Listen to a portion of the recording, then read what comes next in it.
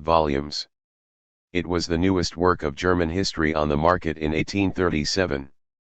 In 1841, Leuden was a member of the philosophical faculty of the University of Jena, from which Marx obtained his doctorate. Particularly interesting are the three titles of art theory that Marx names first. The works of Winckelmann and Lessing belonged at the time to the canon of members of the educated middle classes with an interest in art. In Lacan, an essay on the limits of painting and poetry, 1766, Gotthold Ephraim Lessing, 1729–1781, had criticized Winckelmann's interpretation of the famous Lacan group of sculptures in the Vatican Museum, in doing so emphasizing the fundamental differences in the possibilities of depiction of the visual arts, painting, sculpture, and poetry. Johann Joachim Winckelmann's, 1717–1768, two-volume History of Ancient Art, 1764, had an enormous influence upon the reception of ancient Greek art in Germany, which was presented by Winckelmann as an unattainable ideal. Even 20 years later, one finds echoes of this reading in Marx's work. In the introduction, written in 1857 for the planned critique of political economy, Marx presupposes Winckelmann's idea of Greek art as an unattainable ideal but poses the question as to why this is the case today, but the difficulty lies not in understanding that Greek art and epic poetry are bound up with certain forms of social development. The difficulty is that they still give us aesthetic pleasure and are in certain respects regarded as a standard and unattainable model, MECW 28, 47. Somewhat surprising is the reading of Erwin by Karl Wilhelm Ferdinand Salger, 1780–1819, a treatise of art theory conceived in the form of a dialogue that hardly received any attention. Below, we will return to Salger and the possible importance he held for Marx. Literary attempts. During his time at school, Karl had written poems. The oldest surviving one, about Charlemagne, is from the year 1833, Megi/1, 760 ff. During German lessons, pupils were instructed to write poems themselves. Limiting lessons to mere analysis was a later development. 140 His friend Edgar also wrote poems. A poem of his from the year 1830 when he was 11 has even survived, Gemkow 1999, 407. Within the bourgeoisie, writing poetry was far more usual and widespread than it is today. An educated person was supposed to be able to produce a couple of simple verses in order to recite them at a celebration or dedicate them to an esteemed person. Young Karl, however, wanted more. The volume of surviving works alone, written in only about 2 years, 1835–1837, is remarkable. In the Mega, they comprise about 300 printed pages, and by no means has everything been preserved. Karl revised his poems, attempted to improve them, and experimented with different genres. There exists the fragment of a humorous novel as well as parts of a drama. It's quite possible that as an abitur student, young Karl envisioned a career as a poet rather than as a jurist. In a letter from February, March 1836, when Karl was at the end of his first semester in Bonn, his father wrote, "You do well to wait before going into print." So Marx was at that point thinking about publication. His father, a man who thought practically, was skeptical. He continued, "A poet, a writer, must nowadays have the calling to provide something sound if he wants to appear in public. I tell you frankly, I am profoundly pleased at your aptitudes and I expect much from them, but it would grieve me to see you make your appearance as an ordinary poet." Astor, MECW 1, 650. Karl must have assured his father that he would not publish anything without his judgment. In any case, his father thanked him for that, although he didn't seem completely convinced that Karl will keep that promise, MECW 1, 651. He turned out to be right. Only a few months later, Karl must have tried to publish his work without presenting it to his father beforehand. The latter reacted calmly, he simply wished to be included in the negotiations conducted, MECW 1, 654. However, the plan came to nothing. In the next few months, his father did not remain skeptical of Karl's plans for publication. In a letter from March 2, 1837, he considers what would be an appropriate first work that might bring Karl success with the public, MECW 1, 672. Heinrich Marx obviously wanted to support his son, even if the latter took a path different from the one he wanted. However, a few months later, in a letter from November 10, 1837, Karl delivered a scathing critique of his own poetry. As a consequence, he burned his recently written outlines and announced his intention to give them up completely, MECW 1, 19. What remained were notebooks that he had given to Jenny and his father as presents. As we know from his daughter Laura, in later years these poems were for Marx merely an occasion for merriment. To Franz Mehring, to whom Laura had loaned albums with poems by Marx as he was preparing an edition of posthumous writings by Marx, Engels, and Lassalle, she wrote, "I must tell you that my father treated these verses very disrespectfully. Whenever my parents spoke of them, they laughed heartily about these follies of youth." Mehring 1902, 25. Mehring, who had also written works of literary history, denied that Marx's poems had any literary value and did not include any of them in his edition of posthumous works. In the introduction he merely quoted a few verses under the heading "The Fanciful Poet" 141 in his biography of Marx. He didn't even do that. Mehring saw this act of passing over the literary attempts as justified since Marx had not published any of his poems, which is not true, see below, and he had deceived himself about the nullity of these creations for only a few months. Marx, according to Mehring, lacked the creative genius of the poet, who creates a world out of nothing. Mehring 1902, 26, 27. Both of Mehring's judgments, according to which Marx's poems have no aesthetic value, and that Marx had abandoned his attempts at poetry because he had recognized his own lack of talent, have been taken up largely uncritically in most of the biographical literature. Even in the more comprehensive Marx biographies, these poems are regarded largely as a curiosity not worthy of a more comprehensive engagement. 142. In the further course of this section, it will become clear that for various reasons, considerable doubt is appropriate with regard to Mehring's judgments. First of all, it must be kept in mind that Mehring was only familiar with part of Marx's surviving poems. These have been passed down in two different collections. One is 3 albums that Karl put together as a Christmas present for Jenny in November 1836. Mehring would have been able to look at these 3 albums, which were preserved by Marx's daughter Laura. The second collection is an extensive book that Marx gave to his father as a present for his 60th birthday in April of 1837. There, a few of the poems from the albums for Jenny are also incorporated. The others were written after those, in early 1837. Furthermore, this book also contains a fragment of the above-mentioned humorous novel Scorpion and Felix and the play Ulanem. Some of the new poems are qualitatively different from the earlier ones. They also aren't judged completely negatively by Marx. In his letter from November 1837, he had caught sight of the glittering realm of true poetry like a distant fairy palace, MECW 1, 17. This book was first discovered in the 1920s during the preparation of the first mega, when Mehring was no longer alive. That means that Mehring was not able to take note of the progress Marx had made. The 3 albums that were available to Mehring had initially disappeared after Laura's death, however, so that it was not possible to publish their content in the first mega.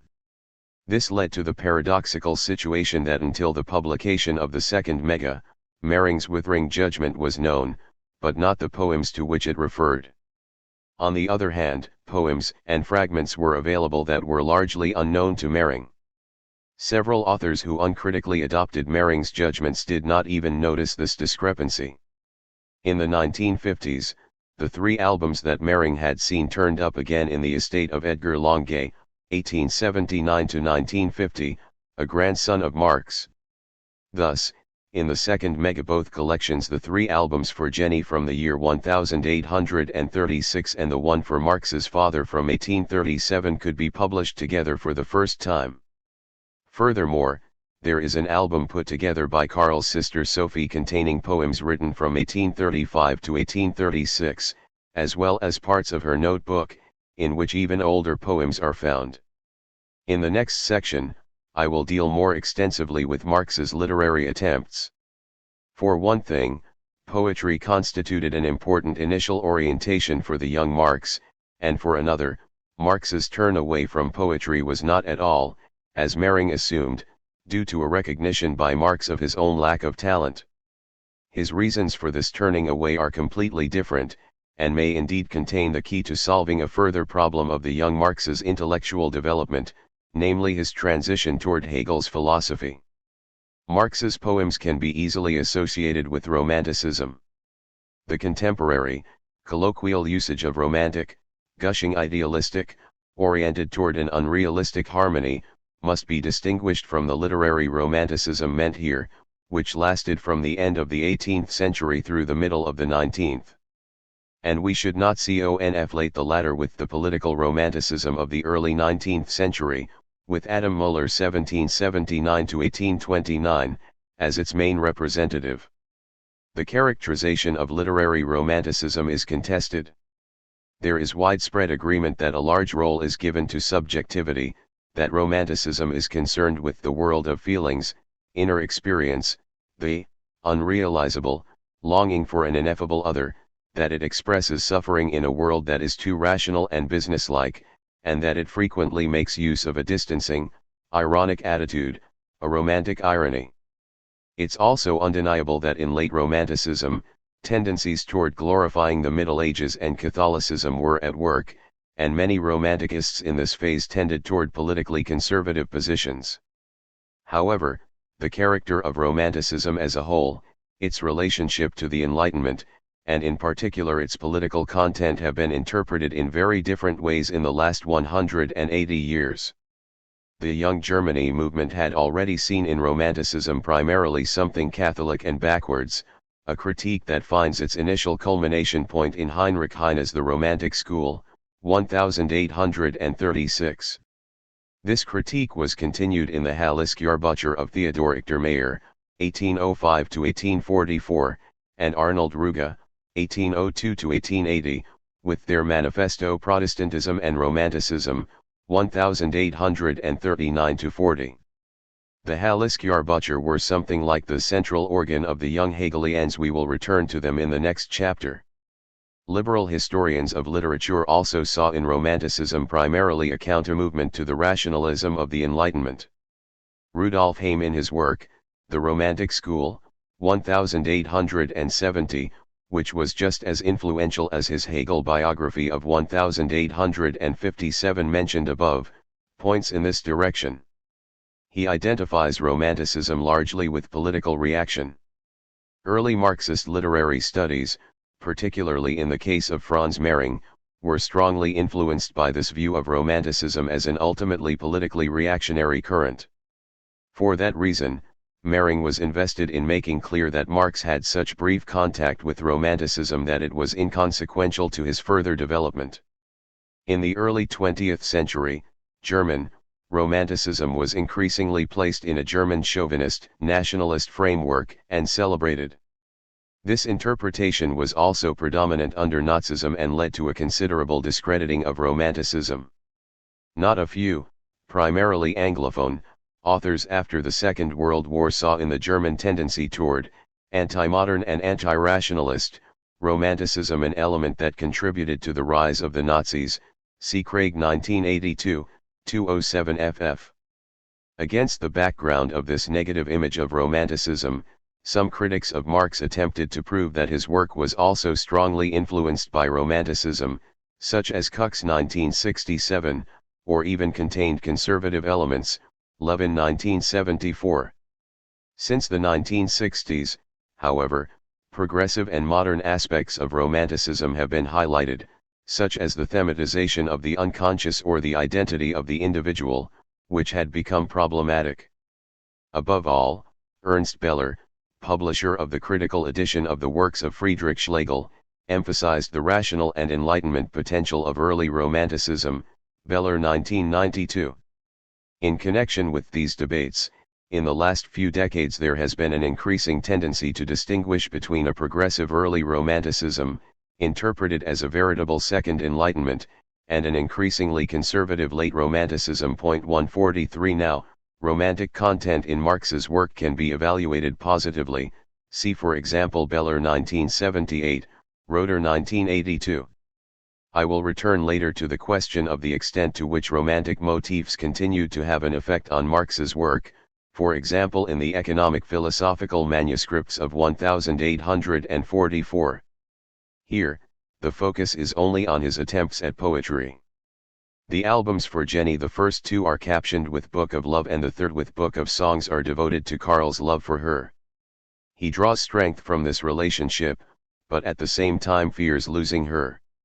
In the first poem, Die zwei Himmel, or the two skies/heavens, he writes at the end, Megi/1, 485 If you break the bond, I will plummet/the flood envelopes me, the grave swallows me/both heavens have been submerged/and the bleeding soul has withered away 144. In human pride, the euphoric element has won the upper hand. Everything appears to be possible, everything can be achieved, indeed Karl feels like unto a god. Jenny. Do I dare avow that in love we have exchanged our souls? That as one they throb and glow? And that through their waves one current rolls? Then the gauntlet do I fling, scornful in the world's wide open face. Down the giant she-dwarf, whimpering, plunges, cannot crush my happiness.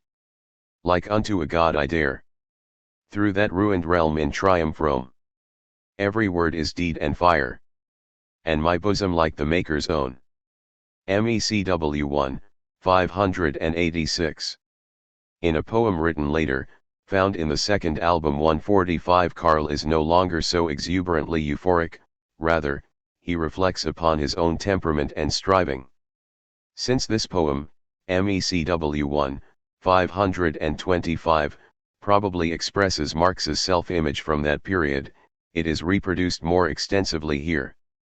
Feelings. Never can I do in peace that with which my soul's obsessed. Never take things at my ease. I must press on without rest. Heaven I would comprehend. I would draw the world to me. Loving, hating, I intend that my star shine brilliantly. All things I would strive to win. All the blessings gods impart. Grasp all knowledge deep within. Plumb the depths of song and art. So it rolls from year to year. From the nothing to the all. From the cradle to the bier. Endless rise and endless fall. Therefore let us risk our all. Never resting, never tiring. Not in silence dismal, dull. Without action or desiring. Not in brooding introspection. Bowed beneath a yoke of pain. So that yearning, dream, and action unfulfilled to us remain. Whereas in the first verses Marx deals with his restless nature, his desire to comprehend everything, emphasizing knowledge and song and art, in the last verses he takes up themes he had addressed in his Arbeiter essay, the refusal to force oneself into a yoke, and the striving to do great things, or at least to try. The belief in individual power, and above all in the special role of the artist, are components of the Romantic understanding of art by which Marx was obviously strongly influenced. In the ballad Siren Song, MECW 1, 545, the youth is able to resist the temptations of the sirens precisely because he feels a longing that the sirens can never know. You lack the bosom's beat, the heart's life-giving heat, the soul's high flight so free. You shall not captivate me, nor my love, nor hate, nor yet my yearning's glow. The object of this yearning is not defined. The yearning is just the unlimited romantic longing by means of which the self can grasp itself. Other examples clarify that the imagery of Marx's poems and ballads originated in the romantic cosmos, which he had been familiar with since his youth. At school, Marx probably did not get to know very many romantic poems. Both of the readers for the lower and upper classes of the Trier Gymnasium primarily present authors belonging to the Enlightenment and Weimar Classicism. There was a lot of Schiller, but only a little Goethe and hardly any Romanticists, Gross 2011, 352. However, as his daughter Eleanor reports, Marx's first love for the Romantic school was awakened rather early by Ludwig von Westphalen, E. Marx, https://www.marxist.org/archive/eleanor-marx/1883/06/karl-marx.htm. The poems, particularly those in the albums intended for Jenny, leave a lot to be desired in formal terms. That many of them have a somewhat clumsy and awkward effect should not be surprising given that the author was only 18. Mehring's criticism of the technical inadequacy of Marx's verses is, then, justified. To say it in one sentence, they're formless in every sense of the word. Even the technique of the verse is completely stuck in a raw condition. If the time of their writing had not already been firmly established, one would never guess that they were written a year after Platon's death, 146, 9 years after Heine's Book of Songs. But nothing of their content suggests that either. It consists of romantic harp tones, a song of elves, a song of gnomes. Not even the valiant knight is missing who commits many heroic deeds in a foreign land and returns home just at the moment when the unfaithful bride is striding toward the altar with another. Mehring 1902, 26. Although not everything that Mehring writes is wrong, but even in the case of the early poems, the only ones he knew of, his perspective remains superficial. It's true that not even the valiant knight is missing, but how does the ballad Lucinda end? The knight kills himself with his dagger in front of the assembled wedding party, and his faithless bride Lucinda takes the dagger and slits her own wrists. And that's not all.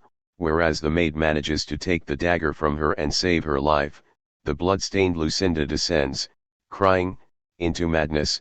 MECW 1, 570. What Marx delivers here as well as in a few other poems tends toward what would later be called Black Romanticism.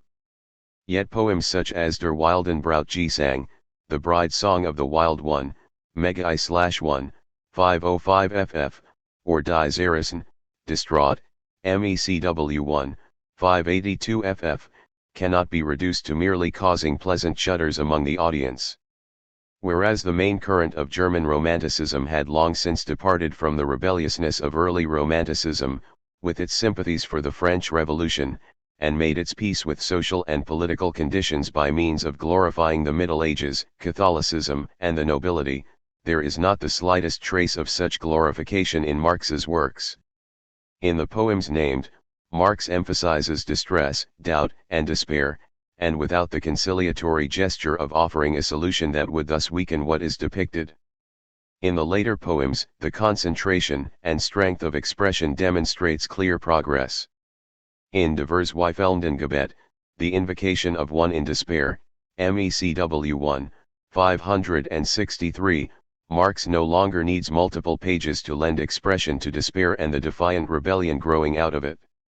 The two poems published in 1841 in the magazine Athenam under the title Wild Songs both originate in the album from 1837 are in this regard perhaps the best. They even received a positive review, see Mega I/1, 1258.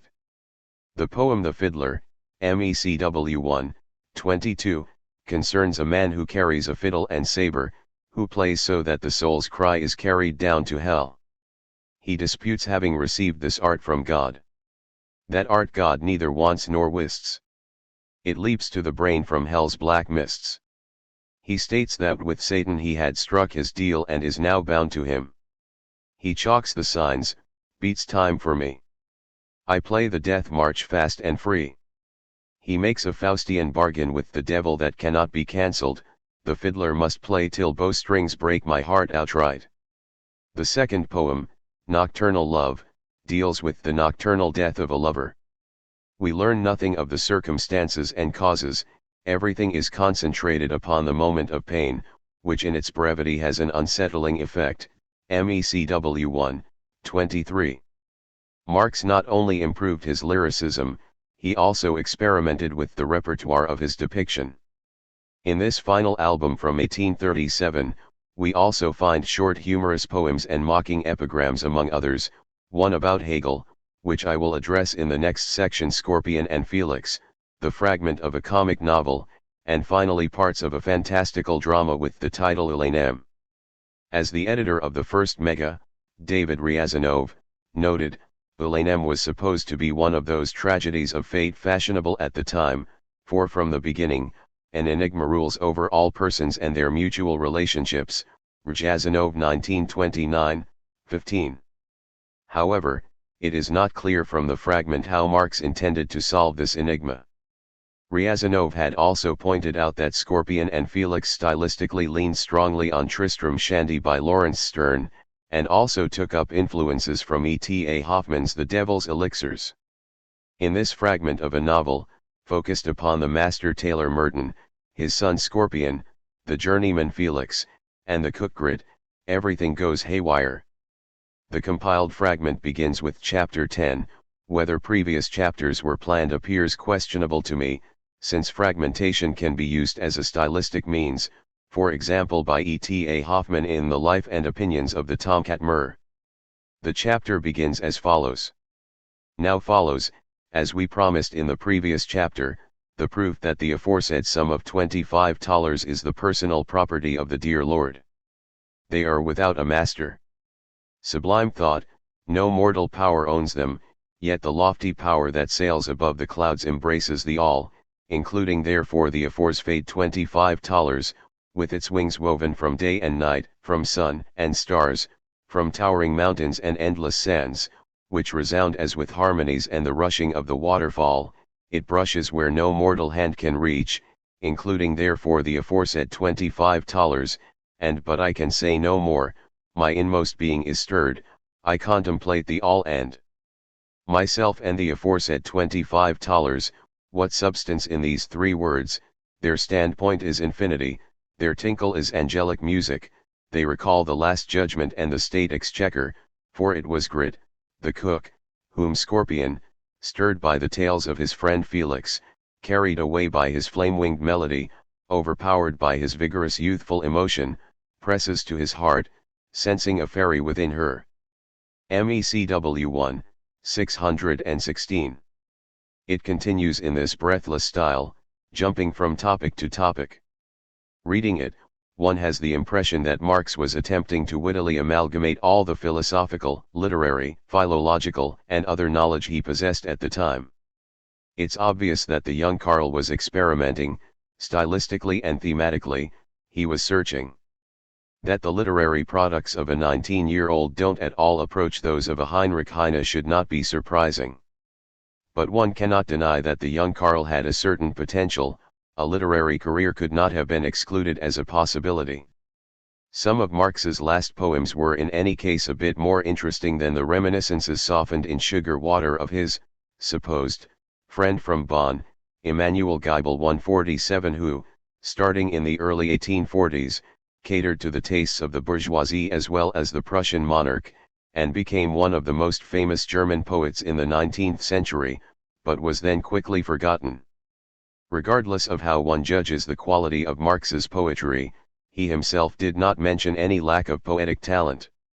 On the contrary, in a letter to his father, he expresses his annoyance over Adalbert Chamisso, 1781–1838, the famous poet had rejected publishing Marx's poems in his almanac, MECW 1, 19.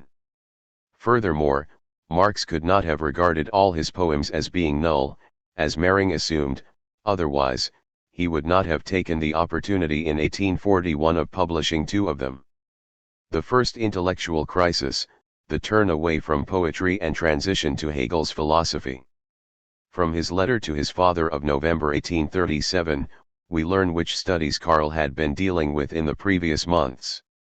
He also shares two important changes with his father: he had given up his attempts at writing poetry, and he had associated himself with Hegelian philosophy. In the biographical literature, both these points are constantly reported upon, but their causes are not rigorously traced.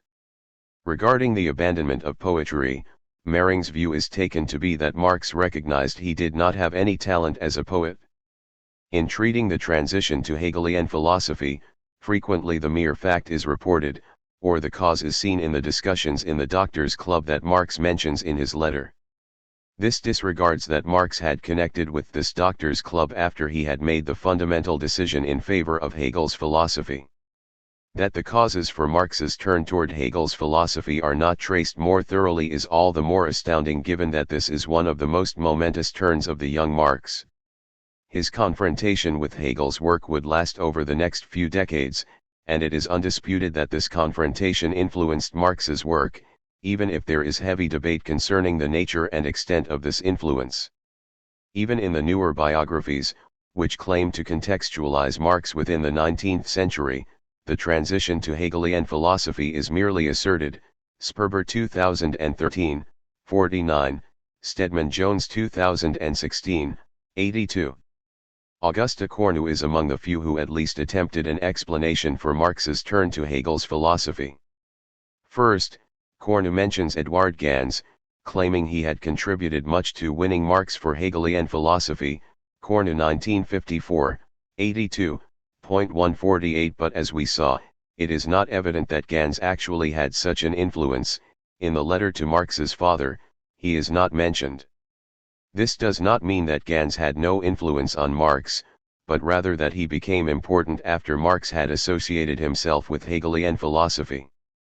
Cornu's second argument is also not very convincing. The intellectual crisis that Marx went through at the time was indeed essentially brought about by the fact that in his decisive turn toward the liberal democratic movement, he could no longer be content with the romantic worldview, which corresponded to a reactionary political and social attitude. Marx had sought a concrete worldview and found it in Hegel's philosophy, Cornu 1954, 95. Apart from the fact that Cornu had already seen Marx as standing on the side of the Democrats in his Abitur examination essay in the subject of German, Ibid.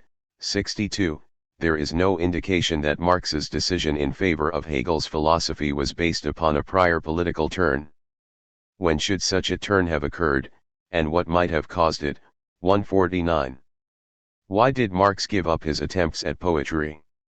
The only information concerning this question is found in the November 1837 letter.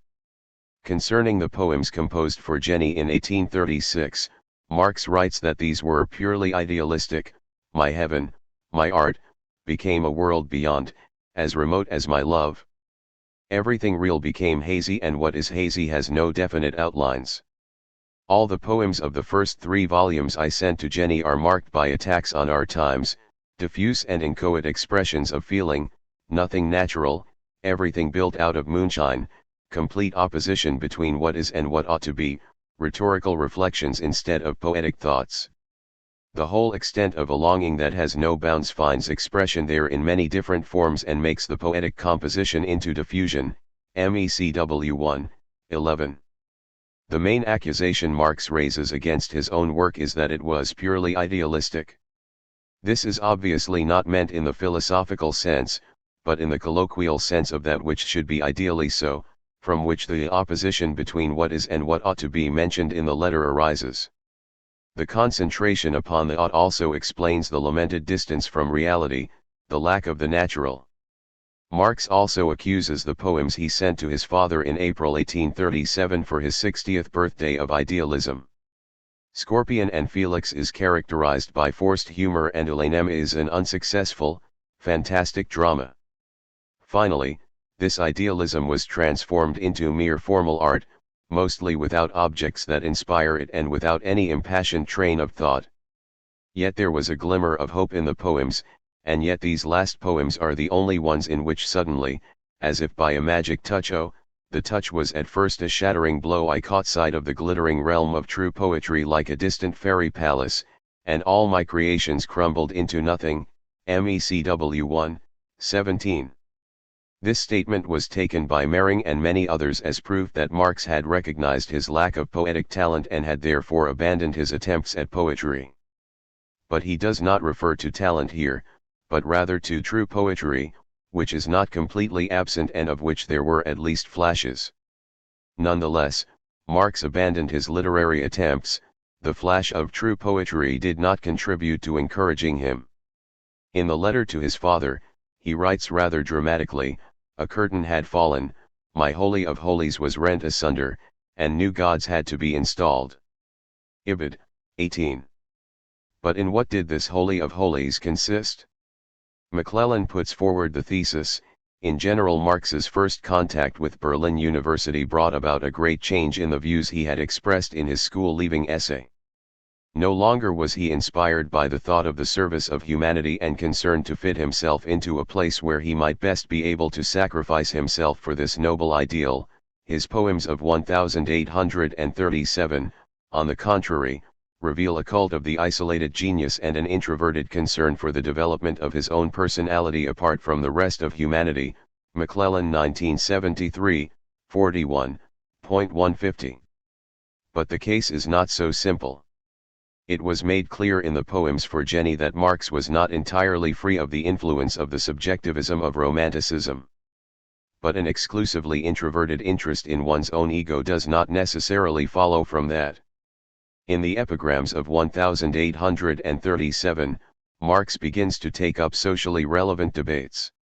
He defends Goethe and Schiller against the attacks of religious Philistinism, epigrams V and 6, MECW 1, 577, 578, and he criticizes the passivity of the Germans.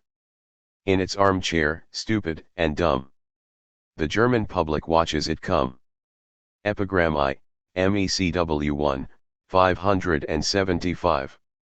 And, dripping with sarcasm, he remarks upon the political hopes arising after the defeat of Napoleon, but which the Germans then quickly abandoned. They were all smitten by deep remorse. Too much has happened at once, it's plain. We'll have to behave ourselves again. The rest it were better to print and bind. And buyers will not be hard to find. Epigram 3, MECW 1, 577. But Marx's other poetic attempts also do not at all have to be placed in opposition to the goals he stated in the Arbiter essay. There, Marx had named work on behalf of the welfare of mankind as the main criterion for choosing a profession. Only then could one achieve one's own perfection. MECW 1, 7. These notions are compatible with a poetry embedded in a philosophical political conception aiming at an improvement of human relations. What he criticized in the letter as idealism after turning away from poetry appears to be precisely such a conception, improving the world and humanity by means of art, by, poetically, contrasting the bad is with the better ought. In his letters on the aesthetic education of man, Friedrich Schiller had expressed considerations from which Marx could have proceeded. However, stylistically and in its pictorial language, Marx's poetry was oriented much more towards early Romanticism than to Schiller. It's more plausible that it was there he sought a political philosophical conception for his poems. Ideas critical of society were prevalent in early Romanticism. Art was not just regarded as a higher form of knowledge. For example, Friedrich Schlegel's Athenaeum fragments or the works of Novalis attributed to art the potential to change the world through poeticizing society. Thus, in the well-known fragment 216, Schlegel presupposes the connections between politics, philosophy, and art as completely self-evident. The French Revolution, Fichte's philosophy, and Goethe's Meister are the greatest tendencies of the age. With progressive, universal poetry, he formulates in fragment 116 a program for connecting art, philosophy, and life. Romantic poetry is a progressive, universal poetry. Its aim isn't merely to reunite all the separate species of poetry and put poetry in touch with philosophy and rhetoric. It tries to and should mix and fuse poetry and prose, inspiration and criticism, the poetry of art and the poetry of nature, and make poetry lively and sociable, and life and society poetical. Schlegel 1991, 31. Aiming in a similar direction, Novalis, Friedrich von Hardenberg, 1772-1801, writes, "The world must be romanticized. In that way, one finds its original sense. romanticizing is nothing other than a qualitative raising of power. In this operation, the lower self is identified with a better self, Novalis 1797-98, 384. We don't know the extent to which the young Marx appropriated early Romanticism's concepts on art theory. But it's plausible that with his intensive interest in art and in light of how well known the texts of Schlegel and Novalis were, that he came into contact with these notions and was influenced by them. When, in his letter to his father, Marx accuses his own poems of idealism, the complete opposition between what is and what ought to be, MECW 111, then he is taking aim precisely at this supposed potential of art to change the world, which he now doubts. So the point is not primarily any kind of lack of craft or thematic deficits of his poetry, deficits hardly surprising in the case of a 19-year-old author, but rather what he believed he could achieve for humanity with his art. But if the connection between poetry and work on behalf of humanity could no longer be maintained, if it dissolved into idealism, then Marx, to the extent that the imperative formulated in his Abitur essay was still valid, could no longer become a poet, irrespective of the question of talent. Marx's turn away from an envisaged career as a poet was thus far more than simply the abandonment of an earlier career wish, it was the abandonment of a certain conception of reality and the possible critique thereof, and thus the abandonment of everything that had hitherto given him moral and political orientation in the broadest sense. But why did Marx, in the middle of 1837, suddenly criticize as idealism that aesthetic moral conception that had been the holy of holies during the last 2 years? What had happened? Hegel's critique of the Romantics and Marx's transition to Hegel's philosophy. Whatever Marx's notions of art theory might have looked like individually, they must have encountered a devastating critique in the year 1837. In his November letter, he describes how he reacted to this critique, but he does not explicitly say what the origin of this critique was. However, this can be deduced. In accusing his own poetry of idealism, the confrontation of reality with an abstract ought, he repeats a central point of critique that Hegel had formulated against Romantic art. 151. It is probable that Marx encountered this critique in the course of the spring, before he went over to Hegelian philosophy. Marx says that, before the summer, he had read fragments of Hegel's philosophy, the grotesque craggy melody of which did not appeal to me, MECW 1, 18. The grotesque craggy melody probably refers to the level of abstraction of Hegel's argumentation. His epigram on Hegel, which could only have been written at the beginning of April at the latest, since it was included in the album given to his father in April for his birthday, suggests that he was familiar with at least the beginning of Hegel's Science of Logic, and was not very enthusiastic. One line of the epigram states, "Now you know all, since I've said plenty of nothing to you."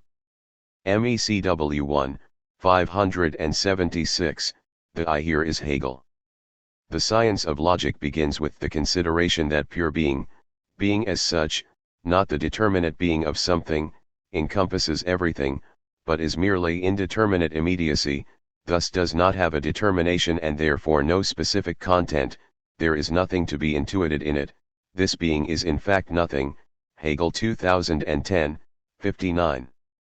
In the quoted line, Marx remains at this unity of being and nothing, so that the unity appears rather absurd. But for Hegel, this unity serves to obtain his next and more important category.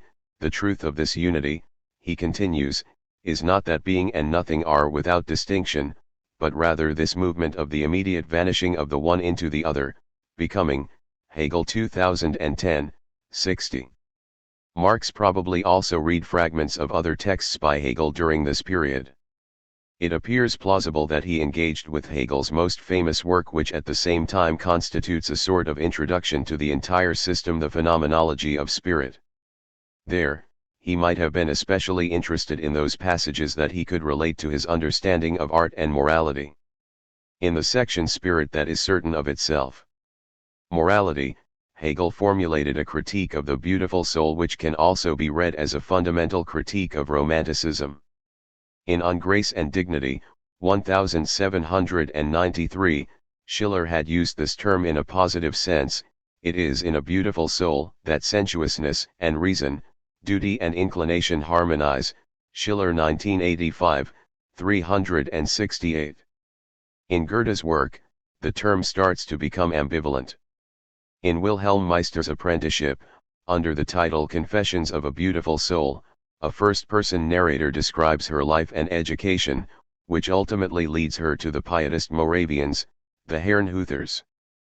But at the end, Goethe has the niece of this narrator make the observation, perhaps too much employment with her own thoughts, and with all a moral and religious scrupulosity, prevented her from being to the world what, in other circumstances, she might have become. Goethe 1907, 207. Finally, in Hegel's work there is a devastating critique of the beautiful soul. Hegel regards the beautiful soul as a consciousness concentrated upon itself, which lives in constant dread of besmirching the splendor of its inner being by action and an existence. And, in order to preserve the purity of its heart, it flees from contact with the actual world. Hegel 1977, 400. Hegel derives the seeking and longing which is typical for Romanticism from the unresolved contradiction of the beautiful soul lacking an actual existence, which wishes to maintain its pure self, but stands before the necessity to externalize itself, that is, to act in reality. The beautiful soul, as the consciousness of this contradiction, wastes itself in yearning and pines away in consumption. Hegel 1977, 406. If one thinks, on the one hand, of the activist impulse contained in the poem Feelings quoted above, and, on the other hand, of the yearning's glow in Siren Song, which allows the youth to escape the siren but the object of which is completely unclear, then it becomes clear that Marx must have felt struck by such a critique. His criticism of idealism in the letter to his father is an abridged version of Hegel's critique of the beautiful soul. It does not take the plunge into reality, although it claims to, but rather merely contrasts reality with an abstract ought. Whereas the critique of Romanticism remained implicit in the phenomenology, Hegel explicitly criticized the Romantics in his Berlin lectures on aesthetics. The fact that Marx definitely took notice of this critique is proven by a later work. In The Great Men of the Exile, 1852, an unpublished work by Marx and Engels, they state that Romanticism had been demolished philosophically by Hegel in his Ästhetik, MECW 11:265. The first volume of these lectures, which were issued posthumously by Heinrich Gustav Otto, was first published in 1835. In Marx's Hegel epigram from 1837, the Aesthetics is the only work of Hegel's mentioned by name. The final verse can be taken as a clue that Marx had not yet read the Aesthetics but planned to. Forgive us epigrammatists for singing songs with nasty twists. In Hegel we're also completely submerged. But with his Aesthetics we've yet to be purged. MECW 1, 577. In the introduction to the Aesthetics, Hegel criticizes romantic irony, which was emphasized in particular by Friedrich Schlegel. Behind this all-encompassing and dissolving irony, Hegel sees an artistic ego that looks down from his high rank on all other men from this standpoint of divine genius. This is the general meaning of the divine irony of genius, as this concentration of the ego into itself, for which all bonds are snapped and which can live only in the bliss of self-enjoyment.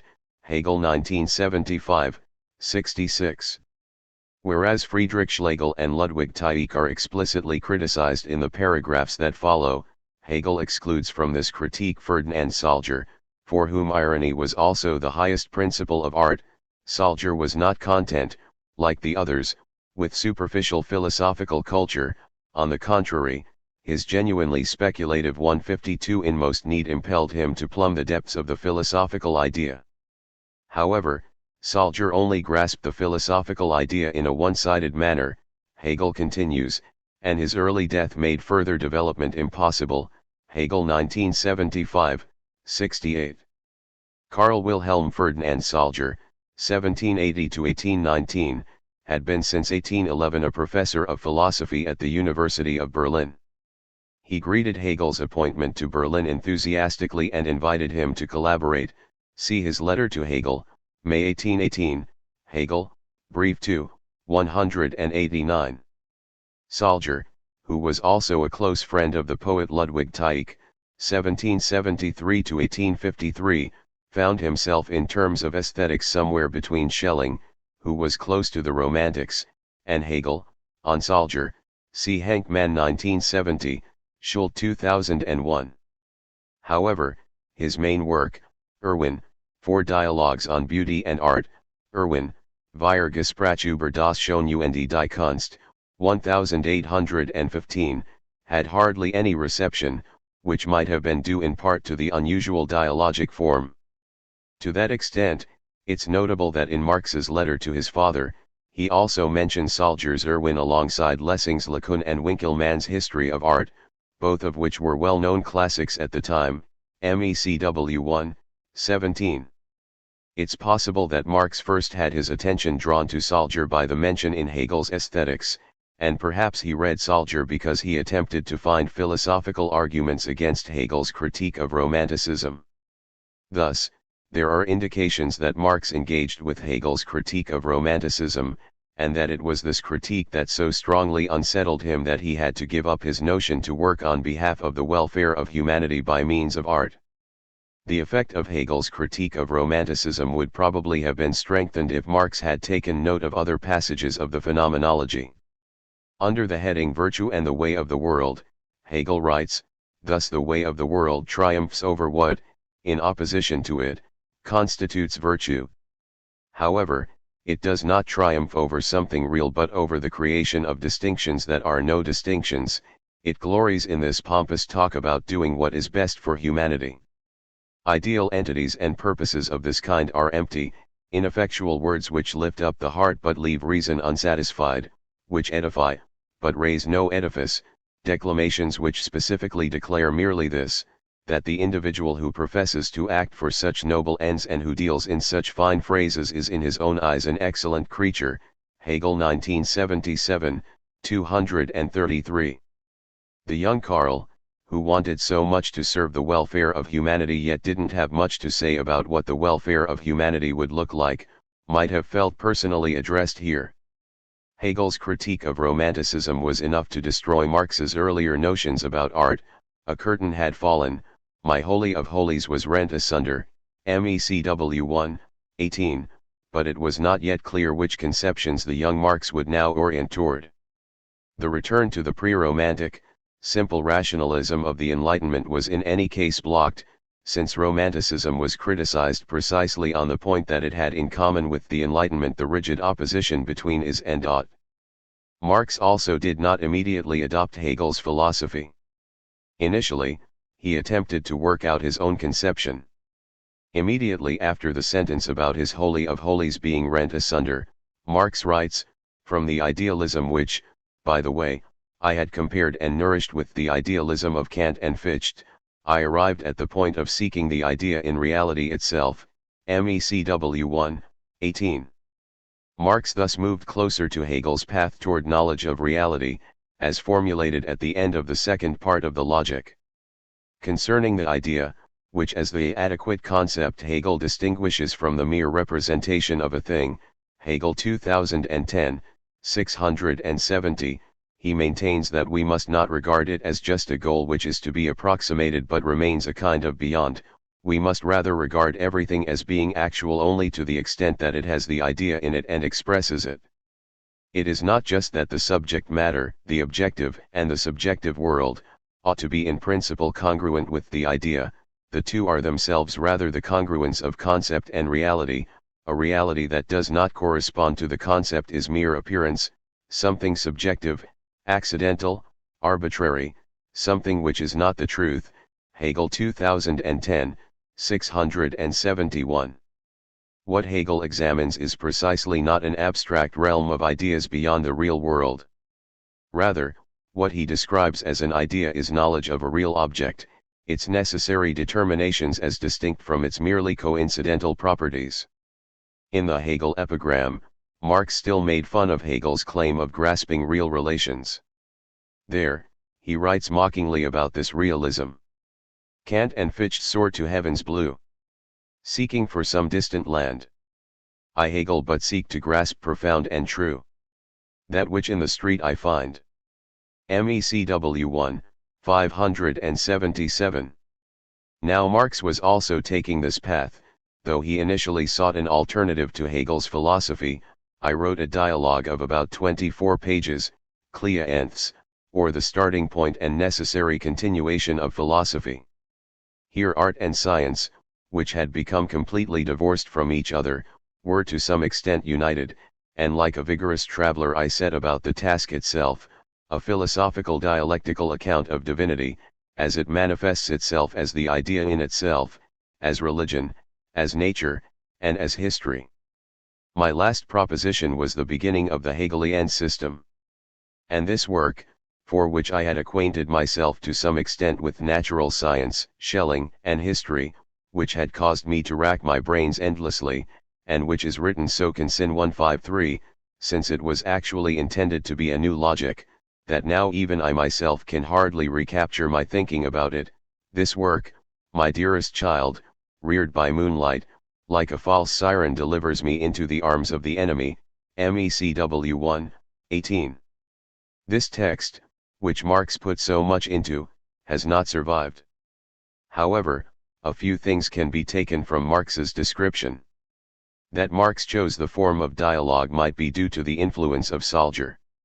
The namesake of his dialogue, Clea Nths, 331 to 232 BC, was a Greek philosopher, a student of Zeno of Citium, 332 to 262 BCE, the founder of the Stoic school. 154 Among other of Cleanthes' works, a hymn to Zeus has survived, which praises Zeus as a world soul. This was probably the reason that Marx used Clea Nths for the title and probably as the central figure of the dialogue. He fits the pantheist content outlined by Marx.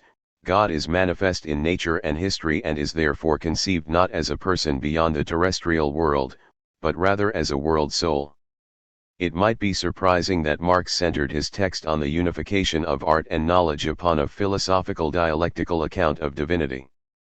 But if one considers that Hegel in the Phenomenology conceived of art, religion, and philosophy as the central stages, both historically and systematically, of humanity's understanding of the world and itself, then what Marx writes about his dialogue is a clear indication that he was working through Hegel's conception. This strengthens my suspicion that Marx had been shaken by Hegel's critique of Romanticism. Marx wanted to confront the enemy with the aid of Schelling, and maybe Salger as well. But this project missed its aim. Marx's own considerations increasingly brought him into the proximity of Hegel's philosophy, driving him into the arms of the enemy. This undesired result caused all kinds of chagrin for Marx. For some days my vexation made me quite incapable of thinking. I ran about madly in the garden by the dirty water of the Spree, which washes souls and dilutes the tea, Ibid. 155. But before Marx could engage more intensively with this disliked philosophy, he initially conducted positive studies. In the letter, alongside Savanna's ownership, he lists writings ranging from Feuerbach, the jurist Paul Johann Anselm von Feuerbach, 1775 to 1833, who was the father of the philosopher Ludwig Feuerbach, 1804 to 1872, and Grallman's criminal law to works on the Pandect as well as on civil procedure and canon law, MECW 1, 19. Thematically, this reading list overlaps to a great extent with the material of the lectures on law from the first 2 semesters in Berlin. But Marx's general interests also weren't shortchanged. Then I translated in part Aristotle's Rhetoric, read De Augmenta Scientiarum of the famous Bacon of Verulam, spent a good deal of time on Riem Arus, to whose book on the artistic instincts of animals I applied my mind with delight, Ibid. Bacon of Verulam is better known today as Francis Bacon, 1561 to 1626. His most famous work is the Novum Organum Scientiarum, 1620, in which he defends a natural science that works empirically against a view of nature based upon preconceived dogmas. The work mentioned by Marx, De Dignitate et Augmenta Scientiarum, 1623, attempts to provide an encyclopedic overview of the fields of knowledge, as well as to outline future fields of research in the natural sciences. In the Holy Family, 1845, Marx writes concerning Bacon that he was the real progenitor of English materialism and all modern experimental science, MECW 4, 128. When he adds that in Bacon's work, materialism still holds back within itself in a naive way the germs of a many-sided development.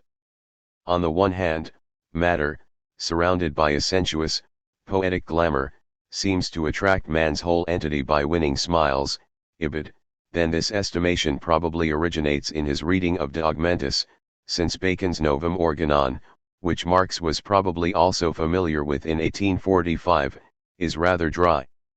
Hermann Samuel Riemarus, 1694–1768, is known primarily for his posthumously published deistic critique of the Bible and religion, discussed in Chapter 3.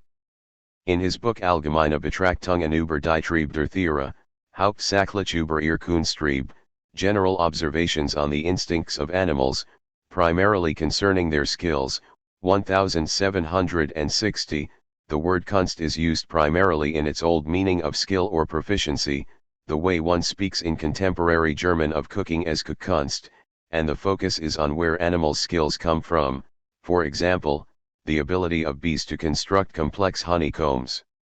In the 18th century, two competing notions about animals were predominant: either they were considered as soulless automatons, following René Descartes, 1596–1650, who attributed the ability to think solely to humans, or they had limited thinking abilities, with which they could process external impressions and learn their skills. Riemarus, who like Descartes also believed that only humans possessed understanding, attributed the skills of animals to innate drives necessary to their survival. Even without understanding, they were thus far more than mere automatons. With his theory of instincts, Riemarus was a predecessor of modern animal psychology, but his work was quickly forgotten in the 19th century. On Riemarus's contributions, see Mayer 1982, Kempsky 1982. This text appears to have left a lasting impression upon Marx. The distinction he makes in the first volume of Capital between those first instinctive forms of labor which remain on the animal level and the specifically human labor process takes up Riemarus's considerations: a spider conducts operations which resemble those of the weaver, and a bee would put many a human architect to shame by the construction of its honeycomb cells. But what distinguishes the worst architect from the best of bees is that the architect builds the cell in his mind before he constructs it in wax. Marx 1976, 284.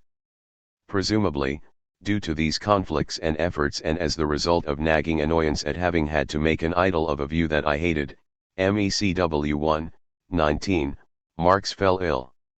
It's not clear what this illness was, though nervous exhaustion seems likely. A doctor advised him to go to the countryside, and so it was that for the first time I traversed the whole length of the city to the gate and went to Strehlau, MECW 1, 18. Strehlau, as it is currently named, now belongs to the borough of Friedrichshain in Berlin. During Marx's time, it was a fishing village before the gates of Berlin. It was most well known for the Strehlauer Fischjag, the biggest and most popular folk festival of Berlin, which was always celebrated on August 24, Zedlitz 1834, 753. Here, Marx first experienced a large folk festival, with a crowd of tens of thousands. The stay in Strehlau didn't just strengthen Marx physically, he had also made a fundamental decision concerning his attempts at poetry. When I got better I burned all the poems and outlines of stories, etc. MECW 1, 19. Furthermore, he had begun to systematically study Hegel. While I was ill I got to know Hegel from beginning to end, together with most of his disciples. Through a number of meetings with friends in Strehlau I came across a doctors' club, which includes some university lecturers and my most intimate Berlin friend, Dr. Ruttenberg. In controversy here, many conflicting views were expressed, and I became ever more firmly bound to the modern world philosophy from which I had thought to escape, Ibid. Here, Marx mentions the Doctors' Club, which cannot be left out of any biography. In the next chapter, we will deal with it. Here, it's important to note that Marx first joined this Doctors' Club after his transition to Hegel's philosophy. The Doctors' Club was thus not the cause of this transition, rather, it merely strengthened the transition that had already occurred. Conflicts with Jenny and Marx's father. Marx's November 1837 letter to his father documents one of the first critical upheavals in the life of the 19-year-old, his departure from the aesthetic political notions of Romanticism, which included not only leaving behind his envisaged career as a writer, but also those notions that had hitherto offered Karl an orientation in life. Although it was primarily an intellectual crisis, it also had emotional and, as Marx's ailments suggest, psychosomatic consequences. The intellectual crisis was not the only shock in the young Marx's life. His relationship to Jenny was not free of crisis-ridden aggravations.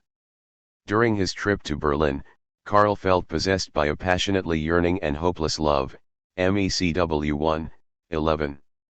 As we can see in some of his poems, his love for Jenny was a source of great strength for Karl, but fears of loss arose again and again. These fears are hardly surprising, since familial resistance had to be reckoned with as soon as the relationship became known. Furthermore, Karl and Jenny had to live separately for a very long time, and letters, which took about a week to be delivered, were their only means of communication. Apparently, Karl insisted at the beginning of 1837 upon no longer keeping the relationship secret from Jenny's parents. See the letter from Heinrich Marx from March 2, 1837, MECW 1:671. Jenny's parents probably found out about the engagement in the spring of 1837, since from that point on the secrecy of the relationship is no longer a topic in letters from Marx's father. In a letter from September 16, 1837, Heinrich Marx mentions that he would not show Karl's most recent letter to the Westphalians, which can only mean that it had become usual to read Karl's letters in both families. The fear of rejection by Jenny's parents was apparently unfounded. In January of 1838, Ludwig von Westphalen wrote a long letter to his son Ferdinand, in which he referred to Karl as a splendid fourth son, Gemkau 2008, 517, and praised him in the highest of tones, so that he not only accepted Jenny's decision, but explicitly endorsed it, and so for my part, I don't have the slightest doubt anymore in the quality of her choice, since I regard both as made for each other, and that they will be a very happy married couple, even if perhaps first after 5 or more years, Ibid. 519. Ludwig von Westphalen would prove to be right about the 5 years until marriage. The fact that he praised Karl so was an expression not only his high esteem but also an indication that Ferdinand regarded this relationship with mistrust, an attitude that was probably also predominant among other members of the Westphalen family, and in light of the risk that Jenny took, see section 2 of this chapter, was also not entirely unfounded. Karl's worries did not end with the end of the secretiveness, however. His father repeatedly warned him not to forget that with his early engagement, he had taken on a great responsibility, which he must now face. His father was plagued by doubt: is your heart in accord with your head, your talents? Has it room for the earthly but gentler sentiments which in this vale of sorrow are so essentially consoling for a man of feeling? And since that heart is obviously animated and governed by a demon not granted to all men, is that demon heavenly or Faustian? Will you ever, and that is not the least painful doubt of my heart, will you ever be capable of truly human, domestic happiness? MECW 1:670. That which Heinrich shared so candidly as his concerns, with the obvious ulterior motive of having an educative effect upon Karl, was then quickly transformed during disputes into an accusation.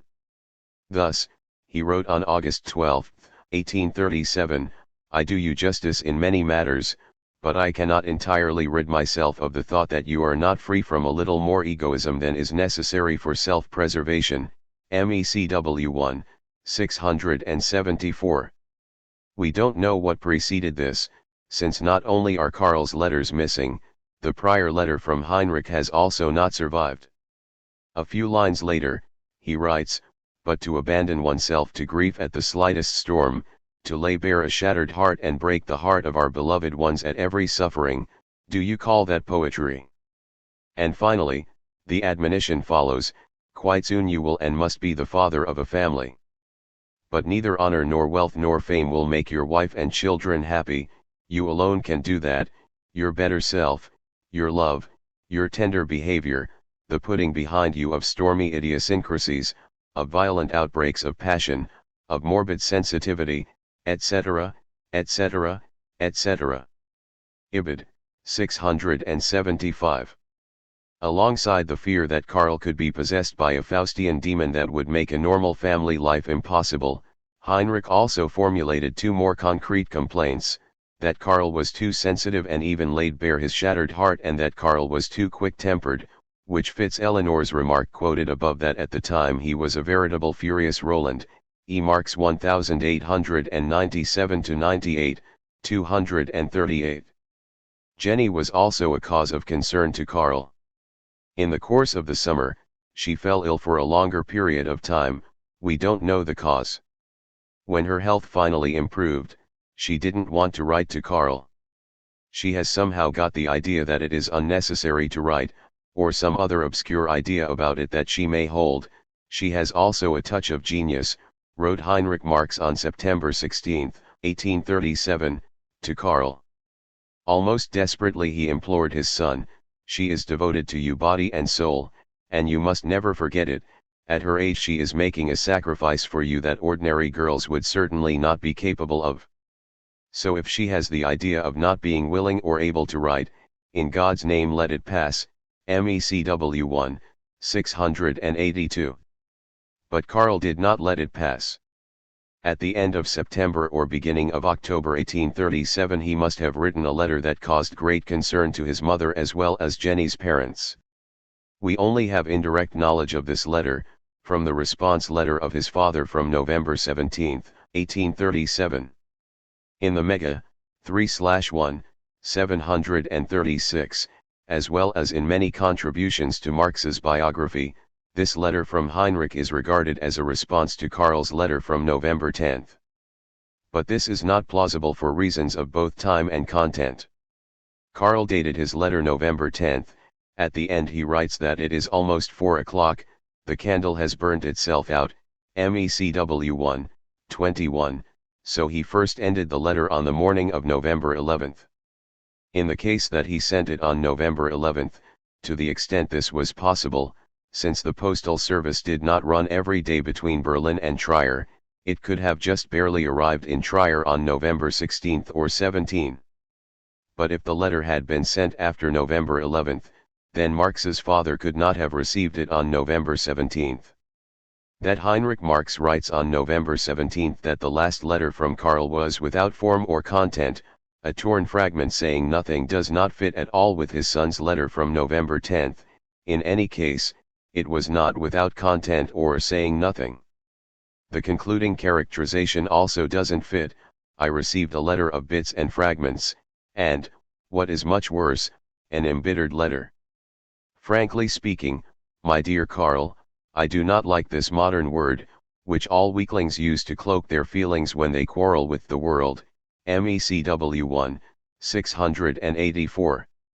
Heinrich reminds Karl of the love of his parents and that he has won a girl's love, and that he is envied. Yet the first untoward event, the first disappointed wish, evokes embitterment. Is that strength? Is that a manly character? Ibid. This is obviously not about the letter from November 10, in which Karl does not bemoan an unfulfilled wish. The following two paragraphs in his letter disclose what wish Heinrich had in mind. Heinrich accuses his son of having agreed that he would be satisfied with assurances for the future, Ibid, but of not keeping to this. but your good mother sounded the alarm, and the all too good parents of your Jenny could hardly wait for the moment when the poor, wounded heart would be consoled, and the recipe is undoubtedly already in your hands, if a defective address has not caused the epistle to go astray. Ibid. 685. This is obviously about Jenny's refusal to write, mentioned in Heinrich's letter from September 12 to 14. Karl felt torn because Jenny did not write to him. The united effort of his mother and Jenny's parents then succeeded, however, in moving Jenny to write. As emerges from the sentence just quoted, Heinrich did not yet know for sure whether Karl had already received Jenny's letter.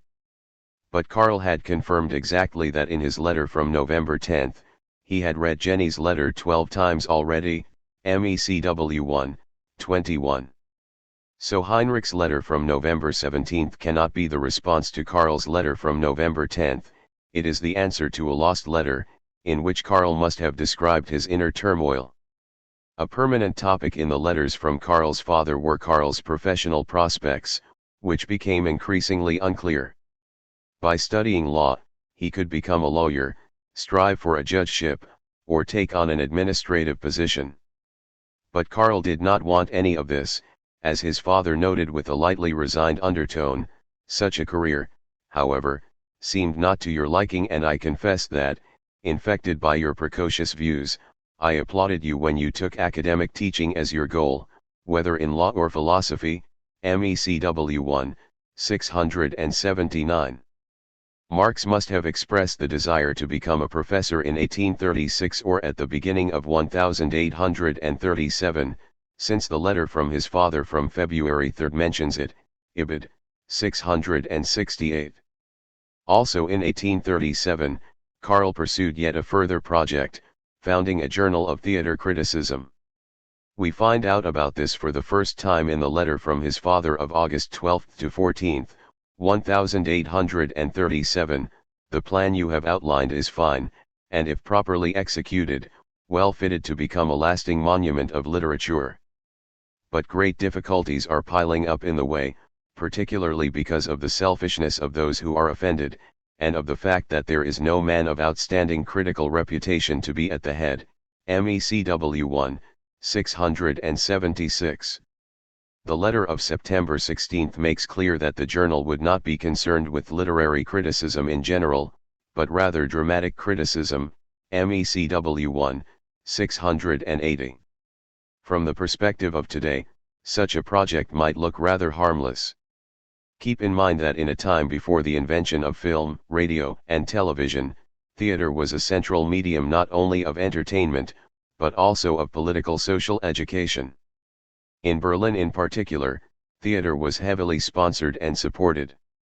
Friedrich Wilhelm III liked going to the theater, however, he had extremely conservative taste. One can imagine how the critical discussion of performances cherished by the king, and praise for pieces that were rejected by conservatives, could quickly become a political matter. In November as well, Marx still kept to his plan, it even seemed to take on concrete shape. In the letter of November 10, he informed his father that he had already written to the bookseller Wigand 156 and that all the aesthetic celebrities of the Hegelian school have promised their collaboration through the help of university lecturer Bauer, who plays a big role among them, and of my colleague Dr. Ruttenberg, MECW 1, 20. Some discussion of Bruno Bauer, 1809–1882, and Adolf Ruttenberg, 1808–1869, is in the next chapter, but not of the planned journal. It was never published. On December 9, Heinrich Marx wrote the response to Karl's letter of November 10, and it turned out to be rather harsh, at least if one bears in mind the style of the earlier letters. His letter is an outright reckoning with Karl's conduct. In order to understand this, one has to make clear the context in which Karl's letter was written. During his stay at the health spa in Bad Ems, Heinrich wrote on August 20, 1837, to Karl, "If you have leisure and write to me, I shall be glad if you will draw up for me a concise plan of the positive legal studies that you have gone through this year." MECW 1, 678. Marx's father would have liked to have had a brief report on his studies, especially with regard to how long Karl's studies would still take, since the usual 3 years were already over. Karl's next letter did not contain such a report, so his father wrote on September 16, 1837, that he awaited a sequel, MECW 1, 679. Instead of the sequel, in October there is the embittered letter that Heinrich Marx answered on November 17. Finally, in November, Karl's letter arrived. What interested his father the most, however, namely which courses Marx attended and how his studies were to proceed, does not emerge from the letter. Instead, Karl describes studies and drafts that ultimately had no tangible result, other than that Karl turned toward Hegel's philosophy. Already, the beginning of the letter must have been a challenge for the rather sober and pragmatically oriented father. Dear father, there are moments in one's life which are like frontier posts marking the completion of a period but at the same time clearly indicating a new direction. At such a moment of transition we feel compelled to view the past and the present with the eagle eye of thought in order to become conscious of our real position. Indeed, world history itself likes to look back in this way and take stock, which often gives it the appearance of retrogression or stagnation, whereas it is merely, as it were, sitting back in an armchair in order to understand itself and mentally grasp its own activity, that of the mind. MECW 1, 10. His father would have liked a simple report on Marx's studies, but the son can think of no better comparison for his looking back than the course of world history. Karl continues, at such moments, however, a person becomes lyrical, for every metamorphosis is partly a swan song, partly the overture to a great new poem, Ibid. His father probably was not very pleased with such passionate statements. For us, however, it is of interest that the 19-year-old Karl was very aware that in 1837 a deep break in his intellectual development had occurred. On this break, the rest of the letter, which has been cited frequently above, is informative, but to his father it didn't mean very much. In Heinrich's response from December 9, one notes the effort he makes to remain dispassionate despite his annoyance. He reminds Karl of his obligations toward his parents, toward his fiancée and her parents, who consented to the unusual and for their own child dangerous relationship.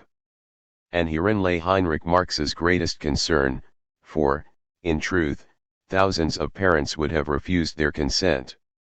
And in moments of gloom your own father almost wishes they had done so, for the welfare of this angelic girl is all too dear to my heart, truly I love her like a daughter, and it is for that very reason that I am so anxious for her happiness. Ibid. 688.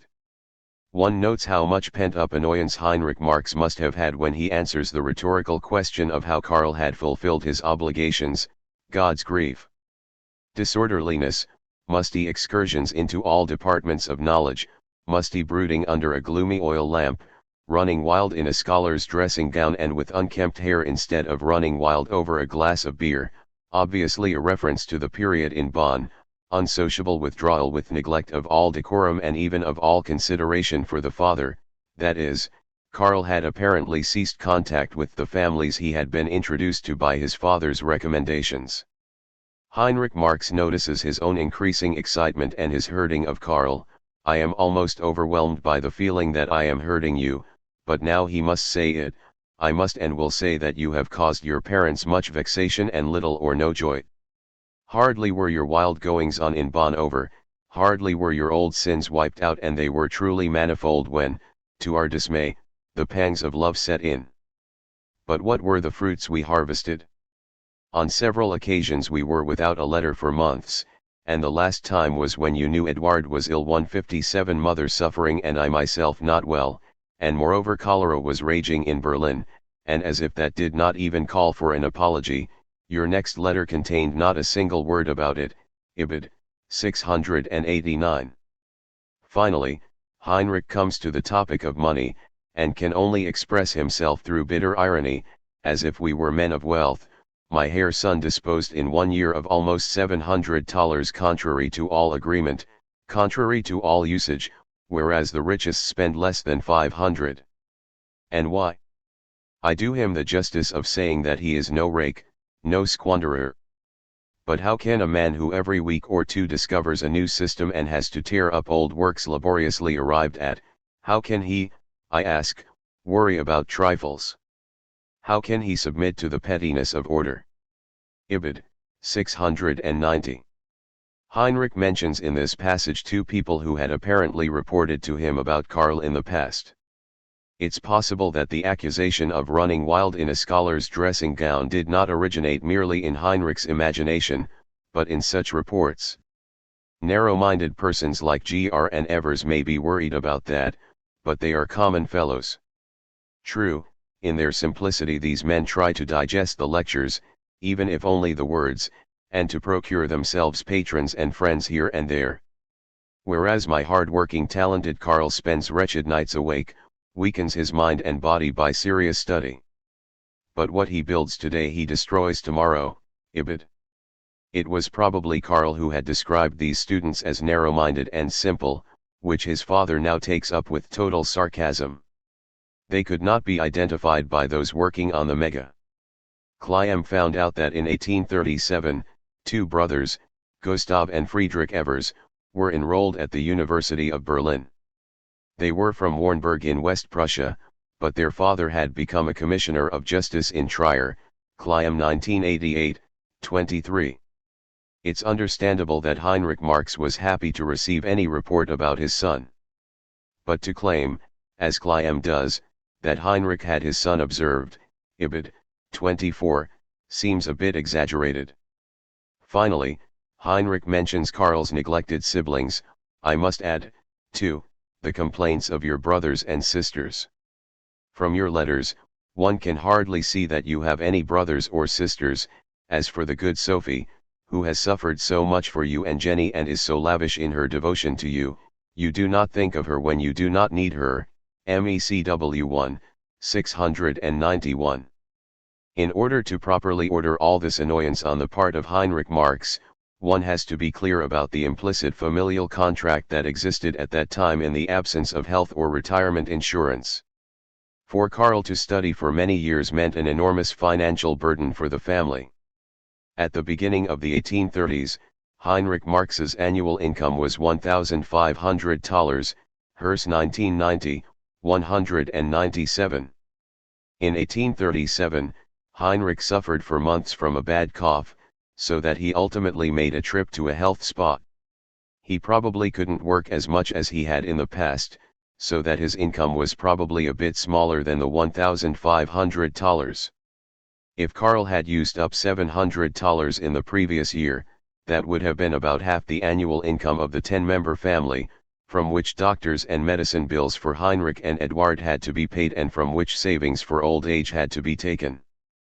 Even if Karl had spent less than $700, the family would not have been able to sustain this in the long run. The enormous expenditures for his studies came with expectations that Karl would study purposefully and take up a well-paid profession, so that in the future he could support his parents, but above all his siblings if this proved to be necessary. In an earlier letter, Heinrich had once formulated this expectation ironically: the hope that you might someday be a support for your brothers and sisters is an idea too beautiful and too attractive for a good-natured heart for me to want to deprive you of it. MECW 1, 651. His father's letter must have been quite a shock to Karl. The inner struggles that he wished to make clear to his father, the turn away from poetry and toward Hegel's philosophy, and above all, what this meant to him, a completely new orientation in the world, had apparently not been understood at all. Heinrich could only see that his gifted son was wasting his talents in completely fruitless fields, and that his studies were not leading to an end. This was a situation that many young people are repeatedly confronted with. Their parents cannot understand that the young do not think and act within a system of coordinates that they themselves view as completely natural. But his father's lack of understanding was not all. Karl's father also accused him of ignoring his parents and his siblings, who all found themselves in a difficult situation due to the illnesses of his brother and father, and of not sharing in their suffering, an accusation that was apparently accurate, and which left young Karl, as we shall soon see, feeling stricken. The effect emanating from his father's letter was strengthened by another one, as emerges from the letter that Ludwig von Westphalen wrote in January 1838 to his son Ferdinand. Jenny had also written a letter to Karl in December 1837 that levied accusations similar to those formulated by Heinrich Marx. This letter was written without Jenny knowing of it. According to Ludwig, the two letters appeared to Karl to be an act of collusion, which deeply offended and shook him, so that he succumbed to a nervous disease. But he recovered quickly and reacted with a splendid, exquisite treasure, a veritable flood of long-desired letters from him to me and Mom, to his esteemed father and splendid mother, all of his siblings, and his adored Jenny, as well as wonderful poems to her. Gemkow 2008, 518. With all of these letters and poems, all of which have been lost, Karl attempted to heal the wounds he had inflicted, and he appears to have been more or less successful. 158 Not only did Ludwig von Westphalen praise him in the highest terms, his father also showed himself to be reasonably pleased with his son. He did complain that Karl did not address the issue of money, but he assured him of his fatherly love and praised him. Your latest decision is worthy of the highest praise and well considered, wise, and commendable, and if you carry out what you have promised, it will probably bear the best fruits. And rest assured that it is not only you who are making a big sacrifice. The same applies to all of us, but reason must triumph. MECW 1, 692. We don't know what decision this was. The editors of the mega-volume suspect that Marx wanted to forego his Easter visit, even though Heinrich Marx had allowed this visit in his letter from December 9, Mega 3/1, 738. But measured against the amount of his father's praise, foregoing the visit seems to be a bit too little. It appears more plausible that Karl had announced far more, at the very least to conclude his studies quickly, maybe even that he would not visit Trier before the conclusion of his studies. This would explain Heinrich's remark that Karl would not be the only one making a sacrifice, since the family and Jenny would also have to do without him. Heinrich Marx wrote the letter just quoted on February 10, 1838, after he had been sick in bed for 2 months and was still very weak. It is the last letter from Heinrich to Karl that has been passed down to us. On February 15 to 16, his mother wrote him that his father's condition was slowly improving but that he was only able to add a greeting, he was too weak for anything else. However, he does appear to have recovered somewhat shortly before his death, given that he wrote the text on the Cologne Muddle, see Mega 4/1, 379, mentioned in the last chapter. Since he refers to literature that was first published at the beginning of 1838, the conclusion of the mega-editors that he had written the text in March or April is plausible. Shortly before Heinrich's death, Karl was in Trier once more. From a fragment of a letter from Jenny, we know that Karl departed from Trier on May 7 and that his father died on May 10, Mega 3/1, 331. Maybe Karl spent Easter in Trier. Easter Sunday fell on April 15, his father's birthday, and then stayed a bit longer. Perhaps his mother or Jenny informed him of his father's deteriorating condition and Karl made the trip in order to see him one last time. We don't know anything about the course of this visit, other than that there was a hefty and mutually hurtful conflict between Karl and Jenny. The fragment from Jenny's letter makes a reference to this. However, it's not clear what it was about. 159. The death of his father was an important rupture in the life of young Marx. 160. Not only did he have a strong emotional connection to his father, he also respected his authority. The constant admonitions might have annoyed Karl, but he took them seriously, as the flood of letters from December 1837 mentioned by Ludwig von Westphalen makes clear. His father was a strong pillar for Karl, which probably first became clear to Karl after his death. Neither his mother nor Ludwig von Westphalen could take his place. The young Marx was on his own in a completely new way. 3. The philosophy of religion, the beginnings of young Hegelianism, and Marx's dissertation projects. 1838 to 1841. From the first 2 years of Marx's studies, 1835 to 37, The sources available to us are his father's letters, Karl's extensive letter from November 10, 1837, as well as the surviving attempts at poetry. For the period from the end of 1837 until the end of 1840, the availability of sources is considerably worse.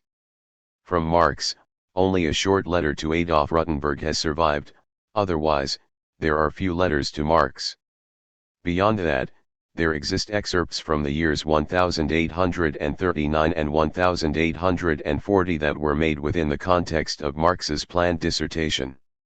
Since so little is known about Marx's life from 1838 to 1840, these years are gladly passed over in biographies and studies of his work. Frequently, the depictions leap from Marx's letter from November 1837, where he explains his turn to Hegel's philosophy, to his finished dissertation in 1841. But the years 1837 to 41 were important for Marx's intellectual development. First, his appropriation of Hegel's philosophy, which had begun in 1837 but was far from concluded, occurred in a specific period of transition.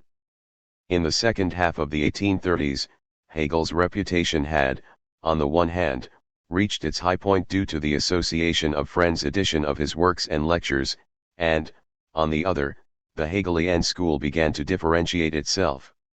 This chapter will discuss the extent to which the image of a split between politically conservative old Hegelians and radical young Hegelians is accurate.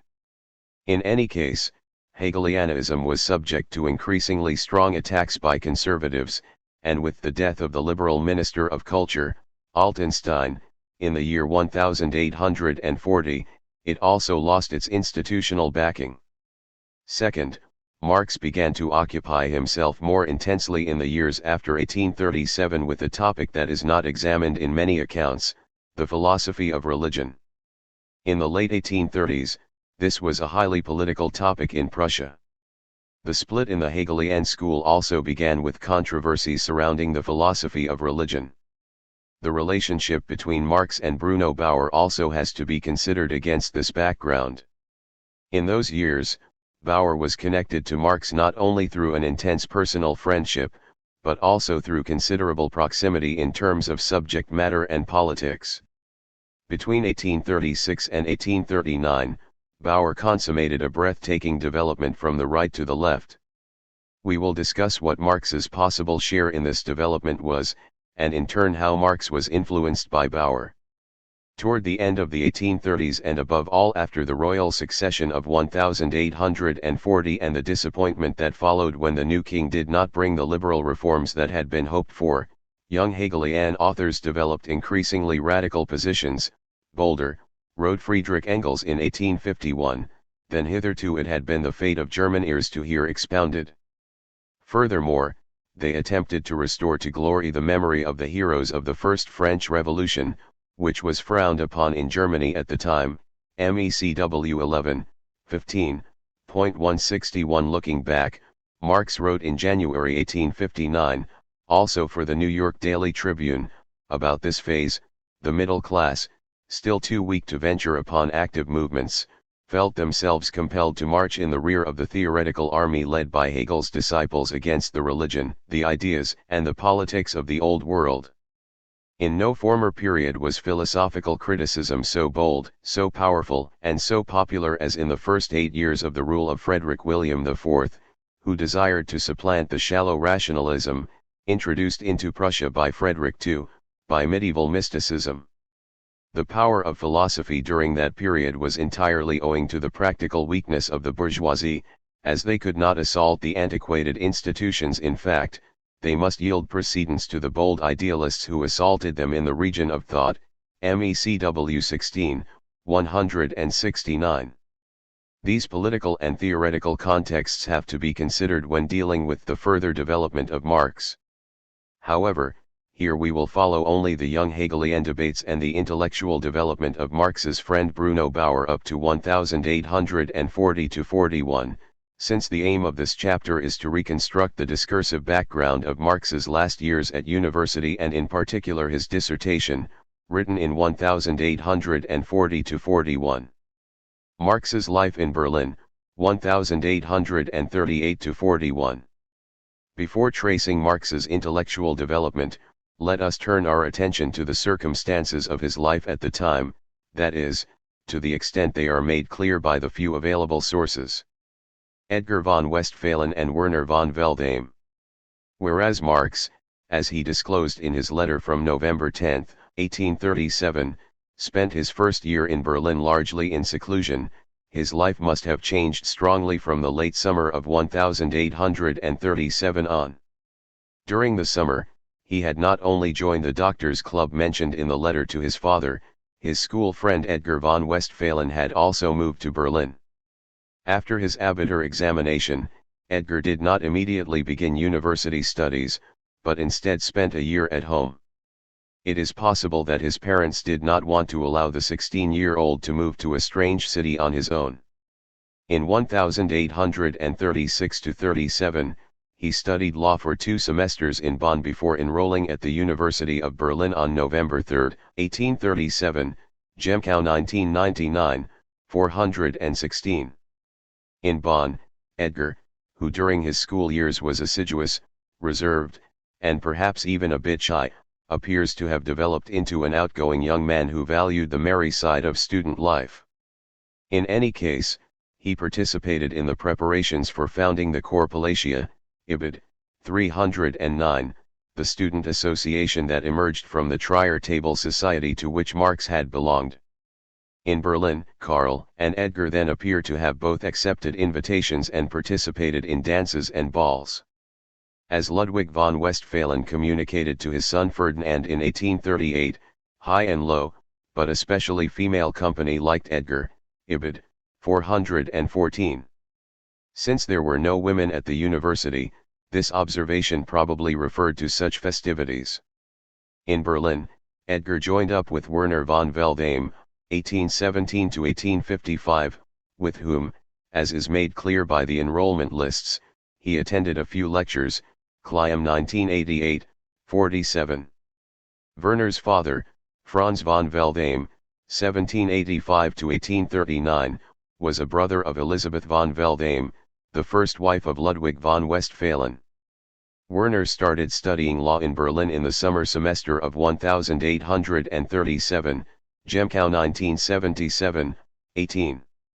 When he visited Lisette Edgar's pietistic half-sister whom Adolf von Krosigk had married in 1821, see Chapter 2, in Hohenerksleben during the Easter of 1838, Edgar accompanied him. In Hohenerksleben, Werner got to know Lisette's barely 14-year-old daughter Marguerite, whom he married in 1842. After Werner's early death, another daughter of Lisette, Anna, wrote a biographical portrait of him based upon letters and diaries, that was published in an edition with a small print run without specifying the year, Krosigk, A. and D.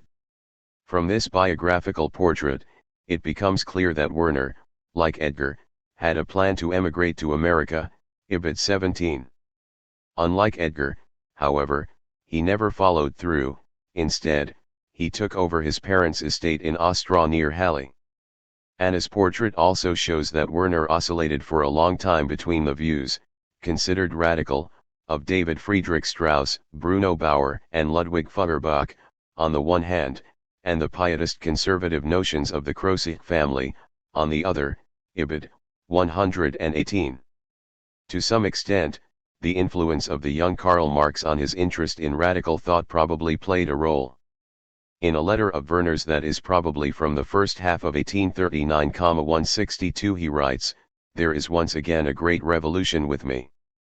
I found Marx with Edgar, and the former, with his philosophical sophistry and word construction, swept away my calm for several days.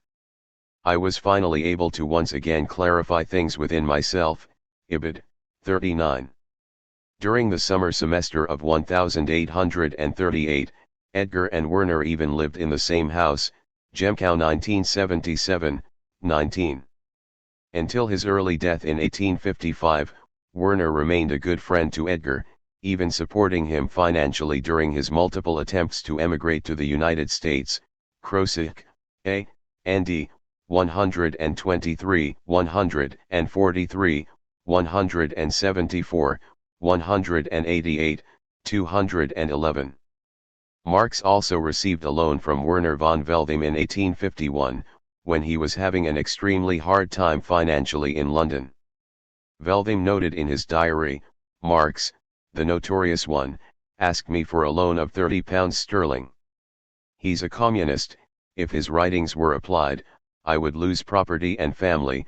He has my cousin Jenny Westphalen as a wife, is an acquaintance from university, is in need. I sent him £15 through Lorenz Meyer in Hamburg, Krosigk, A.N.D., 189.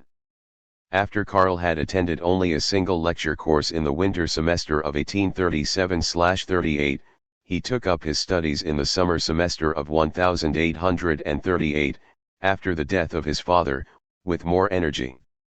However, among the 3 courses he attended, only one was in law, Prussian law with Eduard Ganz, exceptionally diligent. The other 2 courses were logic, extremely diligent, with George Andreas Gabler, 1786-1853, the friend and follower of Hegel, who proved, however, mediocre. 163, and geography, taken, with Karl Ritter, 1779-1859. Together with Alexander von Humboldt, Ritter is considered a founder of scientific geography. Ritter conceived of geography as the unity of topographical conditions, history, and ethnography, and in doing so left far behind the merely statistically oriented study of states of the 18th century, see Lindgren 2003. In the summer of 1838, Karl and Edgar must have interacted socially a lot. In August, both were reported for excessive behavior on the street, Straßenexzess, and admonished by the university magistrate. There were more such reports concerning Edgar in April and August 1839, Gemkow 1999, 421. In the winter semester of 1838-39, Karl and Edgar shared a dwelling, Gemkow 1977, 19. With the summer semester of 1839, Edgar von Westphalen ended his studies in Berlin. He had the then usual 3 years of university under his belt. He probably then returned to Trier, Gemkow 1999, 422. For the winter semester of 1838-39, there is just a single course taken, Inheritance Law, graded diligent, with the Savannah student Adolf Friedrich Rudolph, 1803-1873. After that, Marx participated in only 2 courses. In the summer semester of 1839 he attended along with Bruno Bauer, 1809-1882, with whom he had developed a close friendship, a course on Isaiah, attended, 164, and in the winter semester of 1840-41 one on the Greek dramatist Euripides, diligent, taught by Karl Eduard Geppert, 1811-1881, a student of the well-known philologist and archaeologist August Boeck, 1785-1867, 165 in the winter semester of 1839-40 and in the summer semester of 1840, Marx did not take any more courses. The course with Rudolph in the winter semester of 1838-39 was Marx's last course on law. With it, he effectively ended his study of that discipline. When he wrote a good 20 years later in the preface to the contribution to the critique of political economy, although jurisprudence was my special study, I pursued it as a subject subordinated to philosophy and history, MECW 29, 261, it was not entirely accurate. Marx did not take an exam in law, but with the 6 courses in law in Bonn and the 8 in Berlin, he obtained a reasonably solid, theoretical, education in law, measured according to the standards of the time.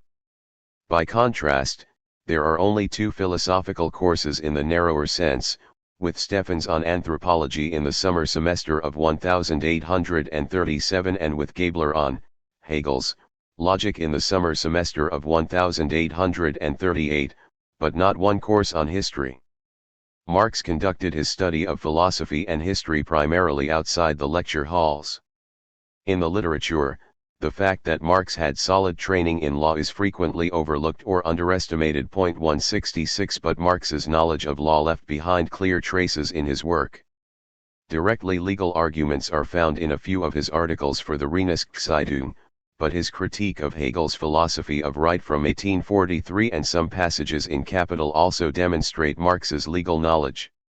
And last but not least, in February of 1849 in Cologne, Marx successfully pleaded before the court twice when the Neue Reinigungszeitung was charged with insulting a magistrate and in a further trial for inciting rebellion. Marx's relationship with Jenny and with his mother. The conflict between Karl and Jenny discussed in Chapter 2, Letter from Jenny to Karl after the death of Heinrich Marx, Mega 3/1, 331, was apparently resolved quickly. In the summer, Jenny accompanied her half-brother Karl to a spa treatment in Niederbronn in Alsace. Details of this trip are in Mons 1990. From there, she wrote a letter to Karl on June 24, 1838, Mega 3/1, 332, in which this conflict is no longer mentioned. Rather, she writes about her sorrow over the death of Heinrich Marx, to whom, as we know from his letters, she had a close connection. I still can't get my bearings, still can't bear the thought of an irreplaceable loss with calm and composure. Everything appears so cloudy to me, so ominous, the whole future so dark. Just a year ago, she had taken a trip to Kurans with him. We were both completely alone and for 2 or 3 hours, conversed about the most important matters of life, the most noble, most current interests, religion and love. He spoke splendid, exquisite words, golden lessons in my heart, spoke to me with such a love, a cordiality, an intimacy, that only a soul as rich as his is capable of. My heart faithfully returned it, this love, and will preserve it forever. But this reminiscence also couldn't chase away her depressed mood. Nonetheless, I don't wish to have him back in this world of sorrow. No, I envy his fate. I rejoice in the blessed calm he enjoys in the arms of his God, rejoice that he no longer struggles, no longer suffers, that he has found the rich reward in the next world for his beautiful life. Mega 3/1, 332. This last sentence makes clear that at this time Jenny believed in an afterlife, although a certain distance resonates in the phrase "in the arms of his God." A second letter from this trip has been preserved, which Jenny wrote to her mother. There, she goes into detail about spa life and describes with a sharp eye the characteristics of the people she met. Among others, she met 2 young Protestant theologians who had studied in Göttingen and Berlin. She informed her mother of the professors whose lectures they had attended: Dahlmann, the brothers Grimm, Ewald, Schleiermacher, Gans, Hegel, and Strauss, Mons 1990, 248. That Jenny so casually mentions these names suggests that they were known both to her and her mother, that they had also spoken of these people at home. In the case of Dahlmann, the brothers Grimm, and Ewald, this isn't so surprising. These were among the Göttingen 7, and their fate was a heavily discussed topic in all of Germany. Hegel, Schleiermacher, Strauss, and Gans were also familiar names in more educated circles, but the fact that Jenny mentions them so casually probably goes back to her correspondence with Karl. He probably had reported upon his transition to Hegelian philosophy not only to his father, but also to Jenny. It's quite possible that he also reported to her, since she felt increasingly trapped in Trier 167 about the content of the lectures he attended and the discussions in the Doctors' Club. Before Edgar left Berlin permanently in the summer of 1839, he forwarded a letter from Jenny to Karl, which has only been handed down as a fragment. 168 From the fragment, it emerges that there had once again been conflict between Karl and Jenny. Karl had apparently accused Jenny in a previous letter of no longer loving him, since she had met with another man, which had been reported to him from Trier. What exactly happened cannot be determined. However, it is clear that both young people weren't sure of the love of the other. For Karl, the smallest hints were enough to start doubting Jenny's love. In the letter, she accuses him multiple times of not trusting her enough. But Jenny also had doubts about the permanence of Karl's love, that I am not capable of retaining your present romantic youthful love, I have known from the beginning, MECW 1, 695. In light of the long period of separation of the two lovers, which in the meantime had become longer than the time they had shared together as a couple in love in Trier, this insecurity is not surprising. It's also not surprising that Jenny sometimes took refuge in fantasy worlds. So, sweetheart, since your last letter I have tortured myself with the fear that for my sake you could become embroiled in a quarrel and then in a duel. Day and night I saw you wounded, bleeding, and ill, and, Karl, to tell you the whole truth, I was not altogether unhappy in this thought, for I vividly imagined that you had lost your right hand, and, Karl, I was in a state of rapture, of bliss, because of that. You see, sweetheart, I thought that in that case I could really become quite indispensable to you, you would then always keep me with you and love me. I also thought that then I could write down all your dear, heavenly ideas and be really useful to you, MECW 1, 696. Jenny's wish would be fulfilled, although a hand injury wasn't necessary. Marx's handwriting was so unreadable that Jenny would later have to copy some texts so that they could be submitted to a publisher. 169. In the year 1839, Karl also prepared a collection of folk songs, For My Sweet Little Jenny of My Heart, such as the dedication, Mega-I/1, 775, consisting primarily of love lyrics and a few joke songs, but also of a few serious texts. In doing so, he was following the interest recently awakened by Romanticism in folk poems, which were seen as evidence of an original and authentic spirit. An important source for his collection was the one published in 4 volumes by Friedrich Karl von Erlach in 1834-35, Die Volkslieder der Deutschen, Folk Songs of the Germans. However, Marx also took non-German folk songs into consideration, in doing so resorting among other sources to Herder's Stimmen der Völker in Liedern, Voices of the People in Songs, and works by Lord Byron. On the sources, see Mega-I/1, 1263. Marx dates the collection Berlin, 1839. There is no indication whether he gave it as a present to Jenny on February 12 for her 25th birthday, or for Christmas. It is also possible that it was a conciliatory gift after a fight. That many details of Marx's life in Berlin are unknown to us is made clear by a letter from Marx's mother, Henriette, that she wrote to him on May 29, 1840. A few sentences are partially unintelligible, since the paper was damaged, which led to lost text. But much of it is unintelligible because of references to familiar events that are not further explained. It's clear that after the death of her husband, Henriette felt she was treated poorly by the Westphalen family. 6 weeks after your lovely dear father was taken from us, nobody from Westphalen's family made an appearance to us, no consolation, no friendliness came from that side.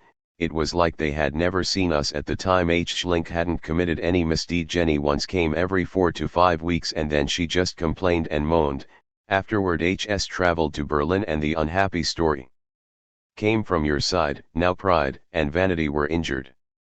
Now I was blamed for everything, I hadn't presented the matter properly. Mega 3/1, 347. H. Schlink and H.S. probably refer to District Court Councillor Johann Heinrich Schlink, the friend of Heinrich Marx, who was made, after Heinrich's death, the legal guardian of the Marx children who were still minors. We don't know what this misdeed was. Later in the letter, Henriette writes, H.S. says it was far from his intentions to insult a lady who was universally liked and respected. Ibid. 348. Apparently the Westphalen family felt insulted by a statement by Schlink. It's also not clear what the unhappy story from your side, that is, from Karl's side, was. Was it conflicts with Jenny that her parents had found out about? That may be what's being referred to in the remark that their pride and vanity were offended and that they blamed Marx's mother for not presenting the matter properly. Perhaps it was Karl's mother who had stoked his jealousy by mentioning Jenny's social interactions with other men, which he then reacted to with statements that the Westphalen family took as insults. But these are all guesses.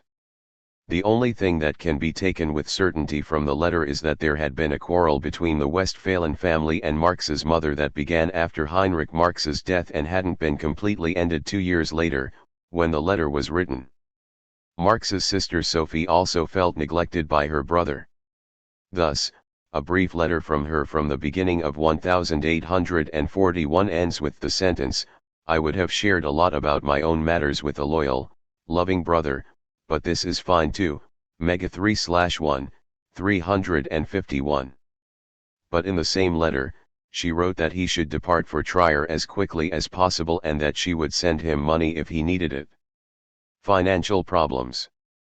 With the death of his father, the financial situation of the student Marx also changed. His father had complained multiple times about the high level of his son's expenses, but consistently supported him as best he could. After Heinrich's death, the only income remaining to the family was interest upon a few securities and private loans, as well as income from the agriculture use of their land in Kurens and from their shares in a vineyard in Mertesdorf. The estate inventory evaluated by Mons indicates that alongside interest-free loans, there were promissory notes in the amount of $6,900, with an interest rate of 5%. Accordingly, there were returns on interest in the amount of $345 annually. The value of the agricultural land and the shares in the vineyard were given as $1,500 and $3,000 respectively. A detailed statement of assets can be found in Mons 1973, 272-82. If one assumes that the average earnings here were somewhat above the usual interest rate of 5%, then this yields a further income in the amount of $250 to $350, so that the total annual income would have ranged from $600 to $700, less than half of the $1,500 that Heinrich Marx had earned in 1830, see Chapter 1. It's possible that Henriette Marx improved upon this income by renting out rooms, which was then a widespread method for widows to increase their income, but there is no direct evidence. In any case, financial support for the student son must have been considerably less. During the allocation of Heinrich Marx's estate, which was first conducted on June 23, 1841, Karl Marx confirmed that in the years 1838, 1839, and 1840 he had received a total of $1,111 from his mother, which were reckoned against his share of the inheritance, Mons 1973, 284. That means that he had an average of $370 a year at his disposal during these 3 years, with which he could have only gotten by with difficulty. The fact that during the winter semester of 1838-39 Marx had attended only one of the courses, which weren't exactly cheap, was possibly due to his financial problems, which apparently intensified during that winter. At the university court, multiple complaints brought against him by creditors were pending. From the university records, which are partially still available, these complaints were compiled by Cossack, 1978. They convey a dramatic picture of Karl's financial difficulties. At the beginning of September 1838, the master tailor Kremling demanded $40 and 2.5 groschen for the manufacture of articles of clothing. Marx acknowledged the debt and promised payment on October 1 and November 1. At the beginning of October of 1838, the master tailor cell brought the claim of $41, 10 groschen for the manufacture of outer garments. The claim was acknowledged and payment was promised in monthly installments of $10. At the same time, Kremling in turn brought a claim of $30, which was registered with the note execution still pending. Since enforcement was carried out fruitlessly, Marx and Kremling reached a settlement for the payment of the contract. In the middle of November 1838, Sell made a request for enforcement for the claim of $10. This sum was collected from Marx. At the end of January 1839, the merchant Habel demanded the sum of $15 for cloth, which Marx acknowledged, promising payment on April 1. Since enforcement was carried out fruitlessly, the two came to an agreement to cover the debt. At the same time, Sell demanded the amount of $31, 10 groschen. Since enforcement also failed in this case, the parties reached a settlement. In the middle of February 1839, the bookseller Eisenhardt turned to the university court with an enforcement request in the amount of $48.04. In this case as well, the collection proceedings are identified as still in progress, Cossack 1978, 106. The demanded claims show that expenses for clothing played an important role. This was not due to any vanity on Marx's part. At the time, appropriate clothing played a far more important role as a mark of distinction. It could open or close doors. Without the correct clothing, one couldn't go out socially. A brief letter to Adolf Ruttenberg from October 10, 1838, is also concerned with clothing. In a familiar tone, Marx excuses his breaking an engagement with the lack of appropriate clothing. 170 It would be 40 years until the Swiss poet Gottfried Keller, 1819–1890, could caricature the prominent significance of the right clothing in his well-known novella, Clothes Make People.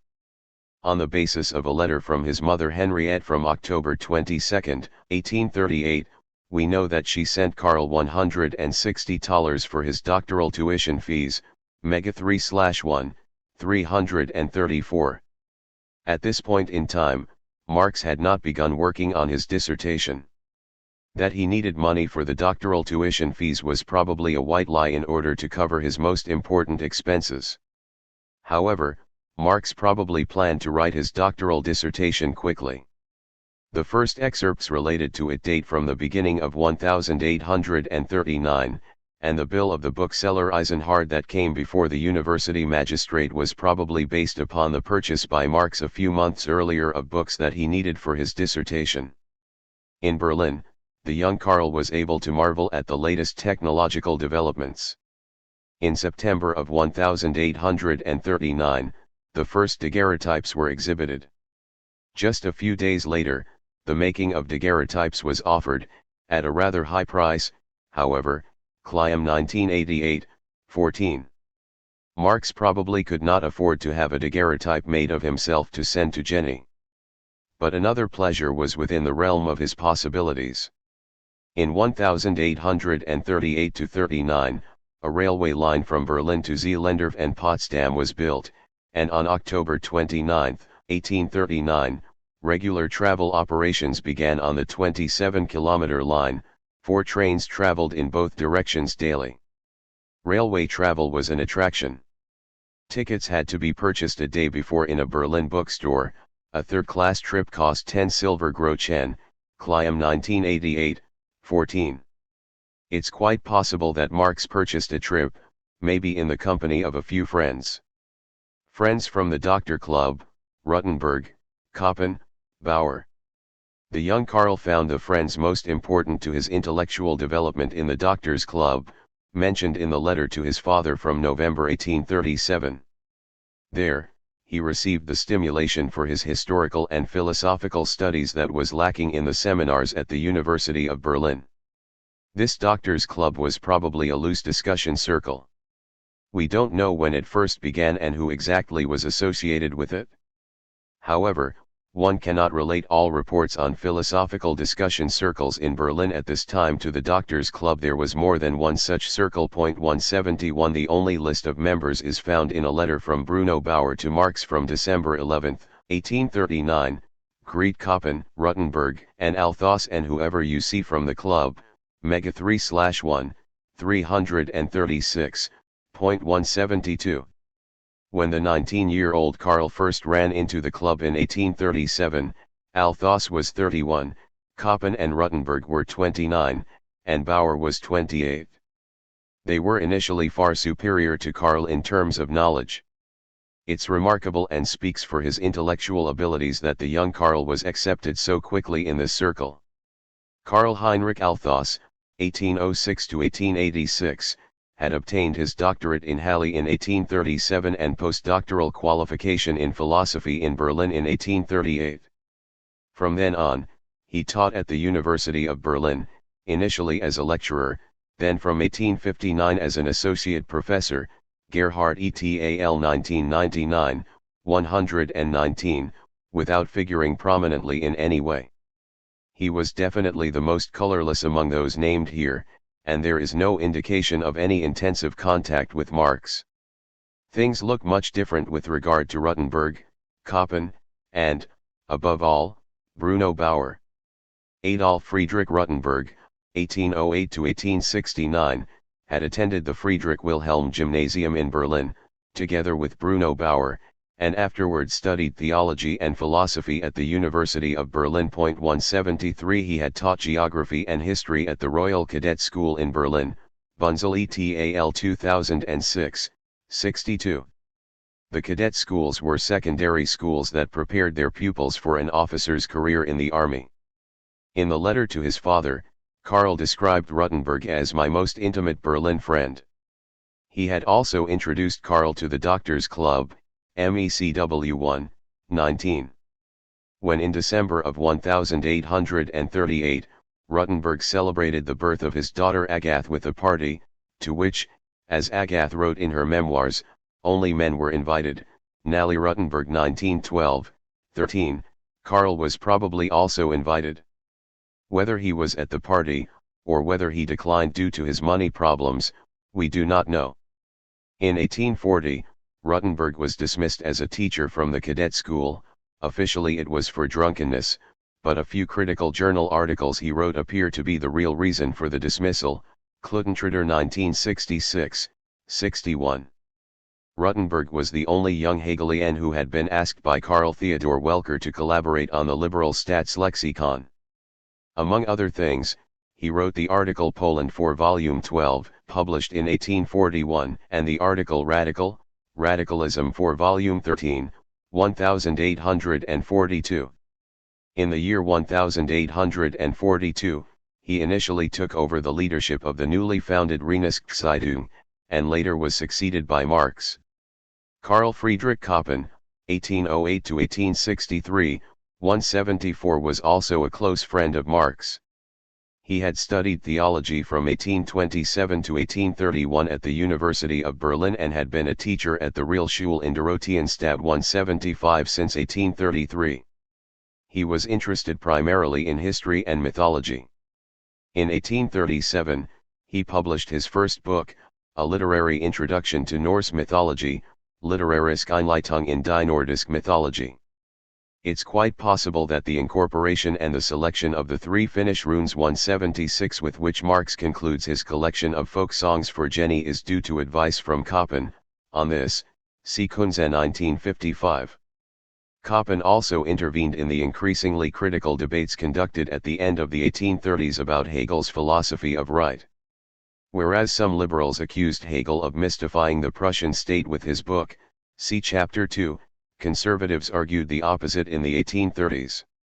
In 1839, Karl Ernst Schubarth, 1796–1861, who had already criticized Hegel's conception of the state in 1829, published a brochure with the programmatic title on the incompatibility of Hegel's doctrine of the state with the highest life principle and developmental principle of the Prussian state, Über die Unvereinbarkeit der Hegelschen Staatslehre mit dem obersten Lebens- und Entwicklungsprinzip des Prussischen Staats.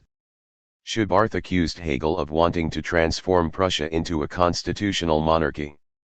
In the Telegraph für Deutschland, published by Karl Gutzkow in Hamburg, in which the young Engels also published, Koppen answered with an article in which he not only lampooned Schubarth's narrow-mindedness with much wit, he also declared, far more explicitly than had ever been done before, that Hegel was a constitutionalist.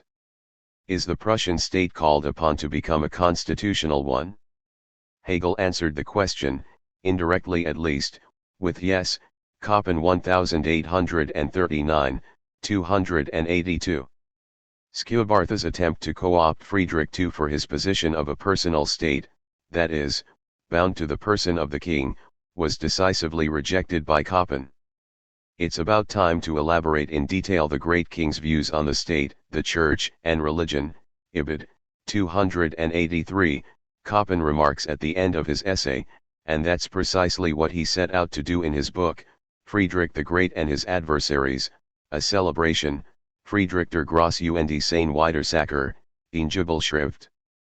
Koppen used the 100th anniversary of Friedrich's ascension to the throne as an occasion to celebrate his enlightened spirit, which in Prussia at the time had a subversive content. To properly understand this text, Mering, 1902, 35, writes, one has to realize that at the time of its writing, the commemoration of Old Fritz served as the bone of contention for everything in the Prussian state that pushed backwards. Koppen's text was enthusiastically received by the young Hegelians, since at the time they regarded the Reformation, the enlightened absolutism of Friedrich II, and the Stein-Hardenberg reforms as constituting progressive traditions that one had to link up with in the present. Arnold Ruge devoted an enthusiastic review to Koppen's book in the Hallisjahrbucher, Ruge 1840. But Koppen was not the only one who became famous through this piece of writing. It was dedicated to my friend Karl Heinrich Marx from Trier. For the first time, the name Karl Marx became known to a broader public. In the Hallisjahrbucher of 1841 and 1842, there are contributions by Koppen dealing with the University of Berlin. In particular, its luminaries of history, Friedrich von Romer, 1781–1873, and Leopold von Ranke, 1795–1886, were dissected with a sharp scalpel. For more detail, see Pepperell 2003, 24 ff. All things considered, these texts by Koppen show him to be a critical and polemically witty, pointed historian, from which the young Marx surely could have learned a lot not just in terms of content, but also of style. His close friendship with Marx in 1889, Engels still called Koppen a special friend of Marx's, letter to Max Hildebrand, October 22, 1889, MECW 48, 393. This is not just indicated by the dedication mentioned. Also revealing is a letter from Koppen to Marx written in a gushing, self-mocking tone. On June 3, 1841, shortly after Marx had departed Berlin, Koppen wrote that as a result of separation from Marx, which had now lasted more than a week, he had melancholy and lacked for your presence daily. The strong role that Marx had in discussions is made clear in this statement. Ever since my worthy hereafter is on the other side of the Rhine, I've started to once again gradually become this worldly. I once again have, so to speak, thoughts that I've thought on my own, whereas previously all of my thoughts didn't come from afar, namely from the Schützenstrasse, or on it. Marx's final dwelling in Berlin was on the Schützenstrasse. The impression that Marx had left behind was obviously tremendous. You are a storehouse of thoughts, a workhouse, or, to say it in Berlinish, an ox-head Ochsenkopf of ideas, Mega 3/1, 360.177. Koppen, in contrast to many other leftists, did not consummate a nationalist or reactionary turn after the defeat of the Revolution of 1848, and was the only one of Marx's Berlin friends with whom he still had basic substantive commonalities. After Marx visited him in 1861, he wrote to Engels on May 10, 1861, while in Berlin I also went to see Friedrich Koppen. I found him still very much as he always was. Only he's grown stouter, and grizzled. I went out to spend an evening in a pub with him twice and it was a real treat for me. MECW 41, 286, corrected translation. The most important friend from Marx's time in Berlin was surely Bruno Bauer, 1809–1882. In the letter to his father from November 1837, he writes respectfully of university lecturer Bauer, MECW 1, 20. That both would soon become close friends emerges clearly from Bauer's letters to Marx. Thus Bauer writes at the beginning of April 1841 from Bonn, I have enough cheering up, gaiety, etc. here, I've also done enough of what's called laughing, but never again like in Berlin when I merely crossed the street with you, Mega 3/1, 356. Others also noticed the closeness between Marx and Bauer. In a letter from January 20, 1840, Bruno reminded his brother Edgar of a shared excursion. I'm just thinking about how Adolf Ruttenberg took you aside that night at Tegel Lake and pointed to me and M as Bruders, Bauer 1844a, 33. That intense personal contact was also documented not least by the fact that even after Bauer's departure from Berlin, Marx visited his parents in Charlottenburg 178, see Edgar to Bruno Bauer, March 22, 1840, in Bauer 1844a, 55. But Marx was connected to Bruno Bauer not only by friendship but by great proximity in theoretical questions. Bauer was, as far as we know, the only one of his Berlin friends with whom he planned a joint publication, as well as the joint editorship of a journal. I will return to this. Bruno Bauer was the son of a porcelain painter who was well read and took care to provide a good school education to his children. 179 Bruno had attended the Friedrich Wilhelm Gymnasium in Berlin and studied theology at the University of Berlin from 1828 to 1832. Among the theologians, the Hegelian Philipp Marhynek, 1780 to 1846, was particularly important. Bauer not only attended Hegel's lectures, he also caused a furor as a student. In 1829, Hegel held a prize competition for the Faculty of Philosophy on Immanuel Kant's Aesthetics. Bauer submitted a contribution in which he analyzed Kant's aesthetics with the categories of Hegel's philosophy, Bauer 1829, and won, after having been a student for only a year, Eberlein 2009, 27.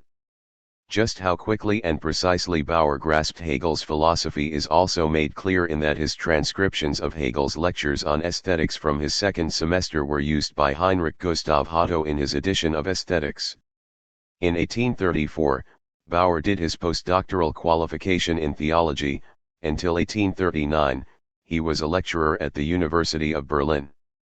In his courses, he dealt primarily with the Old Testament. The seminar on the prophet Isaiah, which Marx had attended in the summer semester of 1839, also falls in this time period. For the winter semester of 1839-40, Bauer transferred to the University of Bonn, on Altenstein's recommendation. The first surviving letters from Bauer to Marx date from the Bonn period. The letters from Marx to Bauer have not survived. The writer Max Ring mentions in his memoirs, Ring 1898, 119, that Bruno Bauer socialized in the salon of Bettina von Arnim, 1785 to 1859. Bettina was a sister of the poet Clemens Brentano, 1778 to 1842. She was married to another romantic poet, H. M. von Arnim, 1781 to 1831. After his death, she published his works and also stepped more and more into the public light herself. In 1835, 3 years after Goethe's death, she published Goethe's correspondence with a child, Goethe's Briefwechsel mit einem Kind. This book, which made Bettina famous and had a great influence upon the contemporary image of Goethe, contained the correspondence she had with Goethe, not as a child, but as a woman in her early 20s. However, Bettina strongly revised the letters. In 1843, under the title This Book Belongs to the King, Dieses Buch gehört dem König, she published a critical depiction of the living conditions of the poor in Berlin, which caused quite a stir. In Bavaria, the book was even banned. In the 1830s and 1840s, Bettina operated a widely known salon, in which personalities from politics, science, and culture rubbed shoulders. It has been claimed several times that Marx also visited the salon. 180 However, he is never mentioned in any of the accounts of it, and Bruno Bauer could not have introduced him. Bettina had asked Varnhagen to invite Bauer. She wanted to meet him, which Varnhagen noted in his diary on October 1, 1841, Varnhagen 1863, 341. At this point in time, Marx had left Berlin months before. Karl also wasn't exactly among Bettina's admirers. In the collection of poems he gave to his father as a birthday present, there is a satirical poem about her under the title Romanticism à la mode, MECW 1, 541. Marx not only kept in contact with Bruno Bauer, he also must have been in touch especially after Bruno's departure with his brother Edgar Bauer, 1820–1886, who was 11 years younger and began studying theology in Berlin in 1838, see Edgar to Bruno Bauer, February 11, 1841, Bauer 1844a, 123f. In 1840–41, Marx also associated with a circle of literati flocking around Karl Riedel, 1804–1878, and Eduard Meyen, 1812–1870, 181, who together published the weekly Athenaeum, Zeitschrift für das gebildete Deutschland, Athenaeum, a journal for the educated Germany, starting in January of 1841. In a letter from March 20, 1841, Meyen lists the members of this circle. We have a literature club that meets every evening in a cozy pub. Belonging to it is everyone you know among our acquaintances, Eichler, Mugge, Buell etc. Then Riedel, Cornelius, Ferrand, Arthur Muller, Carrier, Friedrich Reinars, Marx, A.U.S. Trier, Koppen etc. We often pub until late at night, MEJ 1 1978, 341.182. How intensive these contacts were, and how often those named actually participated in the meetings, we don't know. One can guess that the circle fluctuated. It is not mentioned at all by Carrier, 1914, in his memoirs. Marx at least had a somewhat closer relationship to Meyen, since he's referred to multiple times in his letters. As noted in the last chapter, 2 poems by Marx were published in Athenaeum in January 1841 under the title Wild Songs, his first published texts. Under his pseudonym Friedrich Oswald, the young Engels also published in Athenaeum. At the end of 1841, this journal was banned. It's very probable that Marx had many more acquaintances, possibly even close friends, about whom we know nothing. In the letter quoted above from June 3, 1841, Koppen mentions a Lieutenant Giersberg who had just come by and who had received a letter from Marx just 8 days previous, Mega 3/1, 362. The editors of the mega volume identified a law student named Giersberg in Berlin and speculate that he is the Lieutenant Giersberg stationed in Munster in the 1840s, Ibid, 938. Further details about him are not known. But Marx must have been on familiar terms with him, since after his departure from Berlin, he sent him a letter even before sending one to Koppen. Political developments in Prussia. In terms of foreign policy, the years between 1839 and 1840 were exciting ones for Prussia. In Egypt, which was formerly under the rule of the Ottoman Empire, the strong viceroy Muhammad Ali Pasha, circa 1770 to 1849, rose up against the Turkish Sultan Mahmud II, 1785 to 1839. He was supported by the French government under Adolphe Thiers, 1797 to 1877, who wanted to strengthen French influence in the Mediterranean. Russia, Austria, Prussia, and England, all of which feared a disintegration of the Ottoman Empire with uncontrollable developments, supported the Turkish Sultan, so that Muhammad Ali Pasha had to withdraw to Egypt, where he could continue acting as viceroy.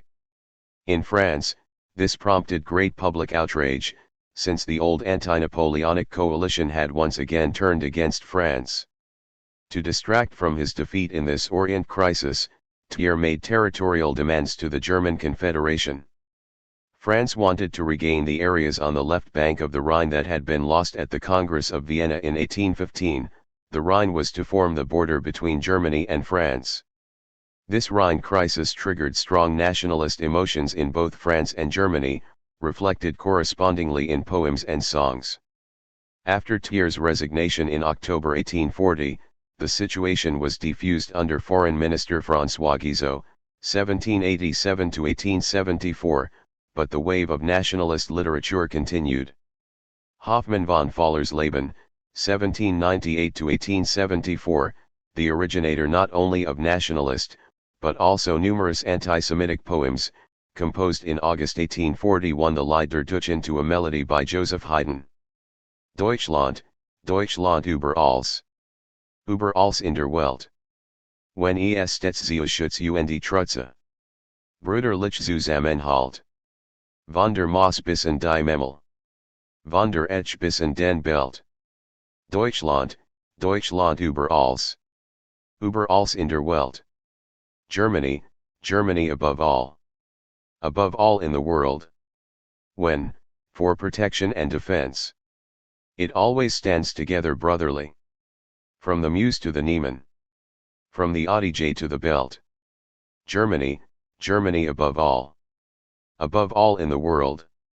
This is no longer about France and the Rhine, but about a strong Germany, beyond the many individual states ruled by dynasties, which saw nationalism as a threat.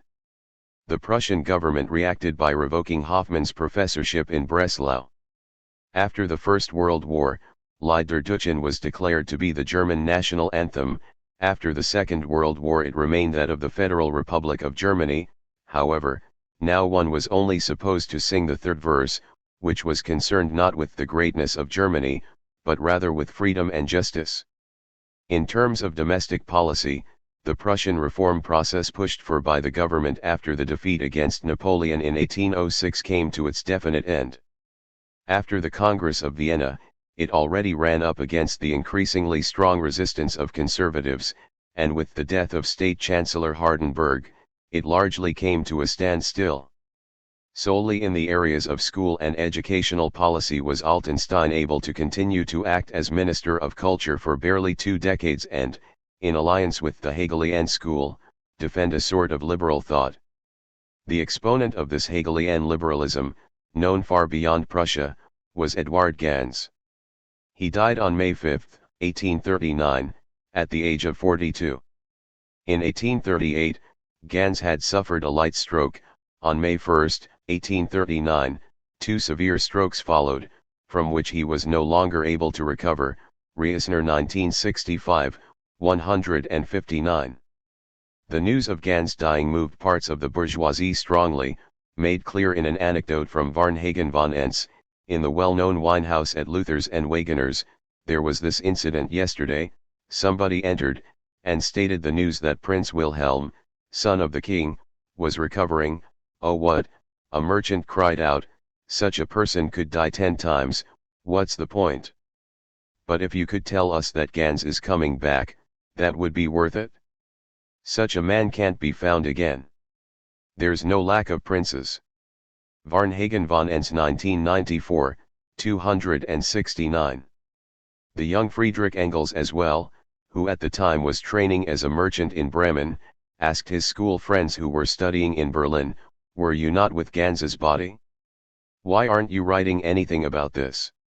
In the next letter, he then shows satisfaction that they participated in the funeral, Mega 3/1, 140, 155. This funeral, which took place on May 8, was a demonstration by Liberal Berlin. All of educated and liberal Berlin accompanied the body on foot in an incalculable procession to the cemetery in front of Oranienburger Tor, where Ganz rests near his famous teacher Hegel. Among the mourners, one spotted all the notables of the residence, without party distinction, at their head the 70-year-old Minister for Culture von Altenstein and the aged President of the Court of Appeal, Grallmann. Even though Ganz was unpopular in the high and highest circles due to his decisive liberalism, Ring 1898, 127. With Ganz's death, Germany had not only lost a strong liberal voice, within the academic field of jurisprudence, the conservatism of the Savannah school could now impose itself with considerably more ease, since its most competent opponent was no longer present. Almost exactly a year after Ganz, on May 14, 1840, the last of the generation of reformers still holding an important office, Minister of Culture Altenstein, died. With him, as would soon become apparent, the Hegelian school at the universities lost its most important backer. 3 weeks later, on June 6, 1840, the Prussian King Friedrich Wilhelm III, who had ruled for 43 years, also died. Great hopes from different parts of the population, particularly liberals, were directed at the new king, Friedrich Wilhelm IV. He also initially appeared to fulfill these hopes. He reappointed Ernst Moritz Arndt, who had been dismissed during the demagogue persecution, to his professorship in Bonn. The brothers Grimm, who had belonged to the Göttingen Seven and lost their professorships, were appointed to the University of Berlin, and in the course of an amnesty, many who had been convicted for political reasons were freed from prison. On the basis of somewhat ambiguous statements, there was even speculation that Friedrich Wilhelm IV would finally introduce the constitution that had been promised on May 22, 1815. However, the enthusiasm present in large parts of the population yielded rather quickly to general disappointment. In October 1840, Friedrich Wilhelm IV made clear that he was not considering establishing a constitution or a Prussian parliament that went beyond the provincial estate assemblies.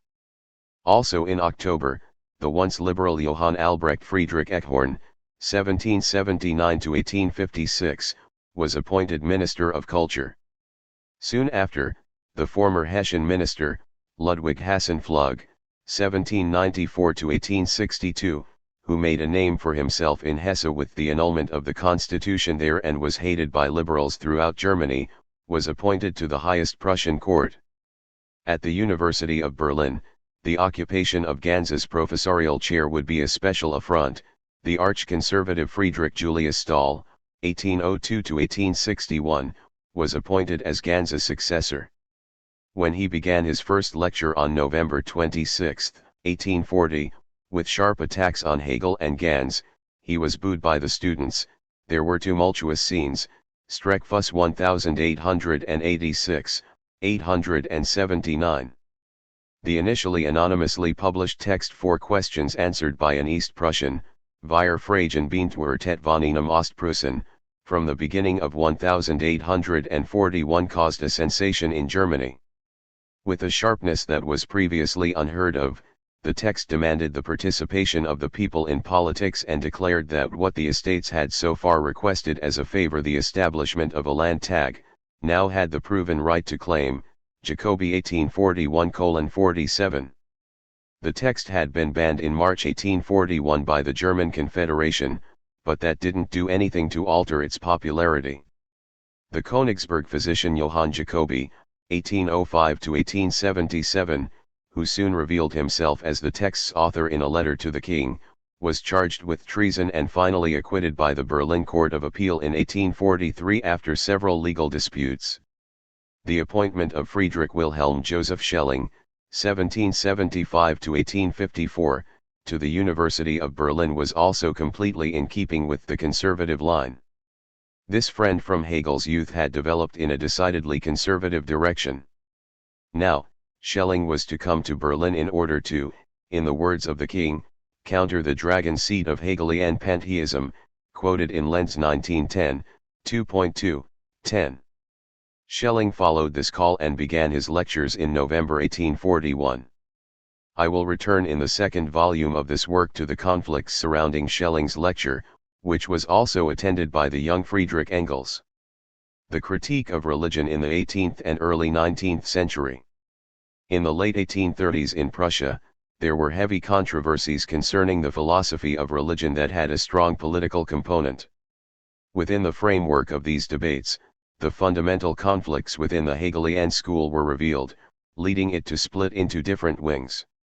Disputes over the state and politics followed, leading to an increasing radicalization of the young Hegelians. Bruno Bauer, Marx's closest friend during this time, played an important role in these debates, not only through his writings, but also because the Prussian Minister of Culture, Eckhorn Altenstein's successor, ultimately withdrew his authorization to teach theology, which caused a stir among the public. Marx was hardly a presence in these conflicts. But they constituted the contemporary background against which his early political and philosophical conceptions were formed. In order to understand the relevance of debates in the 1830s over theology and the philosophy of religion, one has to make clear the specific relation between politics and religion in Prussia. Today, in most countries where Christianity plays a significant role, the church is more or less separate from the state.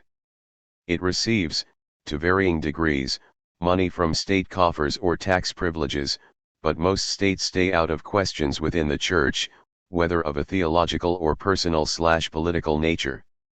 In turn, while Christian churches attempt to influence political decisions, usually concerning the legal regulation of abortion, divorce, and same-sex partnerships, they do so as in some countries very powerful interest groups.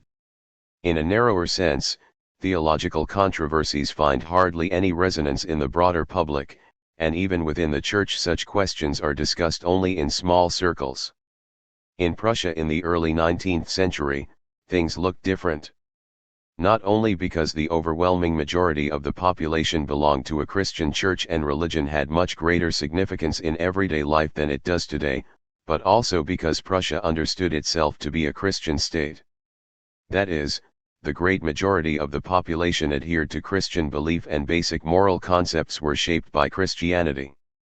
In this general sense, one could characterize all European states outside of the Ottoman Empire as Christian. What was meant was something far more concrete. Christianity, in its Protestant variant, was regarded as a central foundation of the Prussian state, which is why it received special promotion but also special control by the state. The Prussian king was not just formally the head of the Protestant regional church, Landeskirche. Pastors and professors of theology were not only paid by the state, they were state officials, monitored by superintendents deployed by the state and dismissed in cases of insubordination. The government had an influence not only upon the staffing of the church, but also on internal church questions. Thus, the Prussian king, Friedrich Wilhelm III, attempted, with state authority, to impose the unification of both large Protestant churches, the Lutheran and Reformed denominations. Catholics, who were usually a minority outside of the Rhine provinces, were regarded with a certain distrust by the Prussian state, since it wasn't clear how strongly they followed the Pope politically. Until 1870 he was not only head of the church but a secular ruler allied with France. Due to the tight integration of Protestant Christianity and the Prussian state, the theological debates on Protestantism had direct political relevance and were followed attentively by the public. So when critical intellectuals dealt with theological questions, it was not at all an evasion of political debate. 183 This critique began long before Ludwig Feuerbach's The Essence of Christianity was published in the year 1841, a work that is usually the focus of concentration when dealing with the role of religion in the intellectual development of the young Marx. For Marx as well, the confrontation with the critique of religion did not first begin with Feuerbach, but rather with the controversies around Hegel's philosophy of religion in the 1830s. In order to understand these debates, we first have to consider the upheavals experienced by the Christian religion in general, and above all Protestant theology, in the late 18th century. Today, it's seen that these upheavals were not a consequence of isolated thought processes, but rather the result of a new understanding of nature, as well as the natural sciences beginning with Galileo and Newton. Further, these changes in thought are embedded in the social, economic, and political upheavals that led to early capitalist relations. Debates today usually revolve around the manner of this embedding, the degree of dependence of discursive processes upon non-discursive ones, etc. I do not address such problems, because in this volume I am concerned merely with a few theoretical results of this development, primarily in the area of theology, which play an important role in the conflicts in the first half of the 19th century. 184 Apart from the debates still to be dealt with in this chapter, however, these conflicts are relevant to the concept of materialism, which will be discussed in the second volume. Natural theology and the critique of faith in revelation. As early as the so-called Middle Ages, attempts were made to prove the existence of God by purely rational means. The most famous are the Proofs of God by Anselm of Canterbury, 1033–1109, and Thomas Aquinas, 1225 to 1274. Rationalist philosophers of the early modern period such as René Descartes, 1596 to 1650, also attempted to derive God's existence as well as his fundamental properties purely from rational arguments. The statements thus obtained were dubbed natural theology. Baruch de Spinoza, 1632 to 1677, occupies a special position in this context. He discarded the doctrine asserted by Descartes of there being two substances, one material, res extensa or extended substance, and one mental, res cogitans thinking substance. If substance was that which could only exist of itself and be understood only of itself, then there could only be a single substance. This substance could also not stand opposite a creator, since it would then no longer be the only substance. Rather, this single substance was God. So Spinoza rejected a personal God existing outside the world. Rather, God is present in being. God is the cause of things, but God is not free to create them or not. Creating things is part of divine essence. Starting in the 18th century, the notion identifying God with existence was referred to as pantheism, and it was frequently equated with atheism by those who believed in a personal God. The accusation of atheism was also raised against Spinoza. Natural theology that adhered to a personal creator God argued independently of any revelation but was not directed against belief in revelation.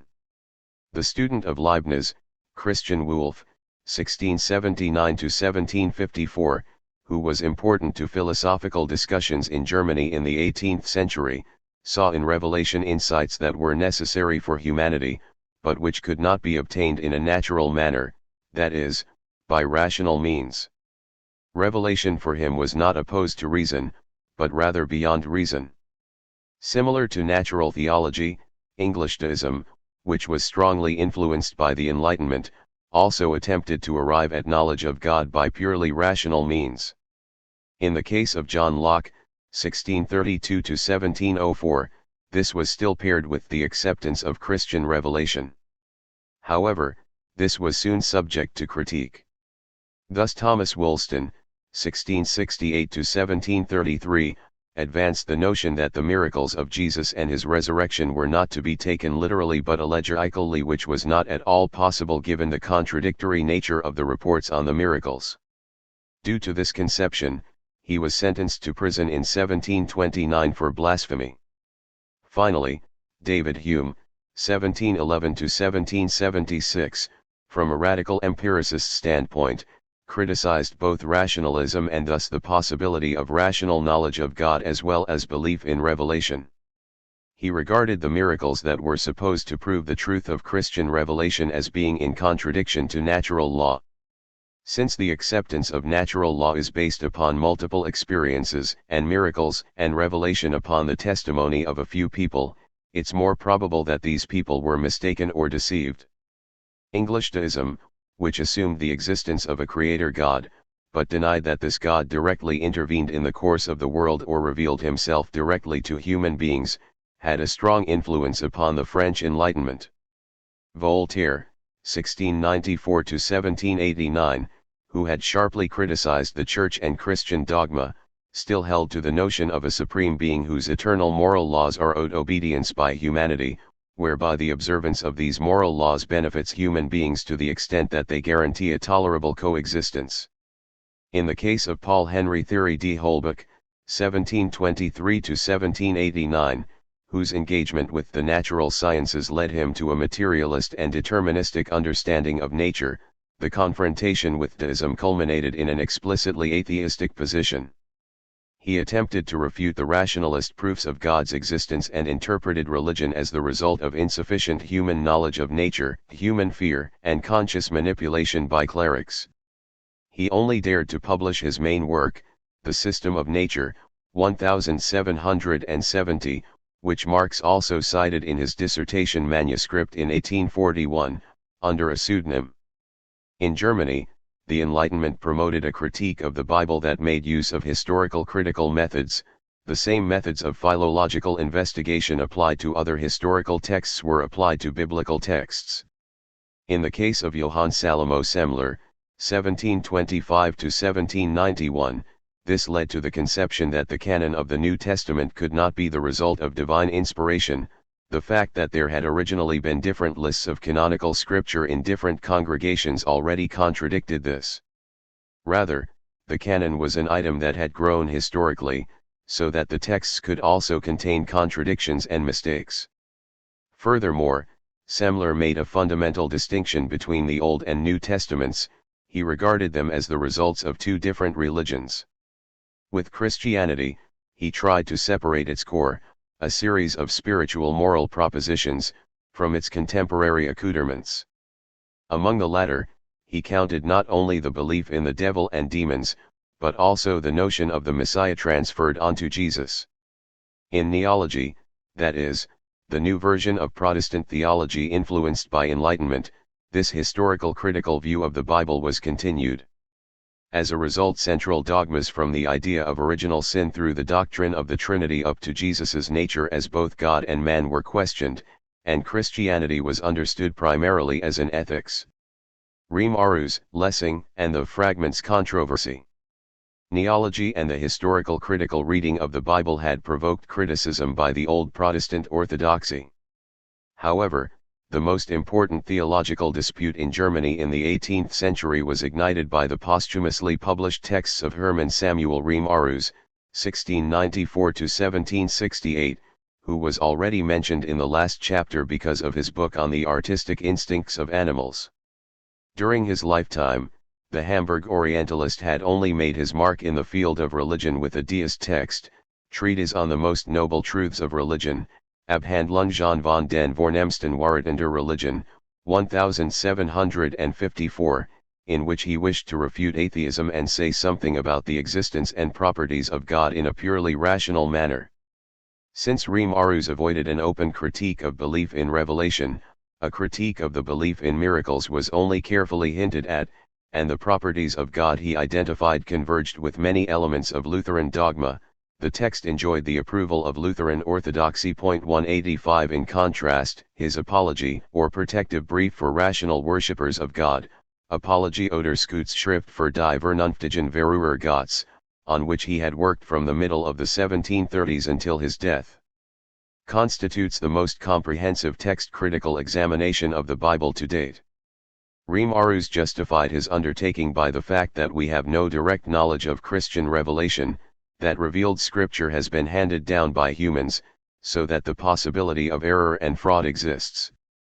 As a criterion of verification, he wishes to use natural religion, that is, what people can say about God on the basis of pure reason. In his examination of both the Old and New Testaments, however, the concern is not only compatibility with natural religion. Riem Aru's used both the contradictions within the texts as well as those between different texts, criticized obviously implausible representations, and pointed out Jewish linguistic customs and conceptual worlds that give certain terms like Son of God or the invocation of God as Father different meanings than those attributed to them by Christian dogma. From his extensive discussion, Riem Aru's concluded that Jesus was not at all both God and human and also not the founder of a new religion. Rather, he advocated for a renewal of Judaism. The kingdom of God that Jesus was striving for in the near future was nothing other than the re-establishment of Jewish rule in Palestine. Regarding the story of the resurrection, the reports in the Gospels were so contradictory that they couldn't be true at all. Riem Aru's concluded that the story of the resurrection was a conscious deception by disappointed disciples, as a means of coping with the defeat of the political project for which they had been striving. Riem Aru's, who only showed the various drafts of his text to close friends, made no attempts to publish it. He would have certainly lost his position as professor at the academic gymnasium in Hamburg, and probably would have been tried in court. Gottfried Ephraim Lessing, 1729 to 1781, who had been a librarian since 1770 at the Ducal Library in Wolfenbüttel, first published the total of 7 pieces of text from the Apology between 1770 and 1778 as fragments by an anonymous writer. By presenting the texts as the manuscript of an unknown author discovered in the library, he not only protected Reimarus's family, but could also get around the censorship, since he enjoyed freedom from censorship for the publication of library manuscripts. That Reimarus is the author of the fragments was definitively confirmed at the beginning of the 19th century, when a more comprehensive excerpt from the Apology was published. The Apology was published in complete form in 1972, more than 200 years after its writing. The publication of the fragments ignited a fierce controversy, the most important protagonists of which were the Hamburg pastor Johann Melchior Goes, 1717–1786, and Lessing. Goes attacked the anonymous author and Lessing as his editor from the standpoint of Lutheran orthodoxy. Lessing defended Reimarus, without, however, promoting the same position. Reimarus and orthodoxy were both in agreement that the truth of the Christian religion could only be guaranteed by the truth of the Bible as divine revelation. Whereas orthodoxy wished to maintain both, Reimarus disputed the historical truth of the Bible and as a consequence the truth of Christianity, so that he ultimately held to a purely deistic notion of God. Lessing, in contrast, separated the letter of the Bible, and thus belief in biblical literalism, from Christianity, which led him to the statement that contingent truths of history can never become the proof of necessary truths of reason. Lessing 2005, 85. If Christianity were actually true, then its truth must be accessible as an inner truth independent of all historical events, whether or not they contain miracles. This thought would also play a central role in Hegel's philosophy of religion. Since the fragments controversy was conducted with rising intensity and made increasingly big waves, in 1778 the Duke of Braunschweig-Wolfenbüttel revoked Lessing's freedom from censorship for library manuscripts, so that he was not able to publish any further fragments. At the same time, he banned Lessing from publishing on topics having to do with religion, so that he could no longer express himself within the fragments controversy. Condemned to silence on the terrain of theology, Lessing answered on the terrain of the literary. In 1779, he published Nathan the Wise. Lessing's most famous drama propagated religious tolerance and found no essential differences between the three great monotheistic religions, Judaism, Christianity, and Islam. It memorialized his friend Moses Mendelssohn, the most important representative of the Jewish Enlightenment, in the form of the character Nathan. The views presented in this drama are partially a result of the fragments controversy. Lessing, who died just 2 years after the publication of Nathan, provided occasion after his death for a fierce philosophical controversy. He had confessed to being a Spinozist to Friedrich Heinrich Jacobi, 1743–1819, which Jacobi disclosed after Lessing's death in his book on Spinoza, Jacobi 1785. This book, in which Jacobi criticized rationalism and wished to demonstrate in particular that Spinoza's pantheism leads necessarily to atheism, ignited a debate that has gone down in the history of philosophy as the pantheism controversy, and which had the effect that once again Spinoza was debated in Germany. A good 80 years later, in the afterword to the second edition of Capital, Marx hints at this debate when remarking mediocre epigones who now talk large in educated German circles began to take pleasure in treating Hegel in the same way as the good Moses Mendelssohn treated Spinoza in Lessing's time, namely as a dead dog. Marx 1976, 102, 186. From the parallel that Marx constructs, one can conclude that he valued Spinoza just as highly as he did Hegel. That is remarkable, since explicit references to Spinoza in Marx's work are rather rare, albeit consistently positive. For Protestant theology in Germany, the fragments controversy was a profound rupture. Reimarus had not only rebutted individual reports of miracles, rather, his critique aimed at asserting that biblical texts were anything but evidence of divine inspiration. The naive dogmatism, which concluded that the canonical scriptures were directly true on the basis of their divine inspiration, was fundamentally called into question.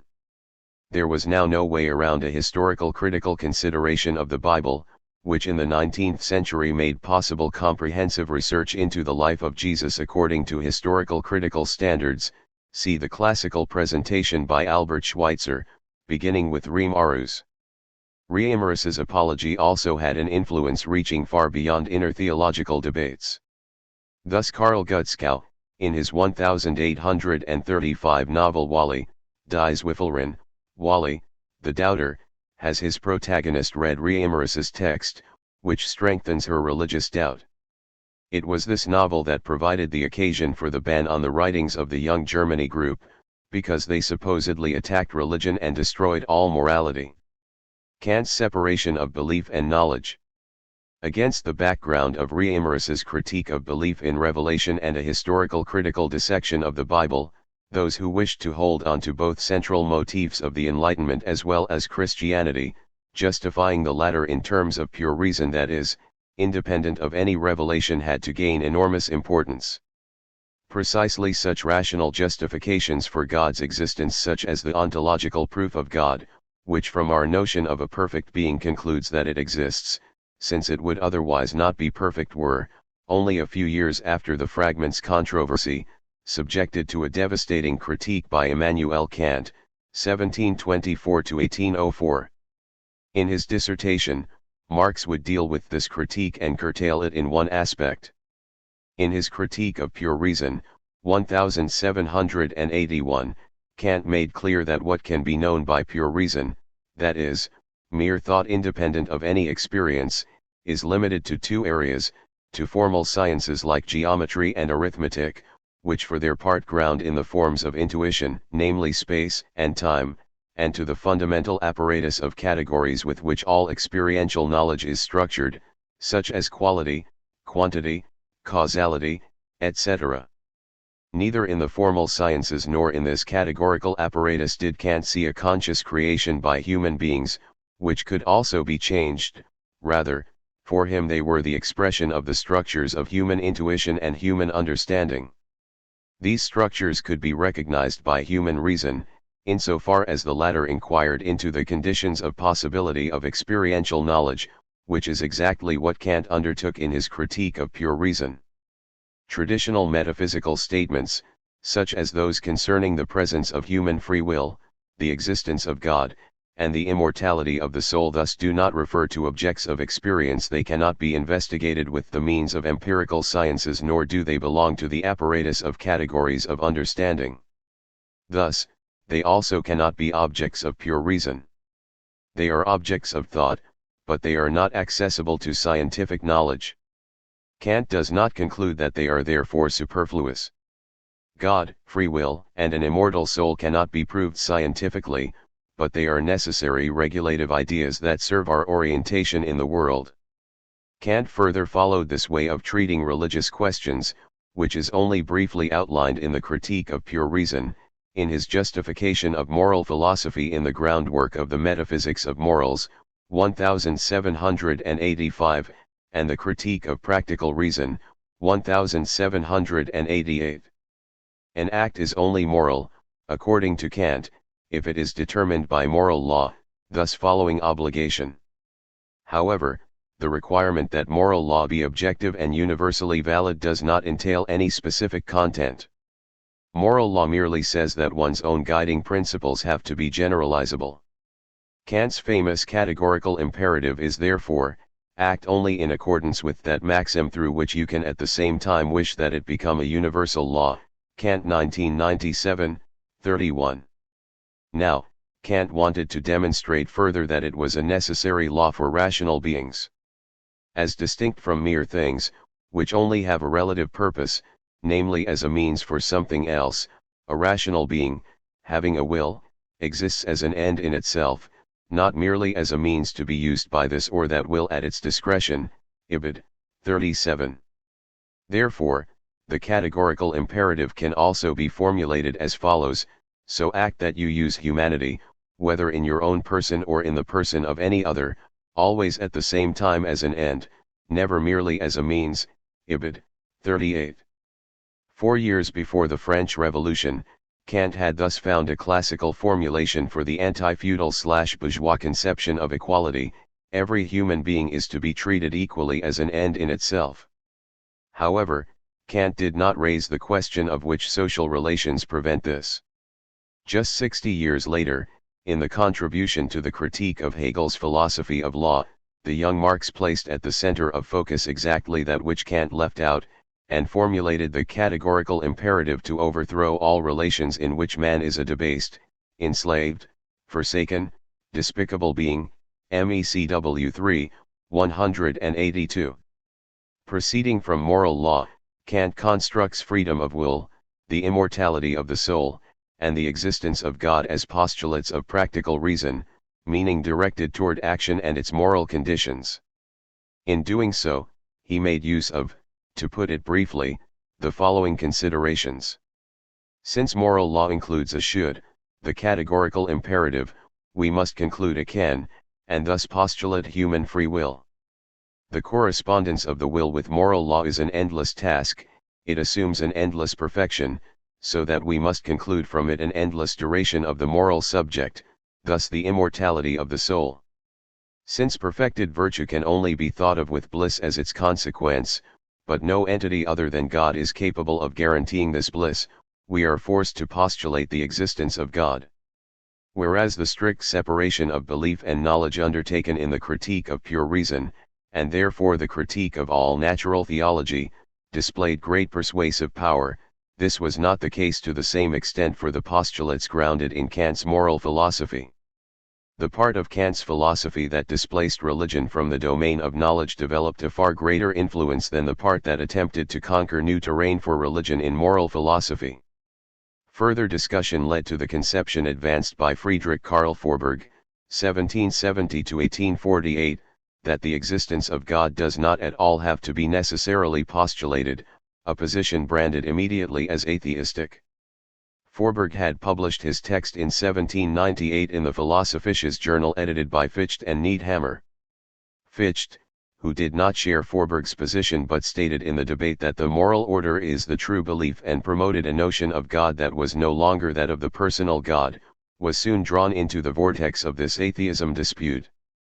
He was indicted for the spread of atheist ideas and had to give up his professorship in Jena in 1799.187, although Fichte again obtained a professorship in Erlangen in 1805 and was appointed to the newly founded University of Berlin in 1810.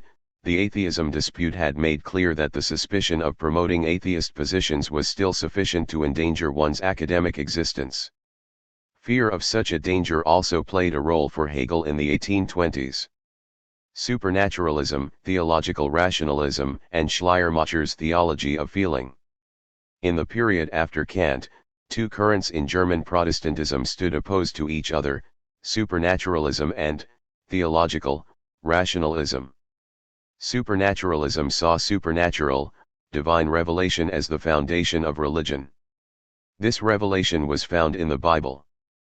But instead of merely asserting, as earlier Lutheran orthodoxy did, that biblical texts were divinely inspired, it saw its task as proving the historical credibility of the Bible, which was really a way of posing the task that shows the influence of the Enlightenment.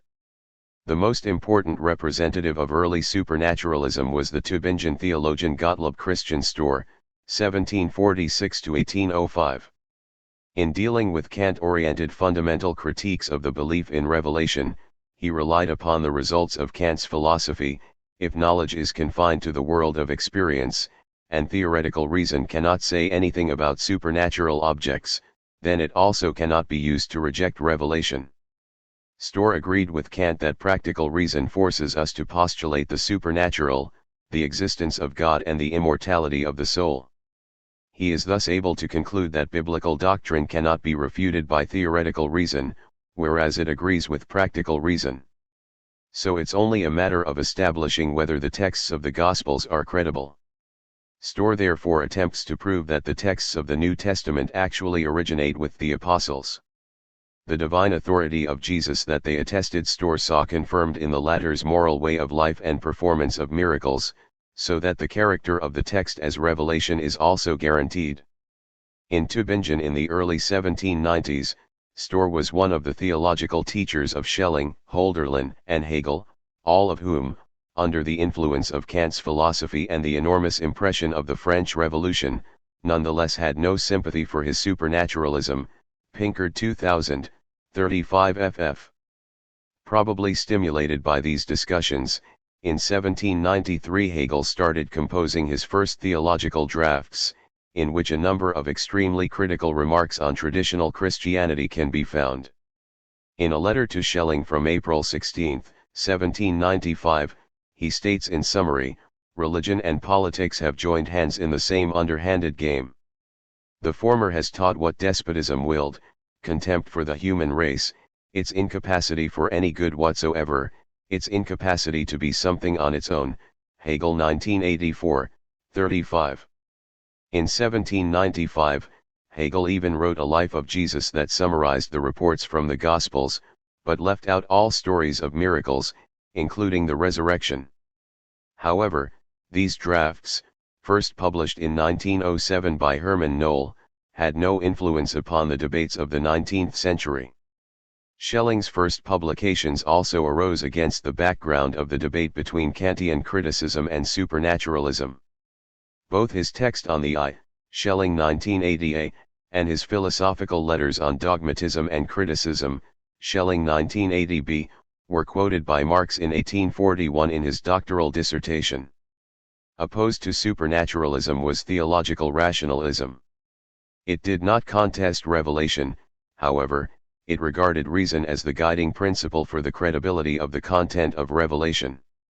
The most important representative of this rationalism was Heinrich Eberhard Gottlob Paulus, 1761–1851, who had been a professor at the University of Heidelberg since 1811.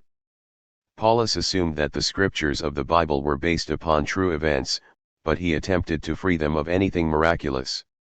According to Paulus, the evangelists testified to what they had actually seen, but since they did not know the natural foundations of what they observed, they believed in God's direct intervention.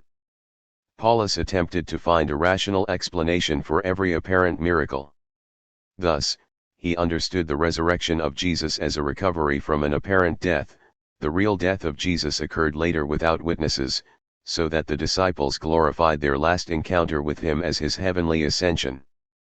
Paulus also did not understand Jesus' death as a sacrifice for humankind's sins. Rather, the crucifixion stands for Jesus remaining true to his convictions to the last. Like many representatives of theological rationalism, Paulus also tended toward liberal ideas and criticized the Restoration that set in the 1820s.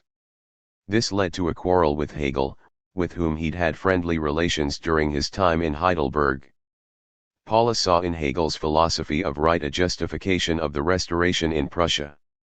In a review, Paulus 1821, he sharply attacked Hegel, who resented this, since he could assume that Paulus of all people should know him better.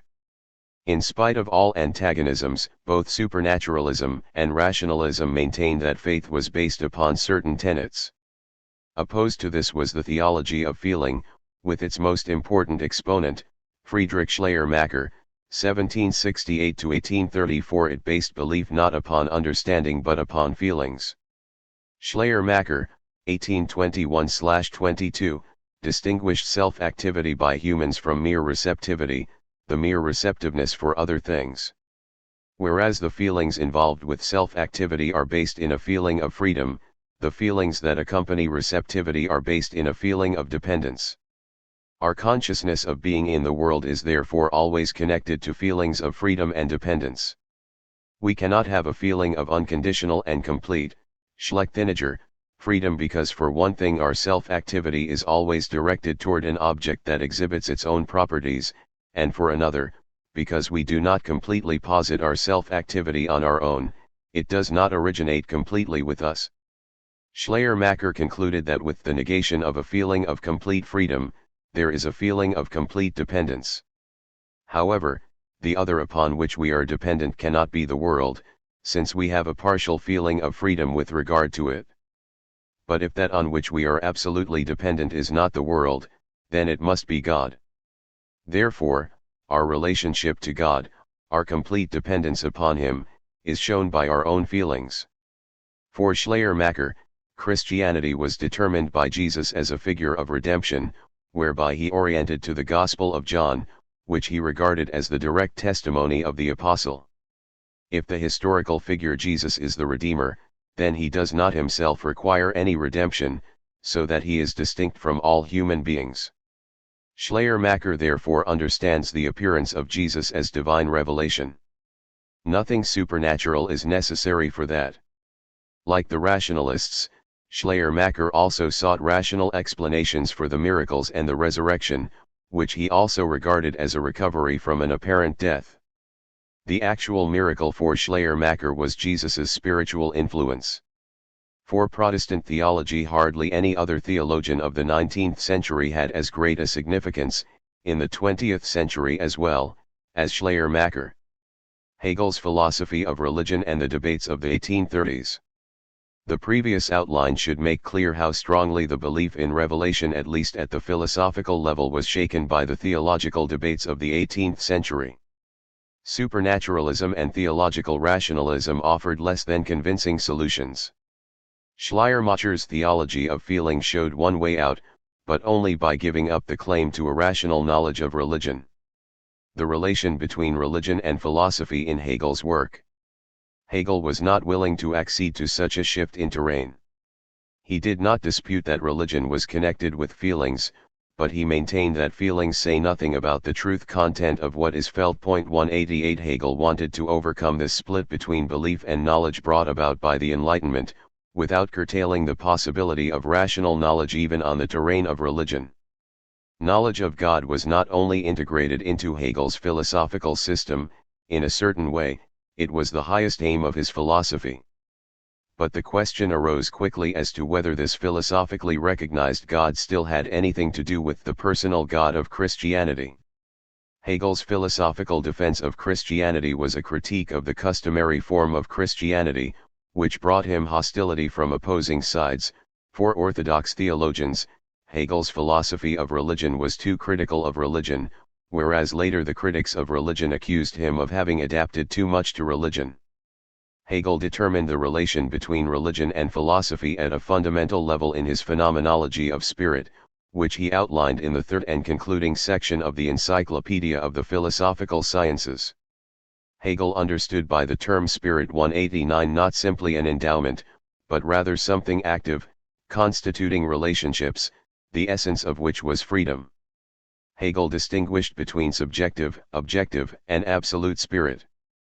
Subjective spirit can be understood as a form of interiority, consciousness, will, on the part of individual human beings, directed at something external and non-spiritual/mental. 190 Objective spirit refers to an objective social reality, created by individuals, but at the same time standing above them. Its manifestations are right, das Recht, morality, die Moralität, and ethical life, Sittlichkeit, in family, civil society, and the state. Absolute spirit is spirit that refers to itself, spirit that has spirit as its object and recognizes itself as spirit. Spirit relating to other things can occur in fundamentally three ways: as the sensory intuition of an individual object, as representation located in time and space, as conceptual thought, Begriffsdenken, that produces concepts. For all three of these types of relationship, Hegel identifies a field upon which spirit relates to itself in its relationship to others. For sensory intuition, this field is art, the contemplation of the beautiful. 191 For representation, the field is religion, and for conceptually aimed thought, philosophy. The following discusses only the interrelation between religion and philosophy in Hegel's work. Hegel emphasized that religion and philosophy had the same content, but the content is presented in different ways, religion with the help of representations and images, and philosophy with the help of the concept. Within religions, there is a constant distrust of images, including the prohibition of images, but religious representations have such images as their foundation. The Bible's God is imagined as a person acting in space and time, and in particular God's incarnation is narrated as a sensory, historical story, as the history of Jesus.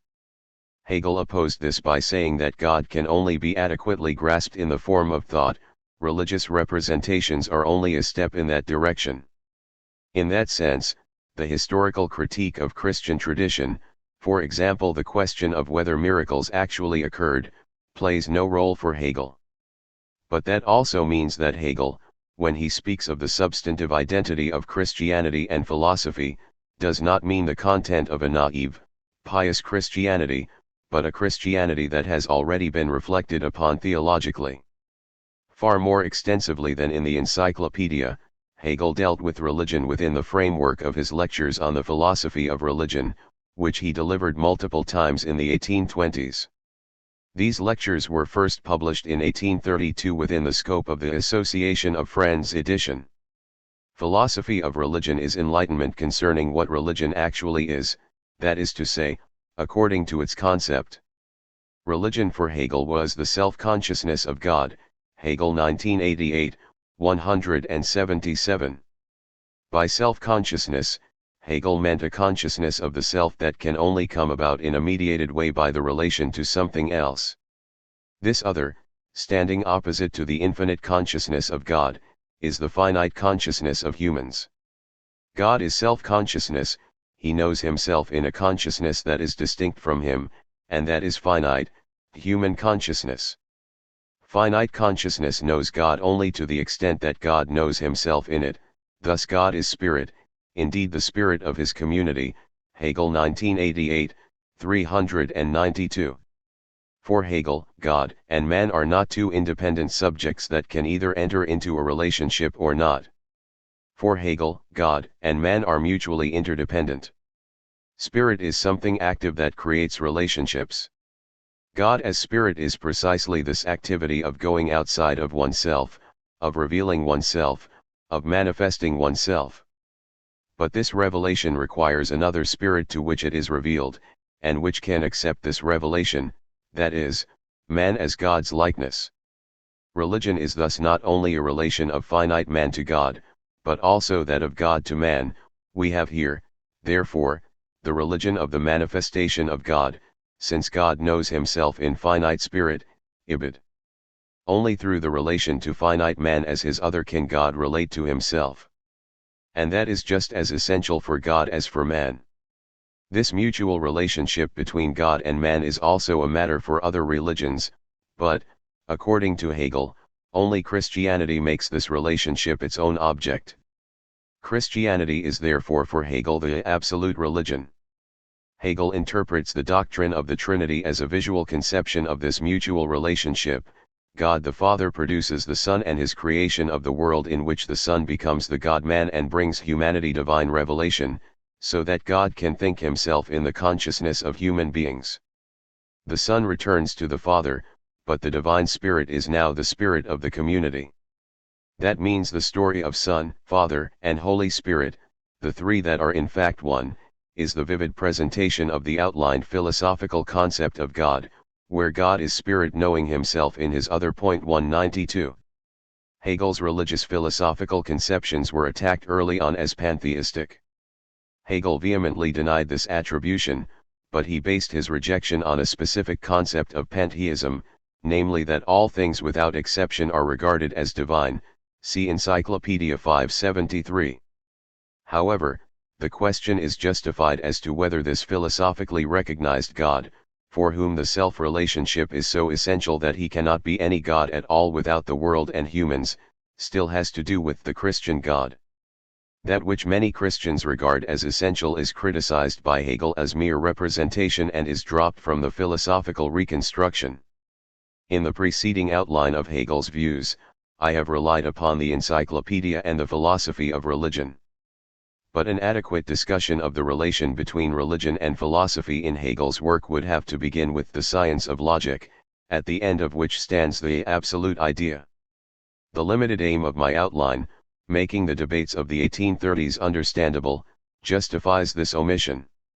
One remark about the logic appears to be necessary, however.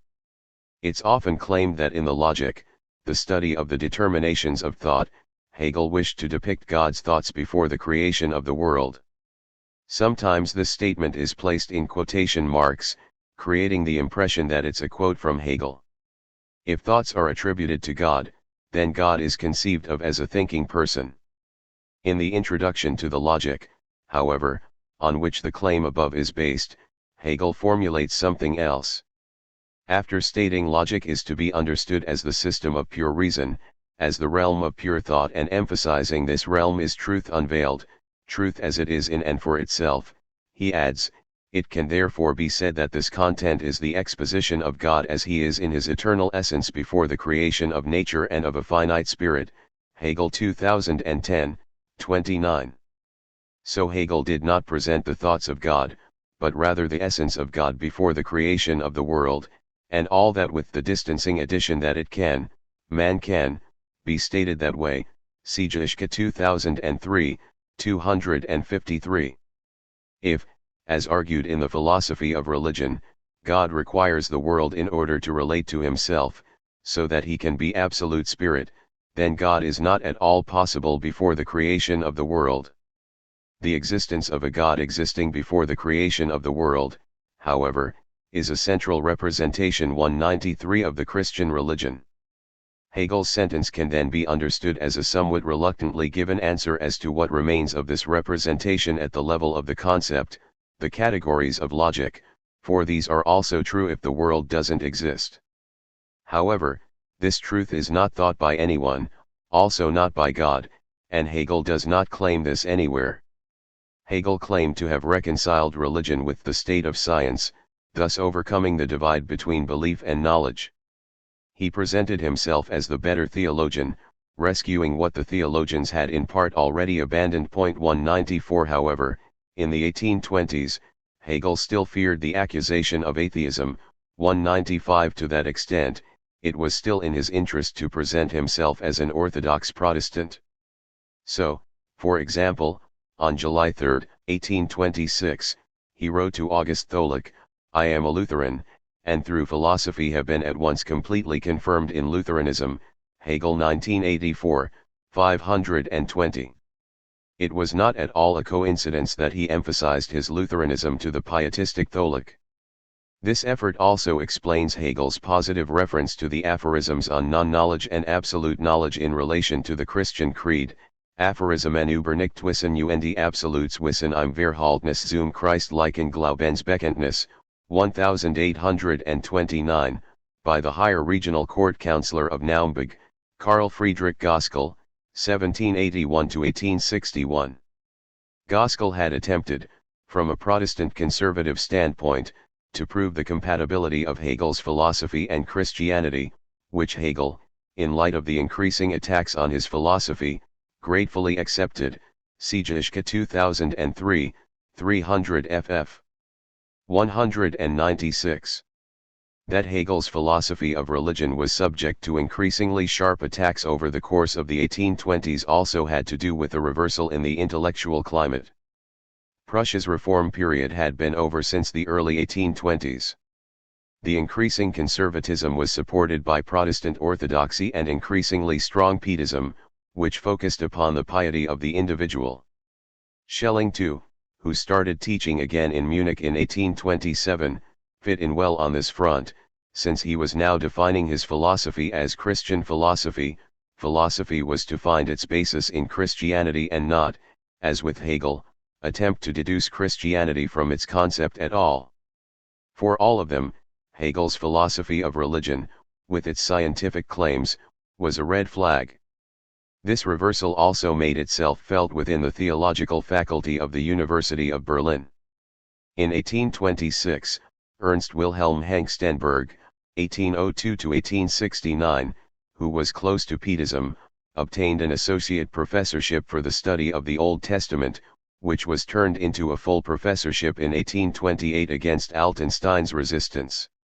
Along with August Tholick, 1799–1877, also a pietist, who taught at the University of Halle, and Ernst Ludwig von Gerlach, 1795–1877, who soon became one of the most important Prussian conservatives. Hengstenberg founded the Evangelische Kirchenzeitung in 1827, which developed into the leading organ of early Prussian conservatism. On Hengstenberg, see Lenz 1910, 2.1, 327–48, Hackman 2016. The influence of Hegel's philosophy of religion upon Protestant theology remained limited.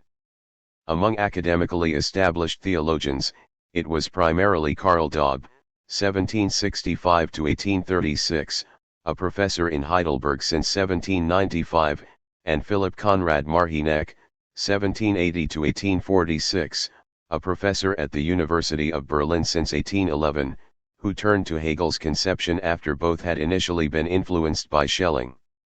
Marhinek was also the editor of Hegel's lectures on the philosophy of religion in the Association of Friends edition.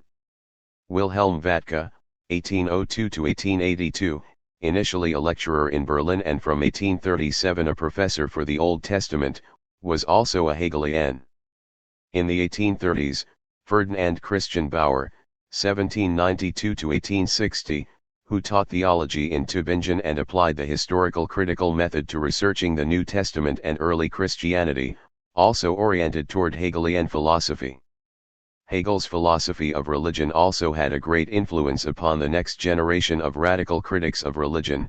David Friedrich Strauss, Bruno Bauer, and Ludwig Feuerbach were all students of Hegel. David Friedrich Strauss and the split of the Hegelian school.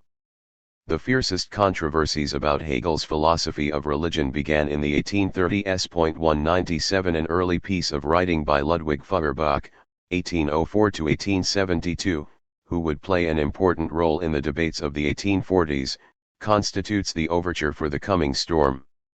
In 1823-24, Feuerbach had begun studying theology under Karl Daub and thereby got to know the Hegelian school. This prompted him to switch subjects. He went to Berlin to study philosophy with Hegel. In 1828, he obtained his doctorate at the University of Erlangen. As a stipendiary of the Bavarian king, he had to conclude his studies at a Bavarian university. His debut work, Thoughts on Death and Immortality, 1830, published shortly after the July Revolution and quickly banned, was strongly influenced by Hegel's philosophy of religion. Feuerbach rejected both the notion of a personal God as well as that of personal immortality. The latter, according to Feuerbach, is merely egotistical wishful thinking. Instead of adhering to such wishful thinking, man, in awareness of the finite nature of his existence, finds his way to a new, essential life. The text was published anonymously and as a result of the ban only slightly influential, and when Feuerbach was identified as the author in Erlangen, it led to him having to give up his activity as a lecturer. 198. The topics addressed by Feuerbach also remained an important object of controversy in the following years. Critics of Hegelian philosophy accused it of not being compatible with Christian conceptions of an immortal soul and a personal God, which was repudiated by representatives of the Hegelian school like Carl Friedrich Goskal. 199. An independent position that played an important role in the debates of the 1830s was developed by the so-called speculative theists 200 such as Christian Hermann Weiss, 1801-1866, Emanuel Hermann Fichte, 1796-1879, and Carl Philipp Fischer, 1807-1885. They took up elements of Hegel's philosophy, but criticized that their claim of philosophically grounding the content of Christianity was not redeemed. This was particularly the case for the existence of a personal God and the immortality of the soul. Therefore, a speculative theology of their own was necessary. 201.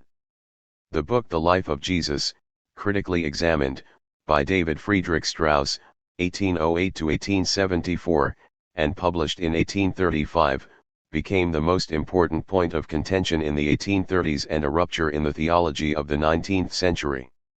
Strauss had studied theology in Tübingen and had also already studied Hegel's work there. To deepen his studies of Hegel's philosophy, he went to Berlin in November 1831, but was only able to attend Hegel's lectures for a week, since Hegel died of cholera on November 14. But his stay in Berlin was not in vain. Before Strauss returned to Tübingen, he joined Wilhelm Vatka for the rest of the semester. Vatka, who was preparing a historical critique of the Old Testament, which was published in the same year as Strauss's The Life of Jesus but caused far less excitement. It was probably Vatka who introduced Strauss to the concept of mythos that would become central to the life of Jesus. 202 Once again back in Tübingen, Strauss held lectures on philosophy with a Hegelian orientation at the theological seminary. On the side, he worked on his book. The influence of this comprehensive work, it encompassed 2 volumes with a total of almost 1,500 pages, went far beyond the academic circles of philosophers and theologians. It was discussed well into broad swathes of the educated bourgeoisie. 203 What was so exciting about it? In contrast to some other theological contributions, the work's basic statement could be grasped easily: what the Gospels reported concerning Jesus were not historical events but the result of myth formation that began in the early Christian congregations. Despite all controversies, neither the supernaturalists nor the theological rationalists had called into question the historical character of the biblical narrative, but that's exactly what Strauss did, and that was the scandal. In contrast to Reimarus, who interpreted the story of the resurrection as an act of conscious deception on the part of the disciples, Strauss's concern was not with any such intentional manipulation.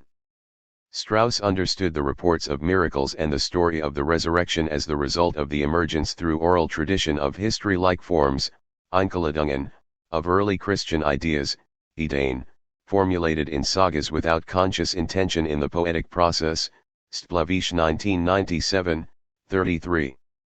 However, this myth formation followed certain tendencies. The person Jesus was increasingly idealized and his life was adjusted to the passages of the Old Testament that were interpreted as prophecies of the Messiah. Strauss 1835, 1, 72.204.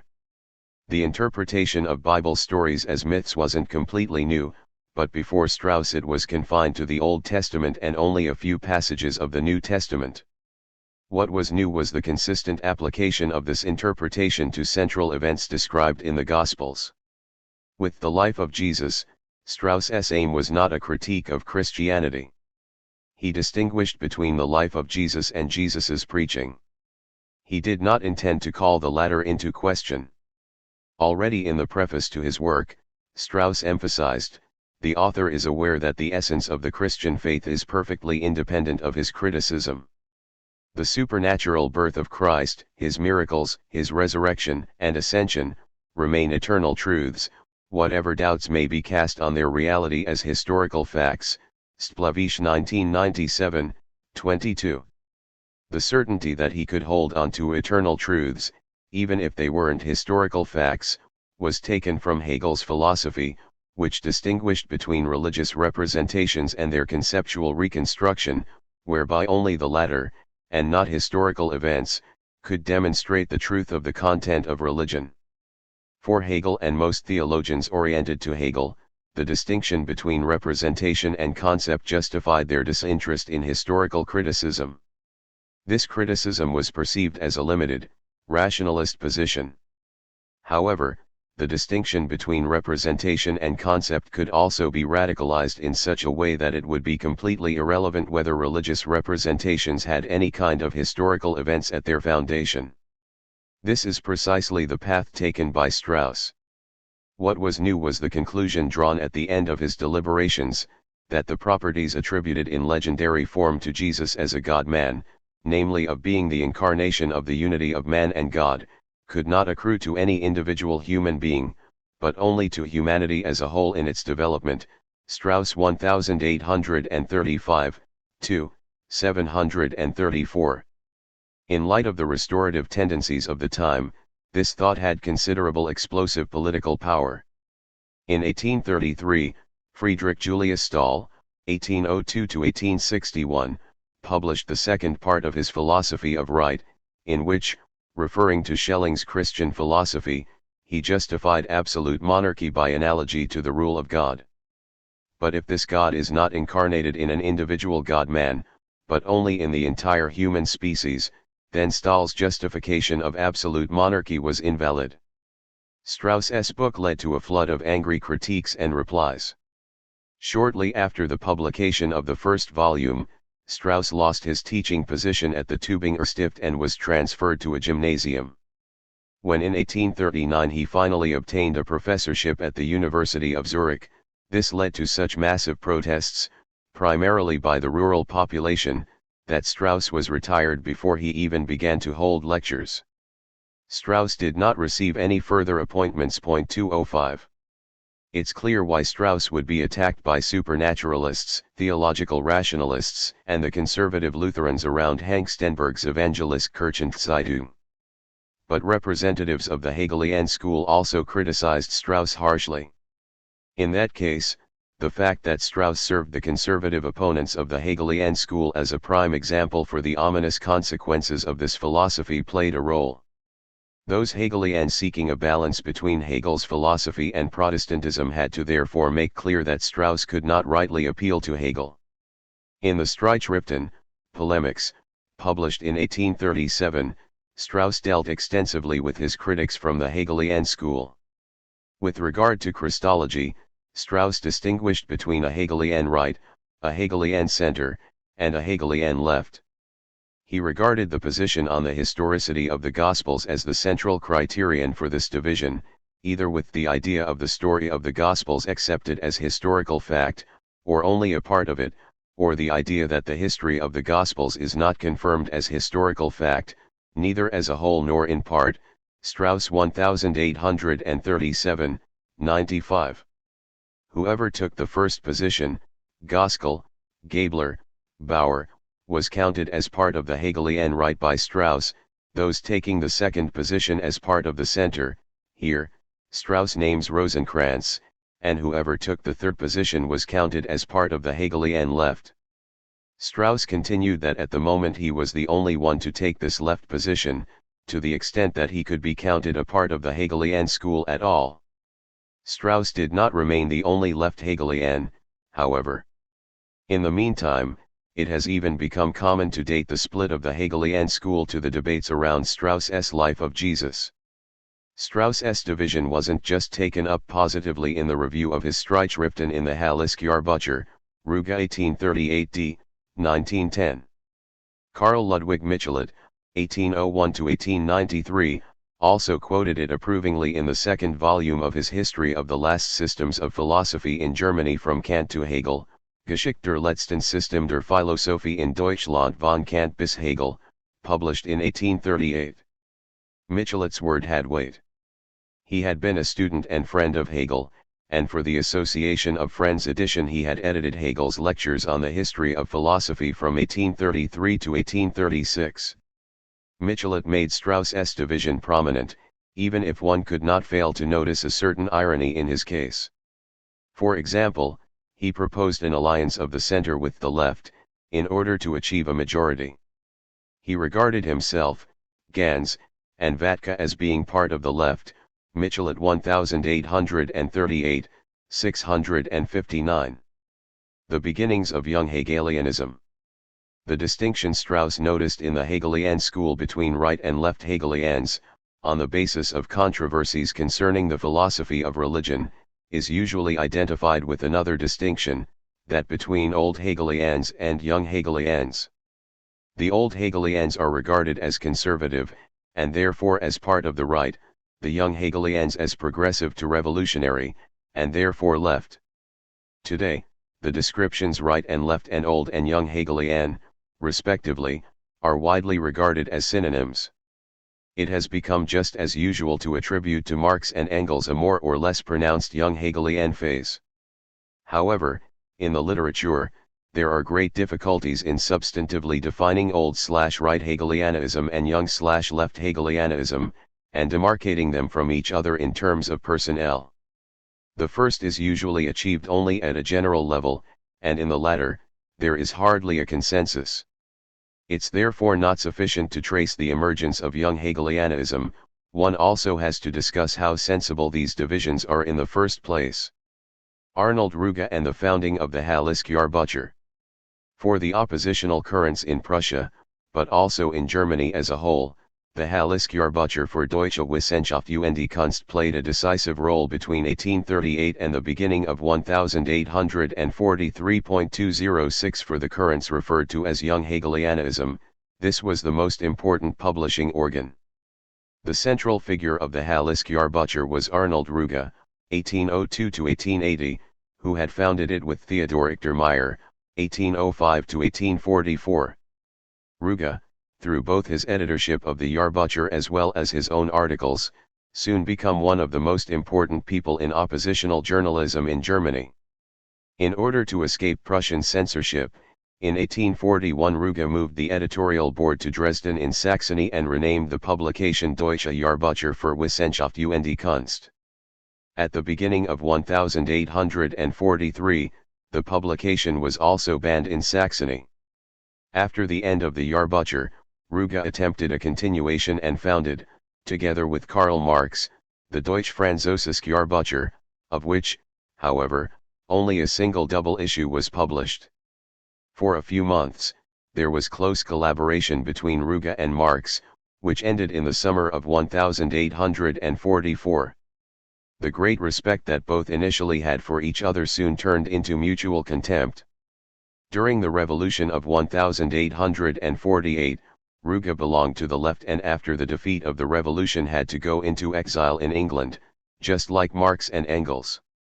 In the 1860s, he supported, as many other former 48 ERS did, Bismarck's project of the unification of the empire. In 1868, he read Marx's Capital and expressed himself enthusiastically concerning this epoch-making work. Ruge to Steinthal, January 25, 1869, MECW 43, 542. It's worth examining this dazzling personality in greater detail. Arnold Ruge was born on the island of Rügen, the son of an estate manager. 207 He began studying theology in 1821 at the University of Halle, but after a short time switched to philosophy. Besides Halle, he also studied in Jena and Heidelberg and was active in Burschenschaften in both cities. Ruge also joined the secret Junglingsbund, youth association, which was founded at the suggestion of the radical Burschenschaftler, Karl 1796–1840. Fallen had participated in the founding of various radical student associations in 1814–1816, out of which the Burschenschaften had developed. He was strongly influenced by the nationalist conceptions of Jacob Friedrich Fries and called for tyrannicide. From the Junglingsbund, he hoped for revolutionary actions against the German states, which had become increasingly repressive after the Carlsbad decrees. The goal was supposed to be a united, Republican democratic Germany. However, before the Junglingsbund could become active in any form, it's doubtful whether it ever could have. It was denounced, and many of its members jailed. Fallen had been forced to emigrate to the United States before that. Ruge was arrested at the beginning of 1824 and sentenced to 14 years of imprisonment in a fortress. In 1827, the sentences for the convicted members of the Junglingsbund were reduced, so that Ruge was released on January 1, 1830. Imprisonment had in no way broken Ruge. He had confronted the strains with great force of will and enthusiasm.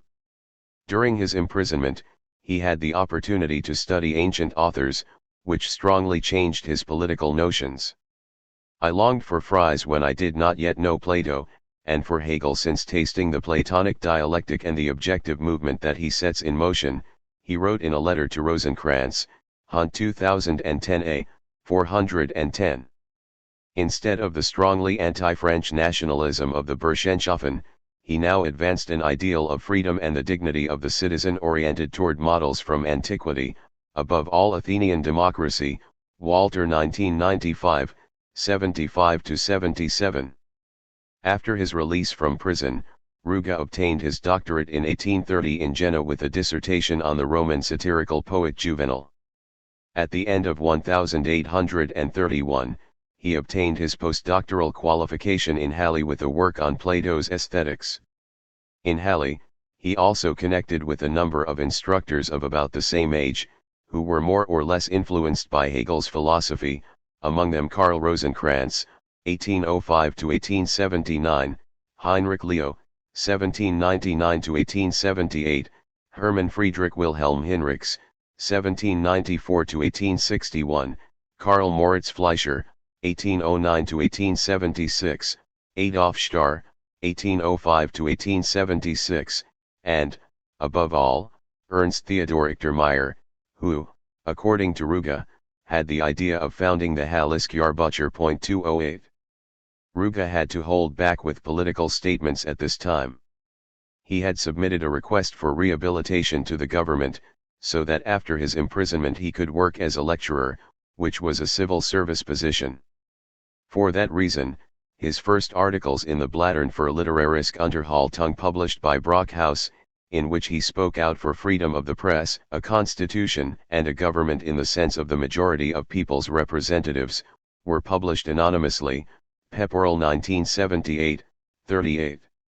In 1831, Ruge married Louise Duffer, a wealthy heiress, which provided him with a certain level of material independence.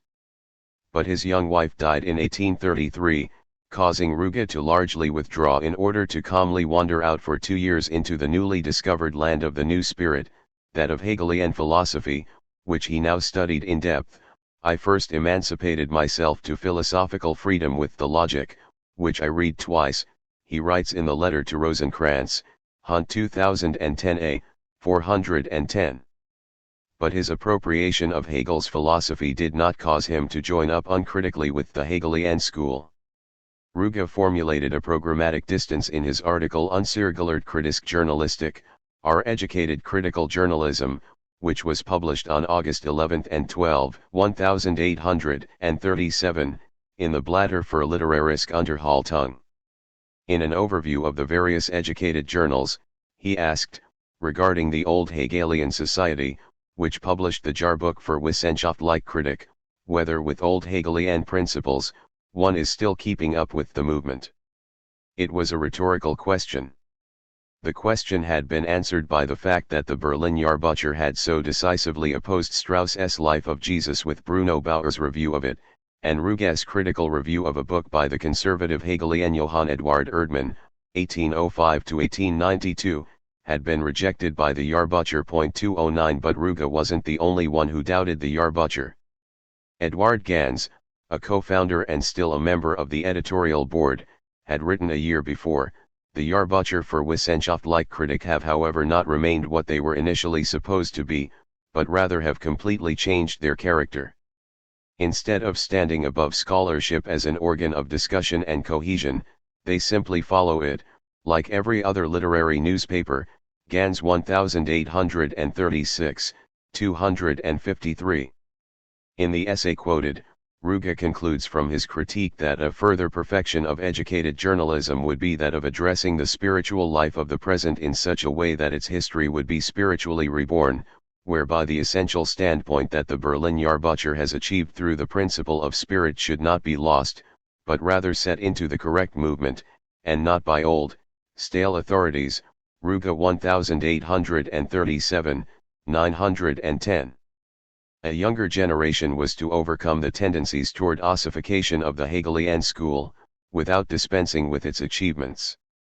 That was not a vague wish for a distant future. The preparations for a new publication, which was supposed to fulfill exactly that which Ruge demanded in his article, had long since begun. 210. On August 10, 1837, a day before the first part of his article was published, Ruge announced in a letter to Adolf Starr that he would soon send him a lithographic request to found a new literary newspaper. And, considerably more boisterous than in the Blattern, Ruge wrote, "A heroic society has come together and we don't want to wait for the old ones, i.e. allow them to die naturally, rather, they have to be killed while still alive, exterminated in a literary way." Hunt 2010a, 3. In the autumn of 1837, Ruge traveled through Germany in order to win supporters for the new project. It was the period when the Göttingen Seven protested against the annulment of the constitution in the Kingdom of Hanover and were then dismissed by King Ernst August. The wave of outrage that followed also helped the new publication. 159 more or less well-known academics pledged their collaboration, though far from all of them actually provided contributions. Senk 2007, 52. David Friedrich Strauss was also won over, who now had at his disposal an important journal for defending his theological views. See Graph 1978, 460 ff. On January 1, 1838, the first issue was published by the liberal Leipzig publisher Otto Wigand, 1795–1870, to whom Marx had once written concerning his planned Journal of Theatre Criticism. The new publication was edited by Arnold Ruge and Theodoric der Meyer. The term Jahrbucher today usually has associations of an annually published periodical. The Hallisk Jahrbucher, in contrast, was a sheet published on 6 workdays each week. The word sheet is to be taken literally. Each edition consisted of a large sheet folded twice so that each number consisted of 4 printed pages. The content primarily consisted of book reviews, as was usual for educated papers of the time. However, characterizations of contemporary poets and scholars as well as discussions of the faculties of individual universities were also found in the Hallisk Jahrbucher, something completely new in the publication landscape. Hunt 2010 b. 31. Individual articles often span 2, 3, sometimes even 4 or more issues, whereby each issue contained not just 1, but 2 or 3 articles, which were then continued the next day. The reviews often presented the contents of the books being reviewed far more extensively than is usual today, before praising or criticizing them. Frequently, debates were conducted in the form of such reviews and the responses to them. The dispute between Leo and Ruge. As noted in Chapter 1, the arrest of the Cologne Archbishop, Clemens August Droste-Zeewisching, 1773–1845, in November of 1837 caused a considerable stir and generated a plethora of polemics. Whereas according to Prussian law, the children of mixed religion marriages were to acquire the religion of the father, Droste-Zeewisching wanted to make marriages between Catholic women and Protestant men dependent upon the Catholic bride, guaranteeing in writing that the children would be raised Catholic. This would thus abolish the principle of equal treatment of both Christian denominations. In all Protestant Catholic marriages, the children would be raised Catholic. In the Catholic Rhineland, to which Prussia had sent many Protestant administrative civil servants and members of the military, who then frequently married Catholic women, such a rule would have as its consequence that many children of these pillars of the Prussian, Protestant, state would be Catholics. Joseph Gors, 1776–1848, a Catholic writer who had taught at the University of Munich since 1827, published Athanasius, a polemic fiercely critical of Prussia, in January of 1838.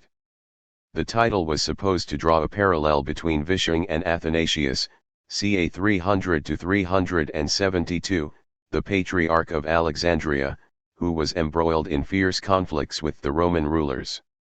Athanasius quickly became the most influential piece of anti-Prussian writing, which went through 4 editions in 1838 alone. A number of authors responded to Gors. Numerous contributions were also published in the Hallisk Jahrbucher, all of which took the side of Prussia and interpreted the conflict as a necessary defense against the arrogance of a reactionary Catholicism. The historian Heinrich Leo, 1799–1878, also composed a response, his letter to Gors, Sendschreiben an Gors. Leo, a professor in Halle since 1830, had studied philosophy in the 1820s under Hegel and belonged to his broader circle of friends. In Halle, he had contact with Arnold Ruge, who initially wanted to win him over to collaborating on the Jahrbucher, for which he provided reviews. However, in the middle of the 1830s, Leo had moved in a strongly conservative and pietist orthodox direction. Leo defended the Prussian government, but in his critique of Gors, he also criticized Protestant rationalism in that it had fallen from the Reformation, like Judas from the Lord, Leo 1838a, 124. In certain respects, Leo regarded the Catholic Church as a model. Protestantism lacks, Leo wrote to the Catholic Gors, what you have, the discipline and strict order of the Church, Ibid. 54. And finally, Leo polemicized against a liberal revolutionary party in Prussia that supposedly made worn-out commonplaces into the basis of superficial doctrines, Ibid. 128. In an extensive review of the letter in the Hallesjahrbucher, Ruge settled accounts with Leo. Against his attempt to introduce Catholic discipline and strictness into Protestantism, Ruge emphasized that the reality of divine grace, the exclusivity of Christianity, was entrusted not to the priests, nor the saints, nor the pietists, but rather to spirit in its free development. Ruge 1838b, 1186. On this basis, Ruge accused Leo of a completely unfree and corrupted conception of the Reformation, Ibid. 1190. Completely in the tradition of Hegel, Ruge saw in the Reformation a breakthrough in freedom of the spirit. From this perspective, then, both Leo and Gors were men of reaction, rising up 1.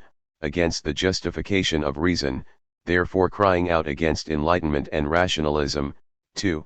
They rise up against the German Reformation, both in its principles and its formation, contemporary religious political life in Prussia. 3.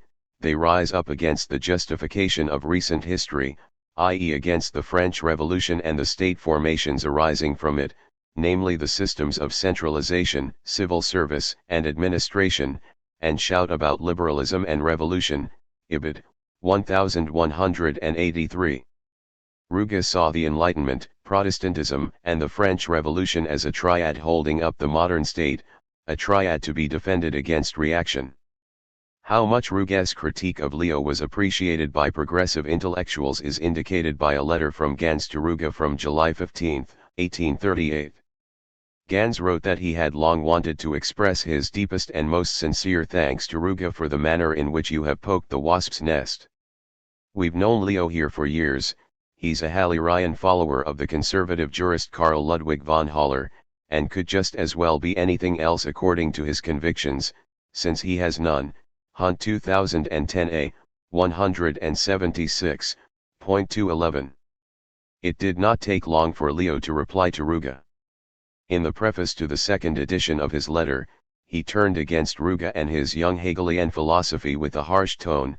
He protested against everything that Dr. Ruge and his consorts call science, for those who whore after it deny the God of Abraham and his incarnate Son, replacing them with a free spirit which is a bubble in which the Prince of the Abyss finds himself in. Leo 1838a, 6.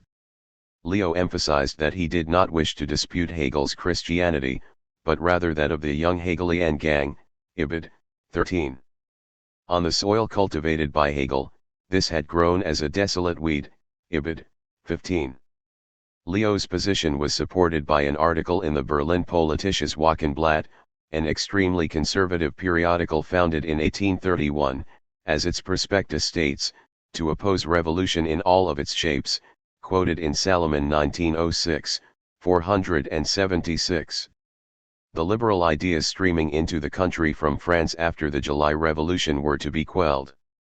This paper, which had a certain influence upon the Crown Prince, warned with an anonymous article that the young Hegelians were striving for a revolution, and that the government should therefore keep an eye on them, a barely veiled demand to ban the Hallesjahrbucher.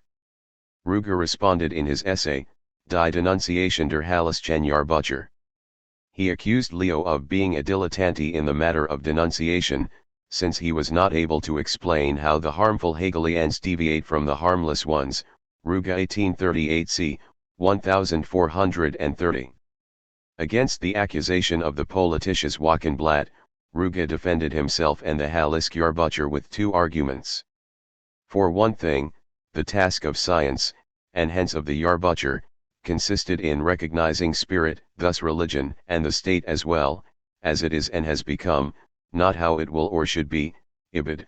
1433. For another thing, a revolution is not made by an individual, rather, when it occurs, this violence of development is historically necessary.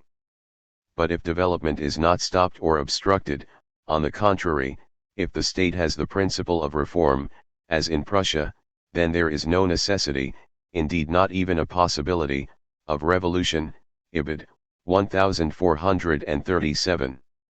The high estimation of Prussia was not just tactically motivated. Ruge and his companions regarded the Prussian state as a state of enlightenment and reform, even if this wasn't the line of the current government. One simply had to remind Prussia of its own characteristics to summon a change in political direction. At the time, this was the widespread belief on the part of critical intellectuals. This was also confirmed by Ruge in retrospect when he wrote that neither theological philosophy, the Hegelian philosophy of religion, nor the conception of Prussia as the Protestant, that is to say, for us, philosophical state, was hypocrisy and pure pretense. Rather, we were truly enraptured by Hegel and the scientific freedom of men such as Altenstein, and had to first have our own school and experiences. But that went rather quickly. Ruge 1867, 484. Leo also continued the dispute. In his brochure Die Hegelingen, he presented a collection of text excerpts that were supposed to prove that the young Hegelian party disputed the existence of a personal God and his incarnation in Christ, instead preaching atheism, and that it denied the immortality of the soul, thus promoting a religion exclusively of this world. All of this was supposedly clothed in Christianity, thereby deceiving people. Leo 1838b, 4ff. Leo received support from an anonymous article in Hengstenberg's Evangelisk Kirchenzeitung, in which a good, right side of the Hegelian school was distinguished from a dangerous, revolutionary side, that of the young Hegelians. See Bunzel et al. 2006, 18. The latter were thus, as in the article from the Politisches Wochenblatt, branded as subversive.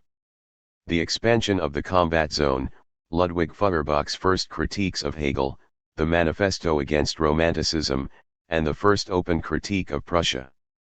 The dispute between Ruge and Leo led to a number of further publications by various authors. 212 Thus, Eduard Mayen published a brochure, Heinrich Leo, der Verhallert Pietist, 213, a reference to the conservative legal scholar Karl Ludwig von Haller, 1768–1854, who had converted to Catholicism.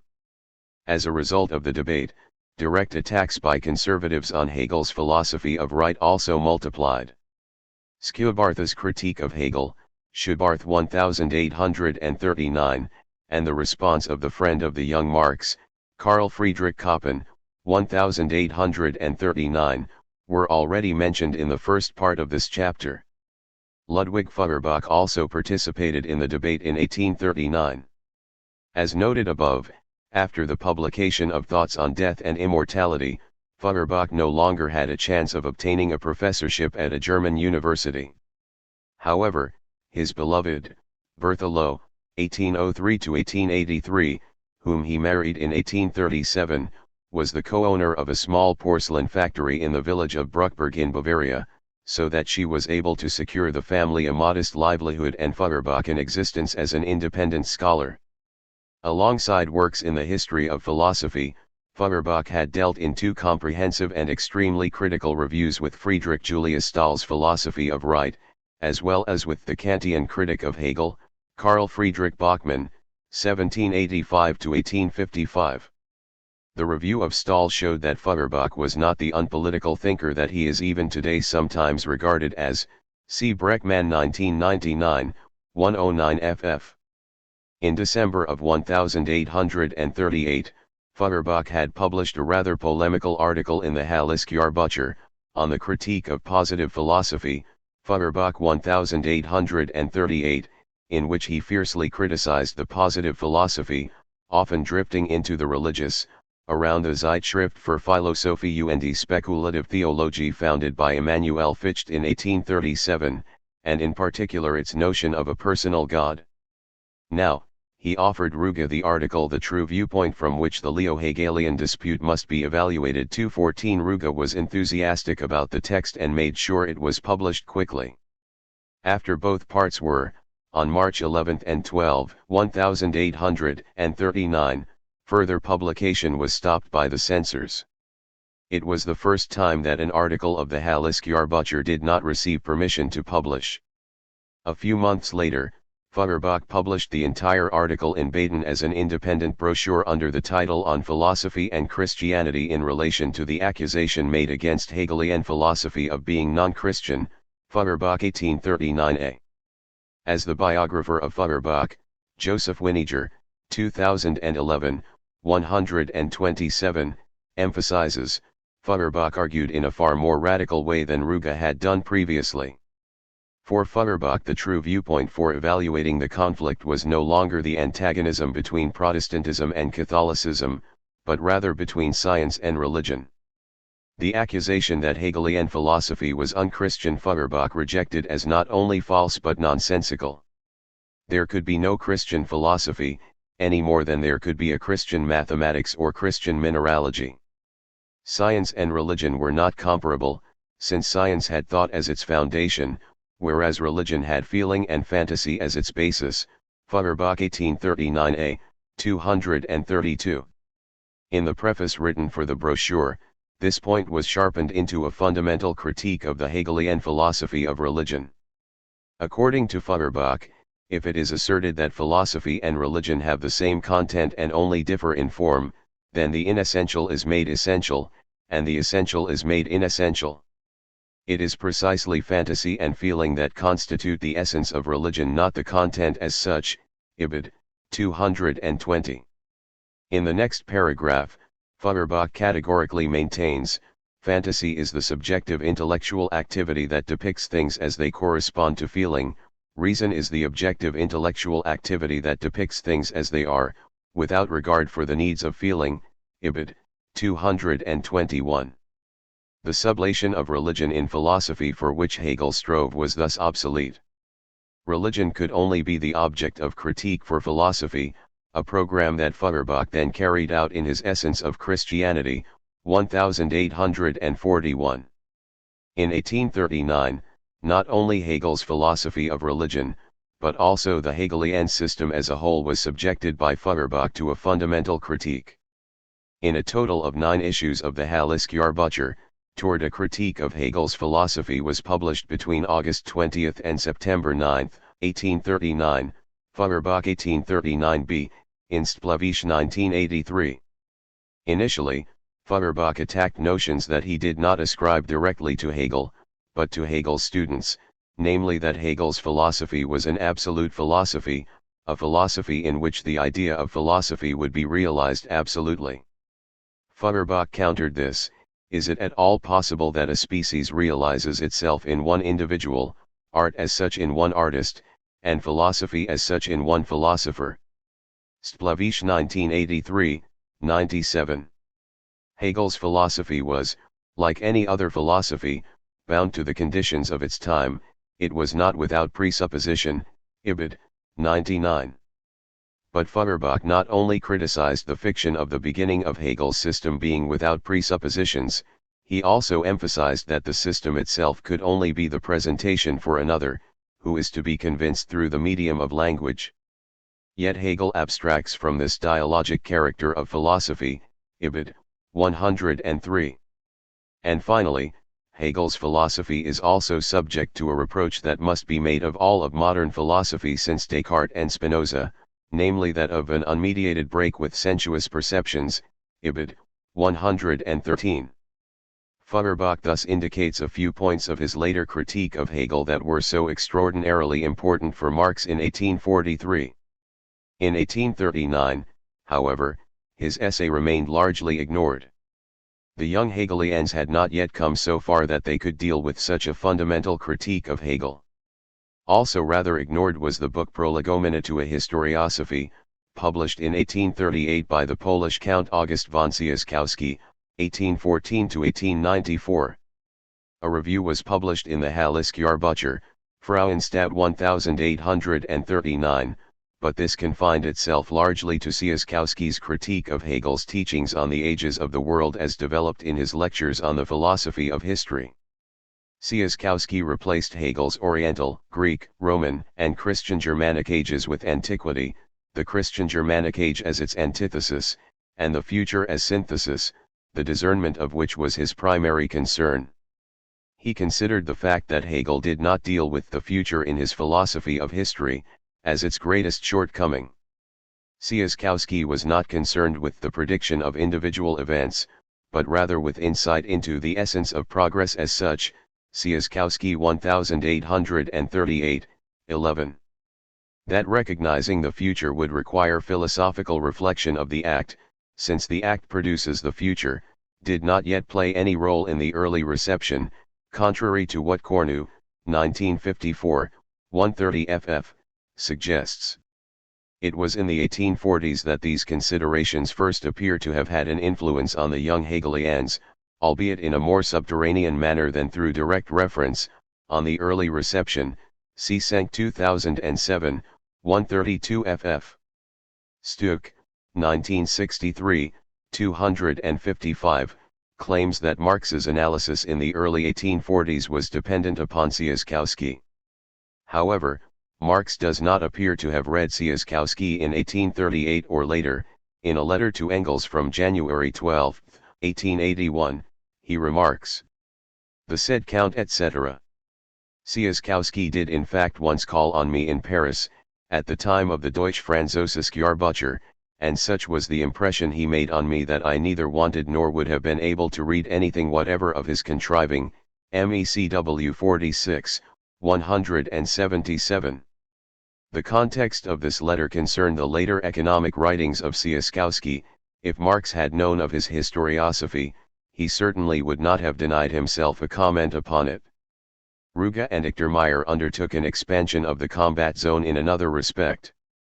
Between October 1839 and March 1840, the article Protestantism and Romanticism, Toward an Understanding of the Period and Its Antagonisms, a Manifesto. Der Protestantismus und die Romantik, zur Verständigung über die Zeit und ihre Gegensätze, was published. Contemporary conflicts were interpreted as obstruction on the part of depressed spirits made anxious by dark emotions against the recently initiated last phase of the Reformation, the free formation of our spiritual reality. Ruge/Ichtermeyer 1839-40, 1953. The darkness and depression of these spirits arose from their being rooted in Romanticism. Ruge and Ichtermeyer gave a pointed outline of the intellectual and cultural development of Germany, contrasting Romanticism as Catholic and hostile to the Enlightenment with Protestantism. The latter, at least where it was free of Catholic and reactionary elements, stood for reason, freedom of thought, and enlightenment. This principle of the Reformation could be rediscovered in its highest theoretical presentation and formation in the newest philosophy, obviously meaning Hegel's, Ibid, 1961.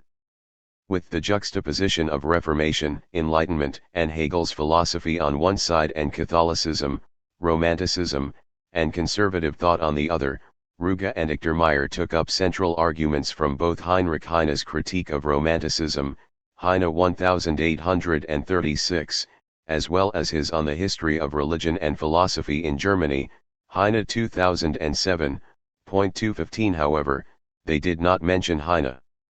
At this time, Ruge behaved rather negatively toward Heine. He regarded him as unserious and frivolous. 216. It was a few years later, in exile in Paris, that he learned to value Heine. See Ruge 1846, BD.1, 143, on the relationship of the young Hegelians to Heine, Windfuhr 1981, 561 ff. 217. In contrast to Heine, Ruge and Ichtermeyer expanded the concept of Romanticism. Counting its predecessors, it was supposed to stretch from 1770 to the present of 1840. Young Germany and Neo-Schellingianism were understood as the most recent manifestations of Romanticism. Ruge/Ichtermeyer 1839-40, 511, and the old Hegelians as well, who were accused of behaving theoretically harmlessly and showed themselves to be Hegelians with the Romantic plate, Ibid, 512. Here it becomes clear that the critique by Ruge and Ichtermeyer was aimed primarily at the present.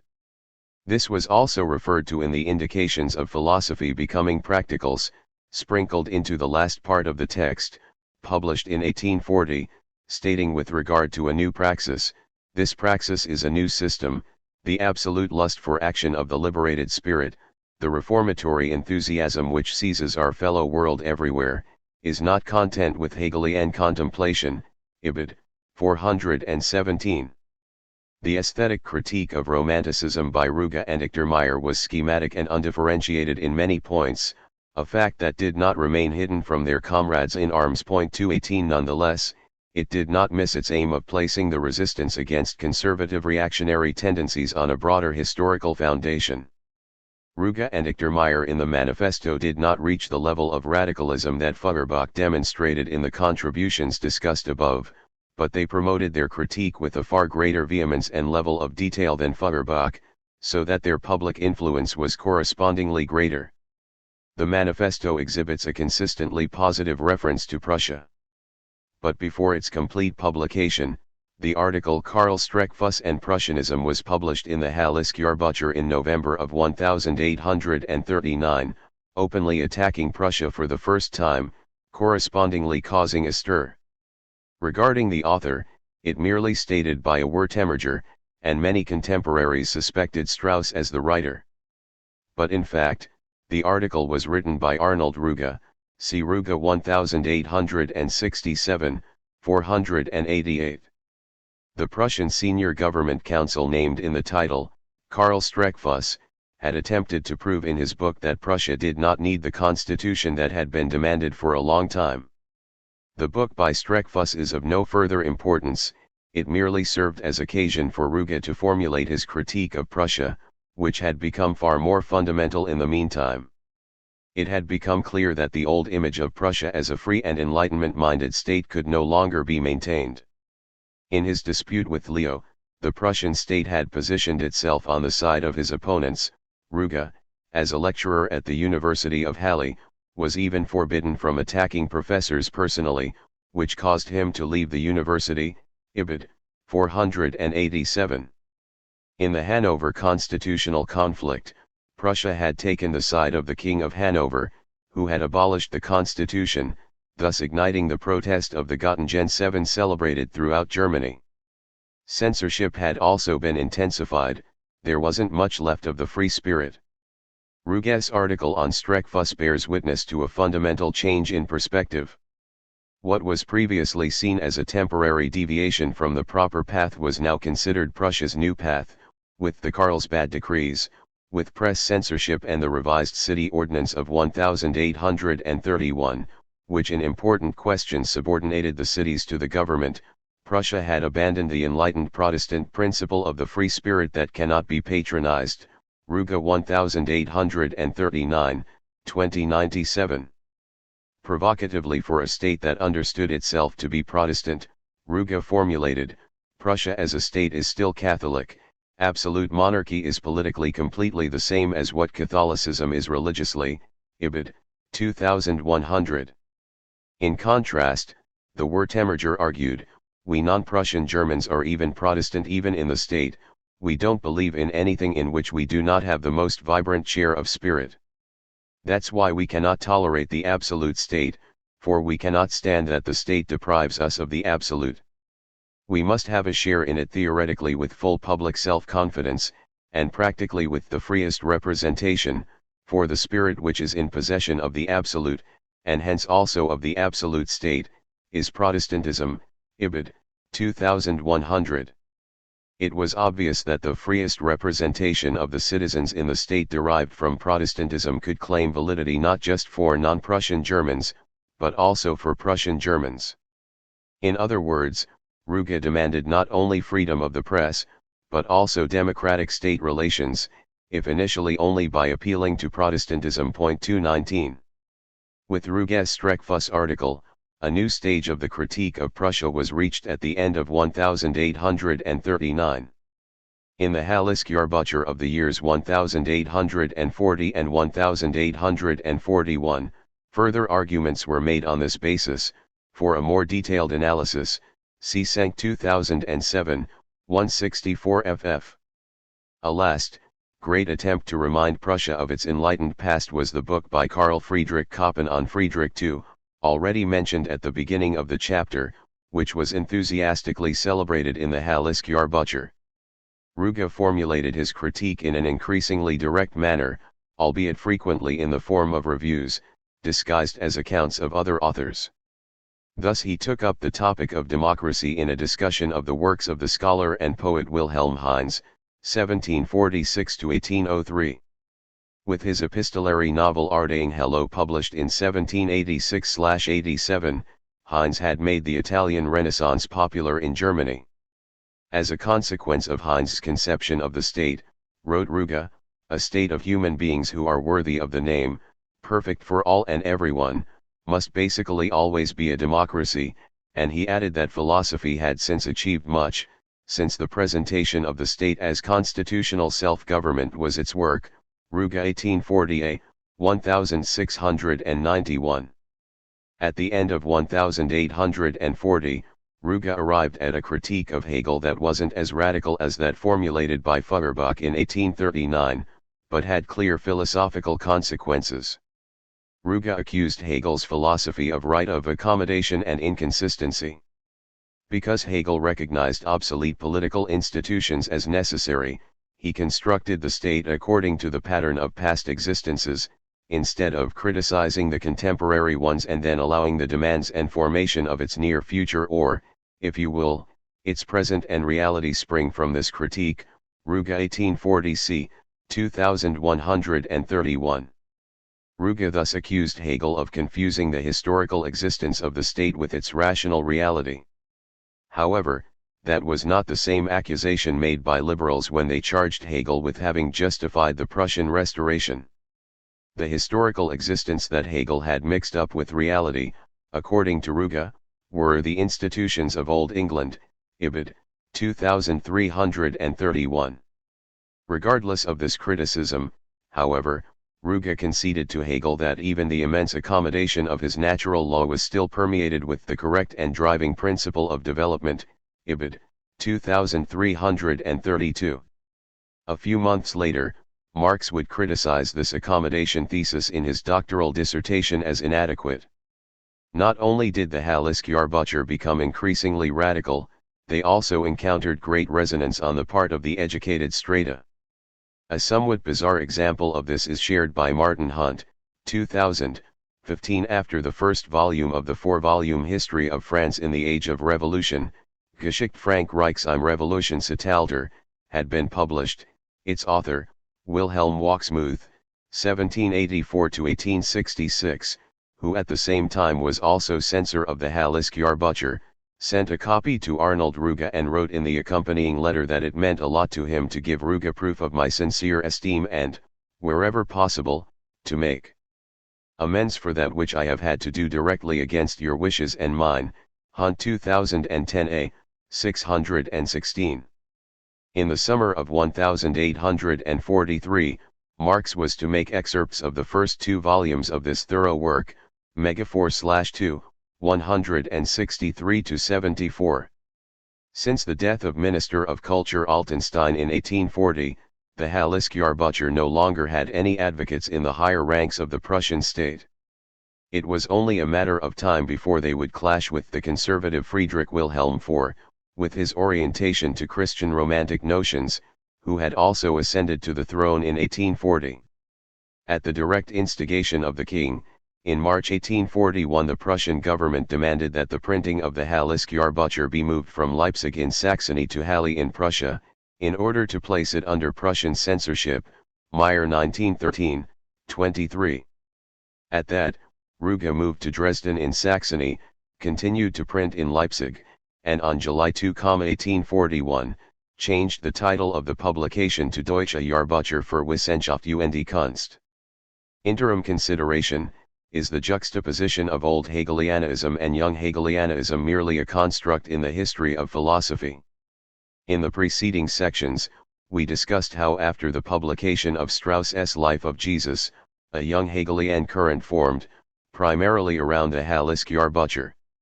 We have followed these debates up to 1840–41, the period in which Marx was preparing his dissertation. They constitute an important element of the intellectual and political background against which Marx moved. Before assigning the young Marx, as is usual, to the young Hegelians, we will consider in what sense we can speak of young Hegelianism and old Hegelianism. The description became prominent during the dispute between Ruge and Leo. In 1837, Ruge had spoken of the old Hegelian principle of the Berlin Jahrbucher für Wissenschaftliche Kritik as being no longer adequate to the demands of the time, without characterizing this principle more exactly. Ruge 1837, 910, from 1838 on, Leo used young Hegelian as a derogatory term of attack. After initial resistance, Eduard Mayen, 1839, 35, wrote in his critique of Leo that the difference between young and old Hegelianism was nonsense. He had dedicated his book to all students of Hegel. Talk of young Hegelians prevailed as the self-description of a group of primarily young authors. Thus, in the article from December 1840 quoted above, Ruge wrote of the young Hegelians, Ruge 1840 c. 2330, 2331, 2342, and the Young Hegelian Philosophy, Ibid, 2340. In January of 1841, this designation was used by the young Friedrich Engels as a matter of course, MECW 2, 144. In contrast, there does not seem to be a usage of old Hegelianism with similarly positive connotations. In almost all the recent literature dealing with young Hegelianism or the young Marx, it is assumed that in the course of the 1830s, a split of the Hegelian school into right and left wings occurred, whereby the terms right and left are used in the general political sense, and not in the religious philosophical meaning chosen by Strauss. As a rule, as already mentioned, the right Hegelians are equated to the old Hegelians and the left Hegelians to the young Hegelians, the first being conservative, the latter progressive to revolutionary. In the 19th century, the young Hegelians, if one dealt with them at all, were regarded as philosophically rather insignificant, such as in the History of Philosophy by Johann Eduard Erdmann, 1896, who was a conservative Hegelian. However, when there was a reawakening of interest in Hegel at the beginning of the 20th century, and Marx's early writings began to be published in the 1920s, interest in young Hegelianism increased. In 1930, Willy Moog produced the most differentiated presentation of the development of the Hegelian school up to that point, and in 1941, Karl Loewit published his study From Hegel to Nietzsche, which became quite influential with its rather pointed juxtaposition of old and young Hegelians. Marx's relationship to the young Hegelians was first examined more comprehensively by Cornu, 1934, and Hooke, 1936. For a long time, and especially from the Marxist side, young Hegelianism was perceived merely as a predecessor and source of keywords for Marx and Engels. Not infrequently, it was considered, right from the start, from the perspective of the critique formulated by Marx and Engels in 1844 in the Holy Family and 1845-46 in the German Ideology. The extent to which the critique formulated there, primarily of Bruno Bauer and Max Stirner, was accurate with regard to young Hegelianism as such, and the extent to which this critique was dependent upon the temporal and conflict relations of its emergence, was not even raised as a question in many contributions. Starting in the 1960s, the discussion intensified, and original texts were increasingly published. 220 However, the discussion of young Hegelianism concentrated primarily on a few well-known figures such as Bruno Bauer, Ludwig Feuerbach, or Max Stirner. Old Hegelianism was hardly a topic. In the 1990s a broader discussion of young Hegelianism began, which was no longer limited to the famous names, and which no longer considered young Hegelianism from the perspective of its relationship to the development of Marx and Engels. 221 Detailed knowledge increased enormously, not just concerning individual protagonists but the network of discourse in which they acted. However, what constituted the substance of young Hegelianism, or left Hegelianism, and who belonged to it, was not clarified. The demarcation of personnel between young and old Hegelianism has been contested ever since the first text collections were published in the early 1960s. Loewit had incorporated the Danish theologian and philosopher Søren Kierkegaard, 1813-1855, into the Hegelian left, for which there is really no good reason. In the Hegelian right, Lub had presented Michelet and Gans, two authors who tended more to the left. His judgment that the Hegelian right was not as conservative as is always claimed, but rather had a politically liberal orientation, Lub 1962, 8, 10, was not just supported by these two rather left representatives, but also by the fact that Lub did not consider the two most conservative Hegelians of the 1830s Gaskell and Gabler.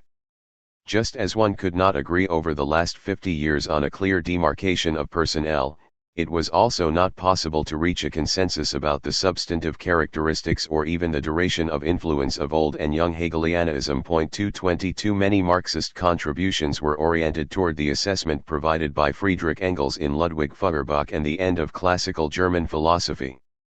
Engels distinguished in Hegel's case between the dialectical method, which proceeds from an uninterrupted process of becoming, that dissolves all conceptions of final, absolute truth and of absolute states of humanity corresponding to it, thus having a revolutionary character, from Hegel's system, which in accordance with traditional requirements must conclude with some sort of absolute truth, MECW 26, 360, and was therefore conservative, necessarily suffocating the revolutionary side. The right-left split of the school was explained by Engels by reference to precisely this difference between system and method. Whoever placed the emphasis on the Hegelian system could be fairly conservative in both spheres, religion and politics. Whoever regarded the dialectical method as the main thing could belong to the most extreme opposition, both in religion and politics. MECW 26, 363. This interpretation was probably confirmed by the statements of, for example, Ruge, who emphasized the importance of Hegel's method.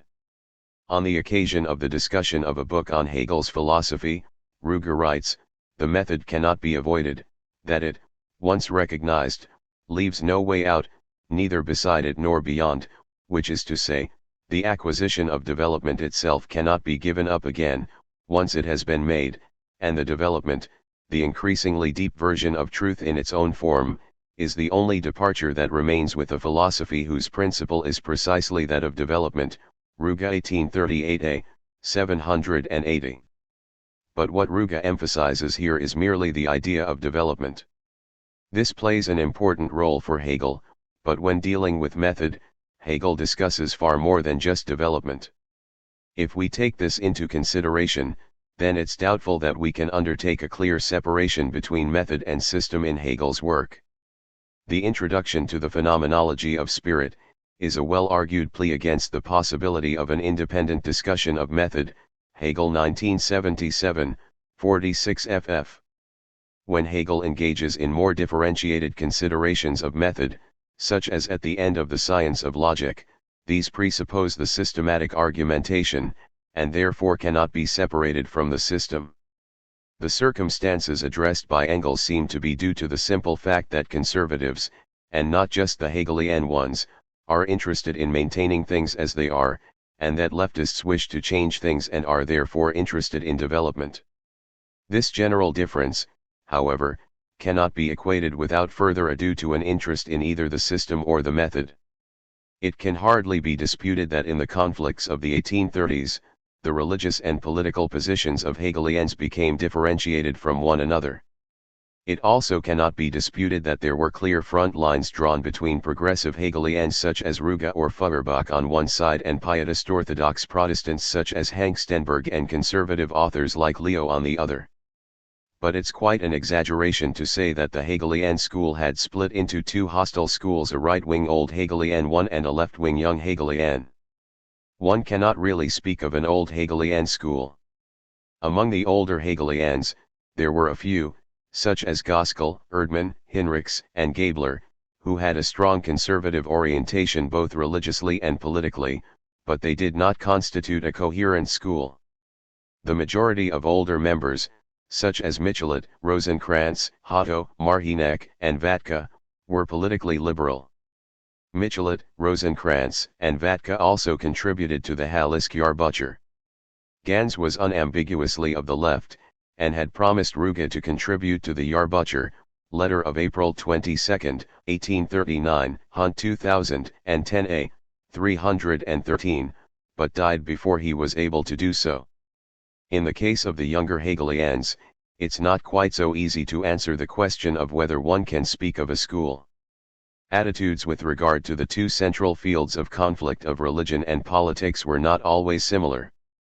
Thus Strauss advocated a left position in the philosophy of religion, whereas he remained moderate politically.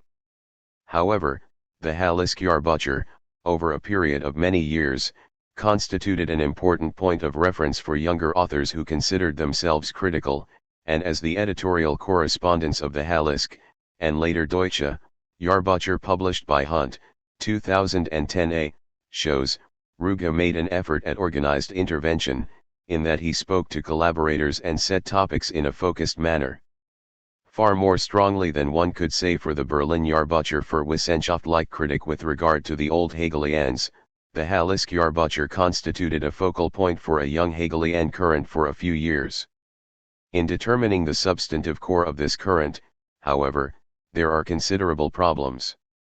In a comprehensive study, Wolfgang Esbach attempted to outline the sociology of a group of intellectuals, the subtitle of his book The Young Hegelians, published in 1988. He arrived at the result that the young Hegelians represented multiple types of groups, a philosophical school, a political party, a journalistic bohème, and an atheist sect. Esbach's work, which was richer in material than any previous study of the young Hegelians, yielded a plethora of important insights, but it also made clear that general statements about the young Hegelians are hardly possible, whereby Esbach had even limited the object of his investigation to the Prussian young Hegelians, so that, inter alia, the at times very important southern German representatives, such as Strauss, remained excluded. Above all, however, the four types of groups do not play a role at the same time, and it's not always the same people who stand at their respective centers. The group types named by Esbach are found at different times in different groupings.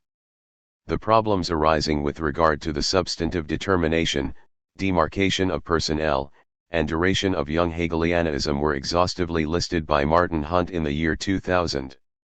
However, he did not wish to depart from the understanding of the young Hegelians as an ultimately united movement in the end. Hunt 2013. Hunt understood the young Hegelian movement as the end of the classical German philosophy that had begun with Kant, which still saw philosophy, theology, science, and art as constituting a unity. According to Hunt, young Hegelianism was the final historical manifestation of this unity, Ibid. 18. Although this may be correct, it only establishes the commonality between young Hegelianism and classical German philosophy, but not its own specific achievement. 15 years later, Hunt had to state in an encyclopedia entry on left Hegelianism, used synonymously with young Hegelianism, that it could not be clearly demarcated either in terms of content or personnel. Hunt 2015, 1169. In 2013, Lars Lambrecht answered the question who are the young Hegelians, by saying they were a product of 20th century research, Lambrecht 2013, 175. He ultimately left open the question who were the young Hegelians. The title of the essay, Were They More Than Just a Construct of Research into the History of Philosophy? In light of this discussion, it appears appropriate not to speak in a naive sense of young Hegelianism and young Hegelians, as if the meaning of these terms were self-evident, but rather to proceed more cautiously than has often been the case in the biographical literature on Marx. At least, we should make clear the sense in which we are using these terms. Even if the relations aren't as clear as with the old Hegelians, for whom it is not appropriate to speak of a school, it nonetheless also appears questionable to proceed from the assumption of the existence of a school without further ado.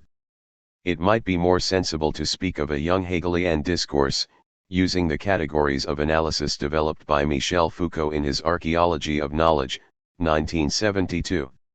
In a brief outline, Urs Lindner, 2013, 52 ff., has made such an attempt. From the end of the 1830s, a broad current, which, proceeding from Hegelian philosophy, arrived at a critical consideration of religion and politics. However, the dimensions of this critique are very different. For some important protagonists, the critique of religion and politics leads to a fundamental critique of their point of departure, that is, Hegel's philosophy. This was to be again, in different ways overcome. But it remains difficult to specify a common substantive core of young Hegelianism. These difficulties are frequently attributed to the fact that none of the young Hegelians produced a large, systematic work. They expressed themselves primarily through reviews, polemics, and writings on current topics. The lack of great works was not just because most young Hegelians did not obtain professorships. 223 The deeper reason why there was no great young Hegelian work indeed appears to be the frequently emphasized dynamic of the young Hegelian movement. 224 It was a movement in constant transition. In the case of most of its representatives, in the course of the late 1830s and early 1840s, a radicalization of their critique of religion and/or politics occurred. For more than a few, the critique of religion resulted in atheistic positions, with differing accents, and the initially rather cautious critique of Prussia ultimately led in the case of many to demands for democratic and republican conditions. In the case of some, it led to communist views. The point of departure of the young Hegelians in Hegel and their early critiques of religion and politics demonstrate a number of commonalities. But the transitions ignited by these critiques no longer traverse common checkpoints, instead the transitions aimed in different theoretical and political directions. That's why it's so difficult to determine the content of young Hegelianism as such, because beyond the critiques, there is hardly any shared substantive core. This should in no way diminish the intellectual achievements of individual young Hegelian authors.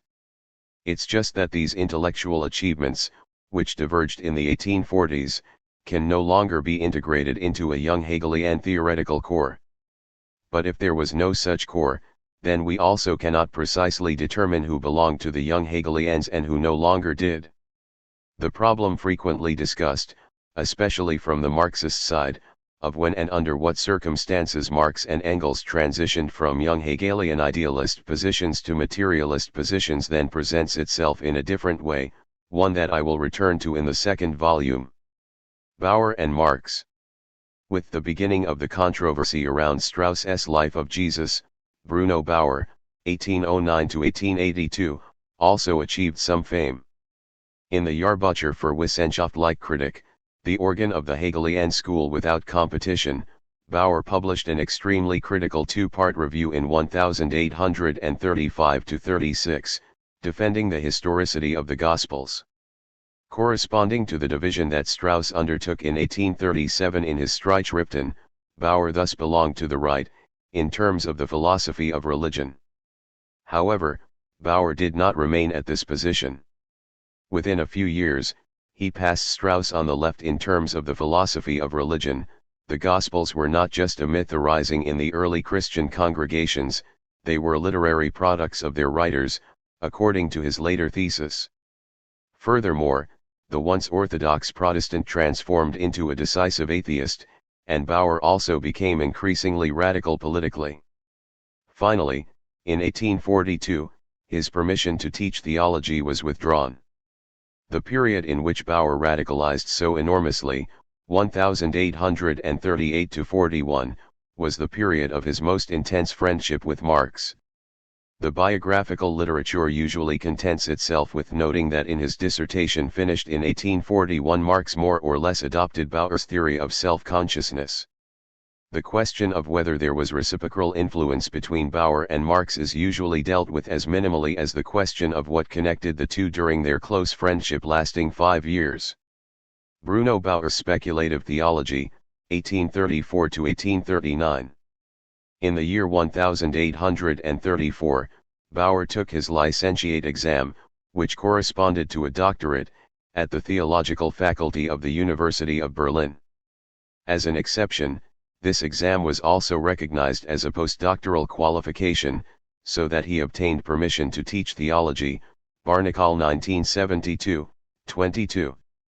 Until 1839, as a lecturer he offered numerous courses, primarily on topics having to do with the Old Testament. Bauer's theological conceptions were initially in line with those of his theological teacher, Conrad Philipp Marhinek, who used Hegel's philosophy as philosophical justification for the content of biblical tradition. But whereas Hegel only justified the Christian religion broadly, that is, sublated the abstractly conceived content of the religion in philosophy but criticized the beliefs of the religion as an inadequate conception of this content, Bauer endeavored to justify it in detail, in particular the supernatural parts of tradition. Thus, in a review written in 1834 in somewhat difficult to understand Hegelian jargon, he formulated, Science-Wissenschaft, Hegel's philosophy has achieved that the miracles of Christ are known as the equally necessary self-exposition Selbstdarstellung of the personality of Christ as are the teachings Christian dogma, Bauer 1834, 200.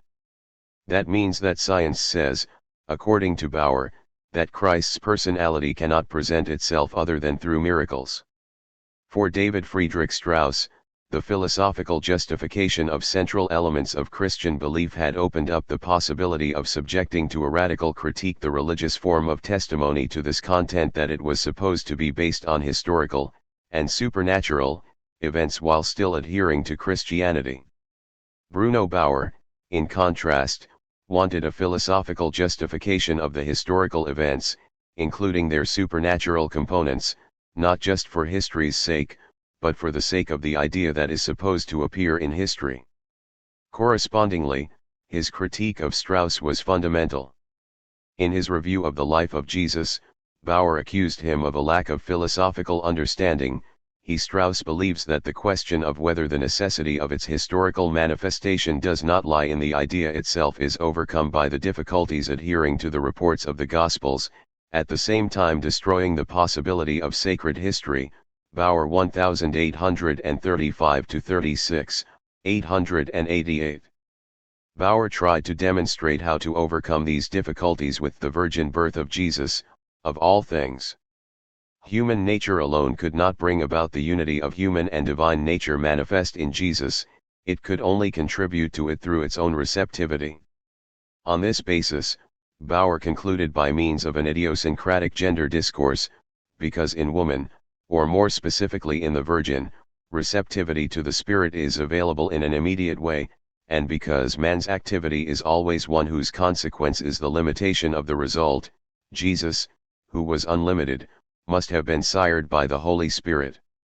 Physiological objections are not the point, the physiological perspective is sublated in the theological. Bauer 1835-36, 897.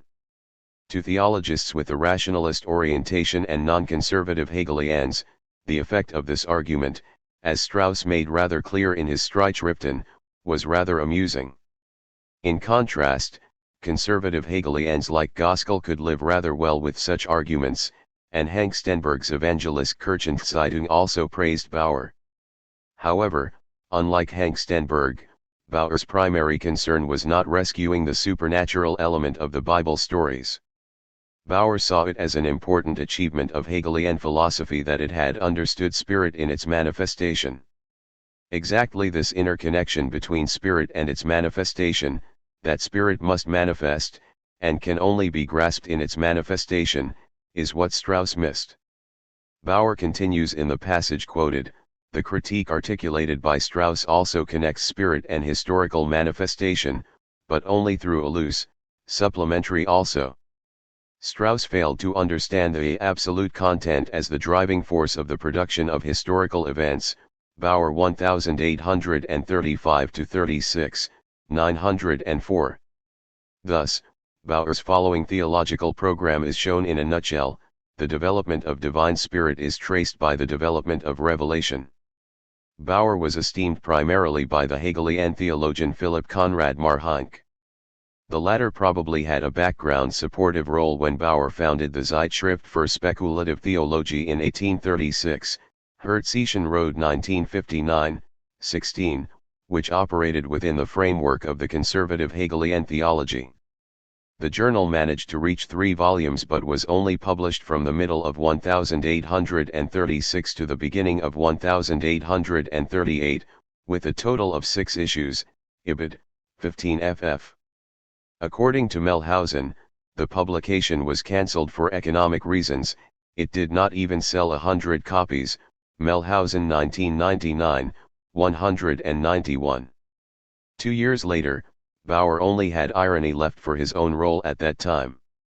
After Hegel's death, his disciples had gathered in the realm of ideas, and their dreams of the time of perfection seemed to have already come true, when the lightning of reflection Strauss's Life of Jesus entered the realm of bliss and troubled the dream. So little was one prepared for the blow that the Berlin scientific critique, the Jahrbucher für Wissenschaftliche Kritik, confronted Strauss's book with a reviewer Bauer who, still in a blissful dream, spoke of the unity of the dream and immediate reality, or rather of the world and empirical consciousness, and even wanted to continue his dream in a special journal, Bauer 1840a, 2. What is addressed by Bauer mockingly as the dream of unity of the idea and immediate reality, the unity of spirit with its historical manifestation, marked the difference both to Pietists and adherents of conservative orthodoxy who wished to justify biblical history because it was handed down through tradition and was considered the source of faith. This unity also marked the difference to Strauss, who, with reference to the speculative reconstruction of the idea, thought the historical process did not matter. For the early Bauer, however, the development of the idea had to show itself in history. What this approach means in the field of the philosophy of religion can be seen in Bauer's first large work, which he presented in 1838. As the first part of a critique of revelation, Bauer published his 2-volume The Religion of the Old Testament in the historical development of its principles. In a comprehensive introduction, Bauer outlines the idea of revelation. God reveals himself in concrete events, which are perceived with the senses and translated into religious representations by the human beings who receive his revelation. Revelation is therefore not a unified act but a historical process, with the biblical texts as an expression of different stages of this contradictory process. As Bauer explained, it is a contradiction against God's infinite essence if God sets a limited content as the manifestation of his infinite purpose at the individual stages of revelation, Bauer 1838a, BD.1, XXIV. The critique that Bauer strove for was supposed to explain these contradictions with the help of a speculative concept of religion based upon Hegel's philosophy of religion. That is, what appears as a contradiction in the historical development of revelation was supposed to be shown as a necessary step toward the complete understanding of religion. With this conception of revelation and history, Bauer believed himself to be in a superior position to both a merely faithful theology that wished to maintain the positive tradition along with its contradictions, as well as in a critique that merely cunningly seizes and destroys the positive, Bauer 1838a, 2, 9.225. Whereas in his critique of the history of revelation, Bauer sought to merely apply the principles of Hegel's philosophy of religion, in the same year he had begun to recognize, in his discussion of Strauss's Streitschriften and not least under its influence, that a further development of these principles was necessary. Bauer stated that the master had left his school of the philosophy of religion despite all its admirable riches in such a form that makes the further inner development through the principle necessary, Bauer 1838b, 836. At the same time, Bauer defended his own position with increasing determination. As editor of the Zeitschrift für Spekulative Theologie, he had acted quite moderately. He had hoped that the various currents of Protestant theology would see that each of their approaches was justified, but valid only in a limited sense, a limitation that had been overcome in Hegelian speculative theology. Now he began to have increasingly fierce debates with those who opposed his positions. This critique was initially expressed in reviews. At the beginning of 1839, it led to the publication of a book that was directed against Ernst Wilhelm Hengstenberg of all people, who at the time was the most influential Berlin theologian. The title itself was a provocation, Herr Dr. Hengstenberg, Critical Letters on the Antagonism of the Law and the Gospel, Kritisch Brief über den Gegensatz des Gesetzes und des Evangeliums. No less provocative was the form. The book consisted of letters that Bruno Bauer had written to his younger brother Edgar, who wanted to study theology. So, it wasn't a professional theological debate. The intent instead was to demonstrate to philosophical laymen how wrong Hank Stenberg's views were. The main point of contention was the relation between the Old and New Testaments. Whereas Bauer, from his developmental historical approach, made a fundamental distinction between both, Hank Stenberg saw the Old Testament as containing essential elements of Christianity, so that for him the Old and New Testaments constituted a unified revelation. Bauer accused Hank Stenberg of short-sighted theological apologetics, Bauer 1839, 2. He unsparingly showed how unfounded many of Hank Stenberg's Christian interpretations of the Old Testament were, and how this at the same time flattened out the specificity of the New Testament.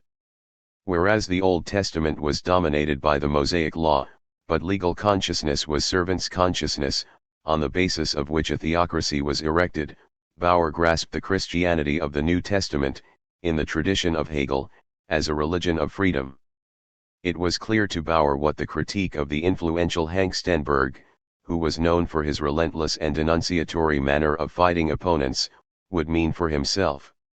Bauer wrote that he knew very well that whoever attacks Dr. Hank Stenberg, whoever even dares to deviate from the statutes of this scribe, isn't just putting the hand in the fire, but running into it alive. Ibid. 3. Bauer's text was a fierce attack on a reactionary theologian, an attack that robbed Bauer of his chances for a career in Berlin, but it was an attack that still came from the perspective of the same conservative, speculative theology with which he had criticized Strauss. He had not, therefore, as is sometimes claimed, for example, Pepperell 1978, 67, gone over to left positions in the philosophy of religion. It's therefore no wonder that in the autumn of 1839, Bauer was still placed by Arnold Ruge alongside Gaskell and Erdmann. See Ruge to Rosenkranz, October 2, 1839, Hunt 2010a, 410. Atheism and Critique of the Gospels, 1839–1841. Bauer had the goodwill of Minister of Culture Altenstein in Berlin, but he could no longer appoint Bauer to a professorship. That would have been too great an affront against Hank Stenberg. Altenstein, therefore, recommended to Bauer that he go to Bonn as a lecturer, where an associate professorship in theology had become available.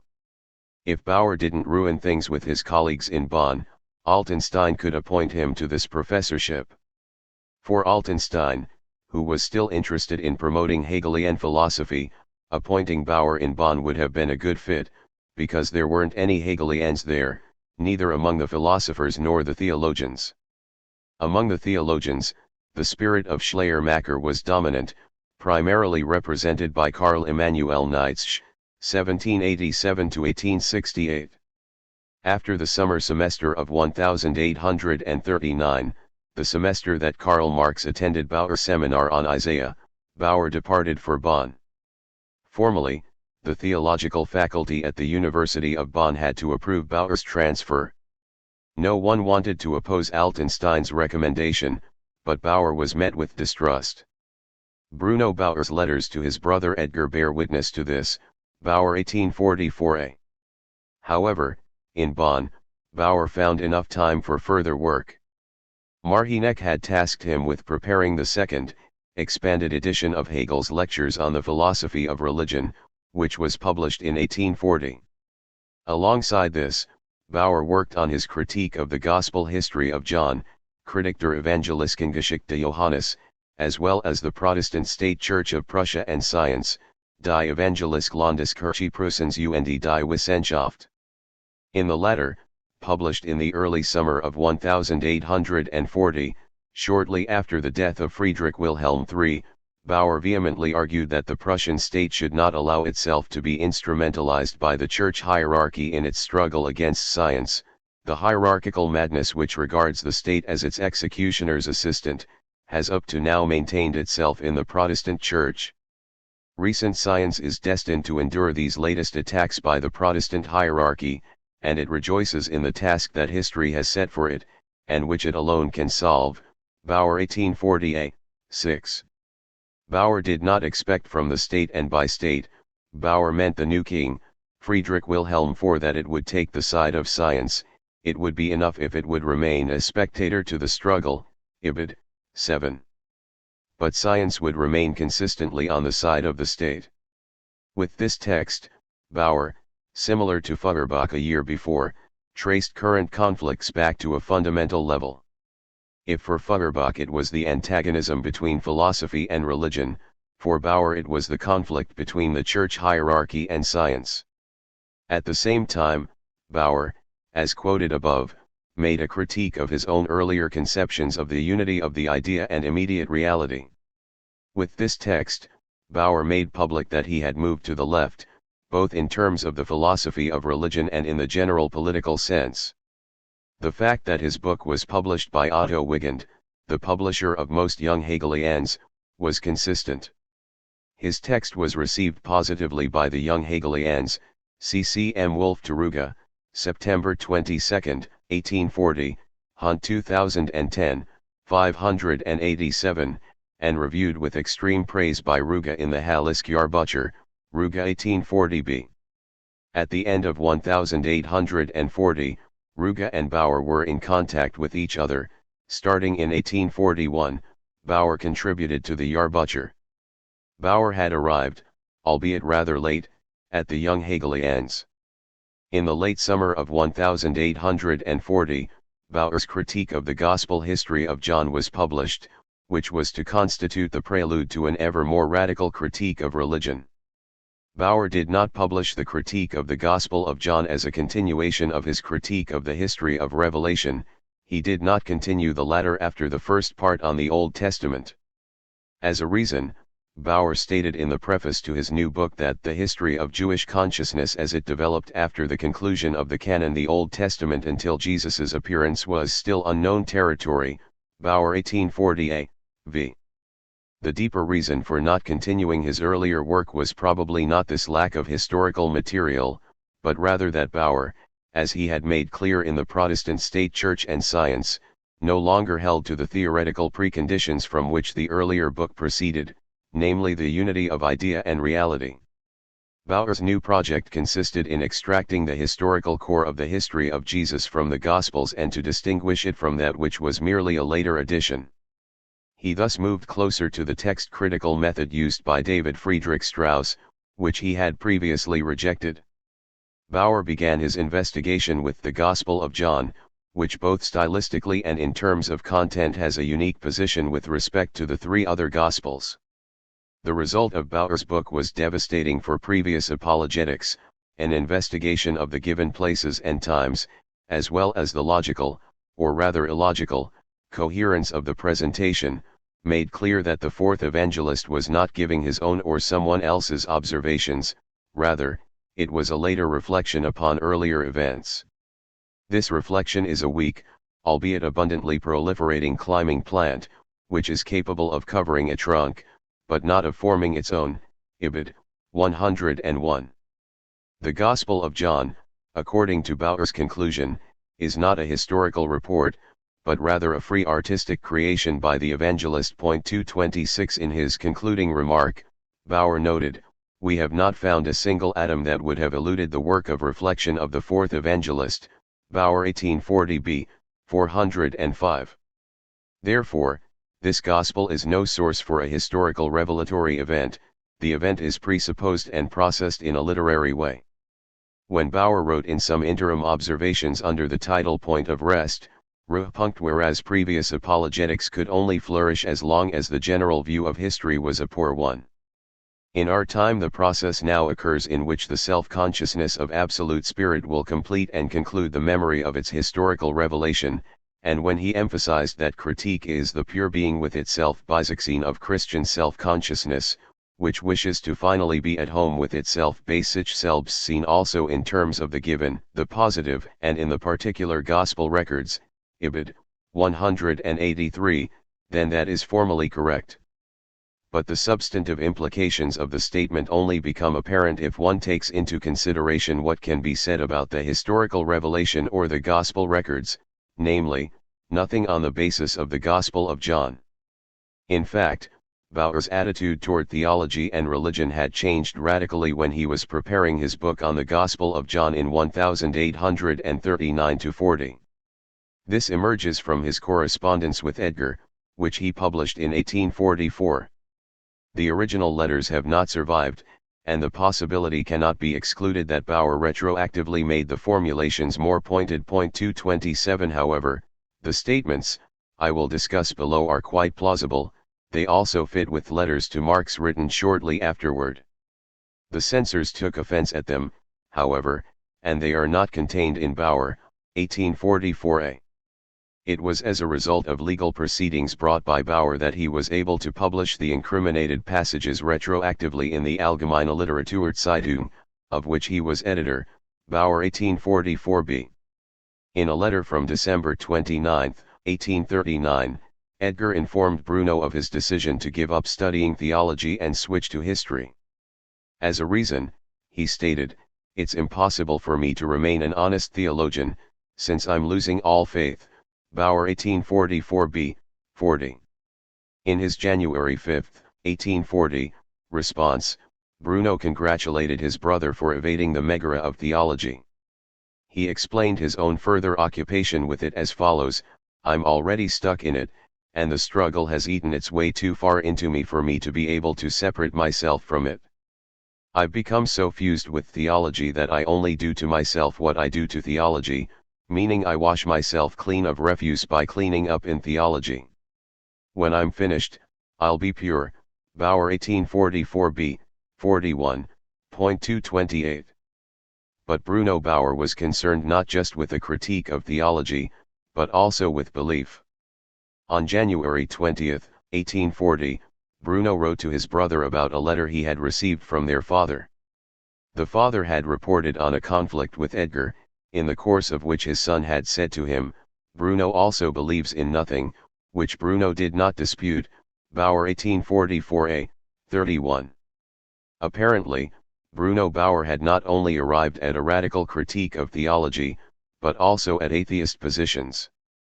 This does not appear to have been new information for Edgar in January of 1840, probably Bruno had already spoken to Edgar a few months earlier. However, one may assume that in the case of a person who had first been a believer, the process of detaching from faith takes somewhat longer. To that extent, the autumn of 1839 merely marked the endpoint of this development. Bauer's transition to atheism must have occurred before January 1840, in any case. This chronological order is relevant to the extent that it clarifies that Bauer's atheist turn occurred prior to, and independently of, his critique of the Gospels. In the literature, this is not always distinguished. Sometimes Bauer's atheism is understood to be a consequence of his examination of the Gospels, such as in Lehmkuhler 2010, 55. Conversely, the critique of the Gospels was not a consequence of Bauer's atheism. Completely independent of one's own belief, one can pursue the question of whether the texts of the Gospels allow for conclusions regarding the historical Jesus. After a year in Bonn without a permanent appointment, Bauer's financial situation, which even in Berlin had not been particularly good, had become precarious, so that he presented himself to the Ministry of Culture regarding the promised Bonn professorship.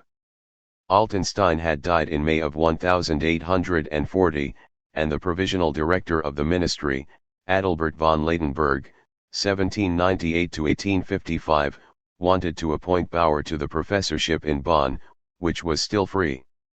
In a submission to the new minister, Eckhorn, the faculty spoke out against an appointment of Bauer. They preferred Gottfried Kinkel, 1815-1882, at this time also a lecturer in Bonn. 229 Minister of Culture Eckhorn, to whom Bauer personally presented himself in the autumn of 1840, recommended that Bauer remain in Berlin and write a neutral work on church history.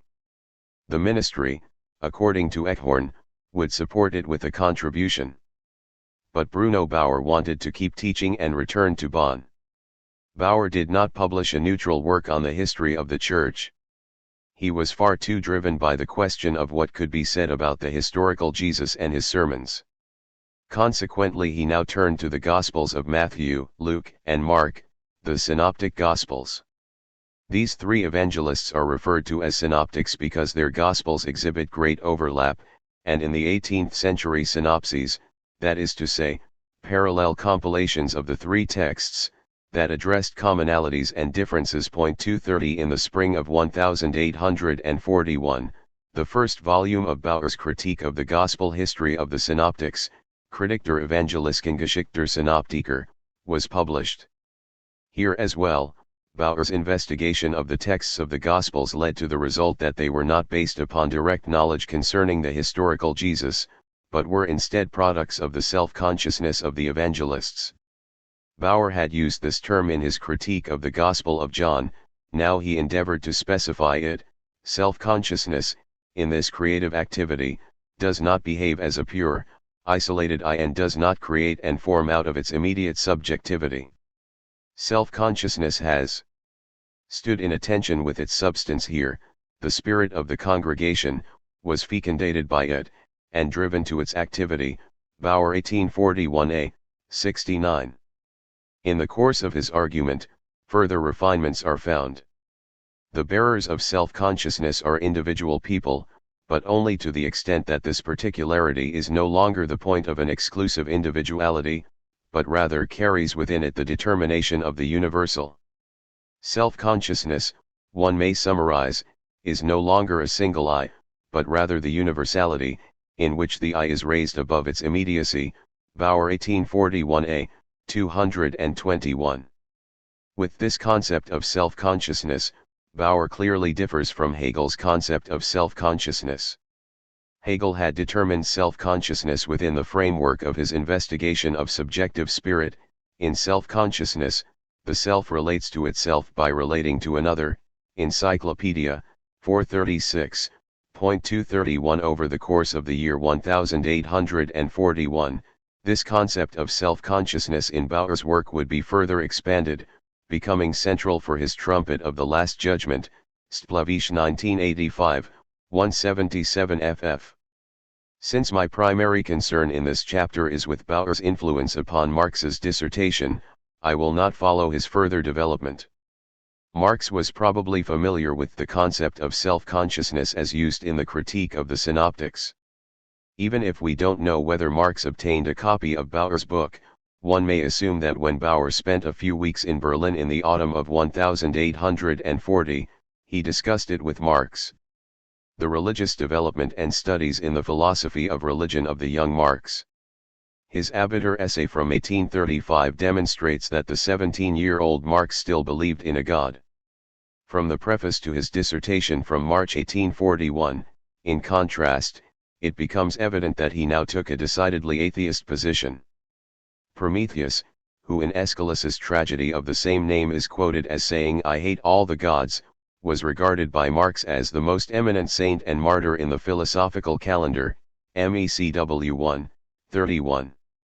We don't know exactly why Marx became an atheist.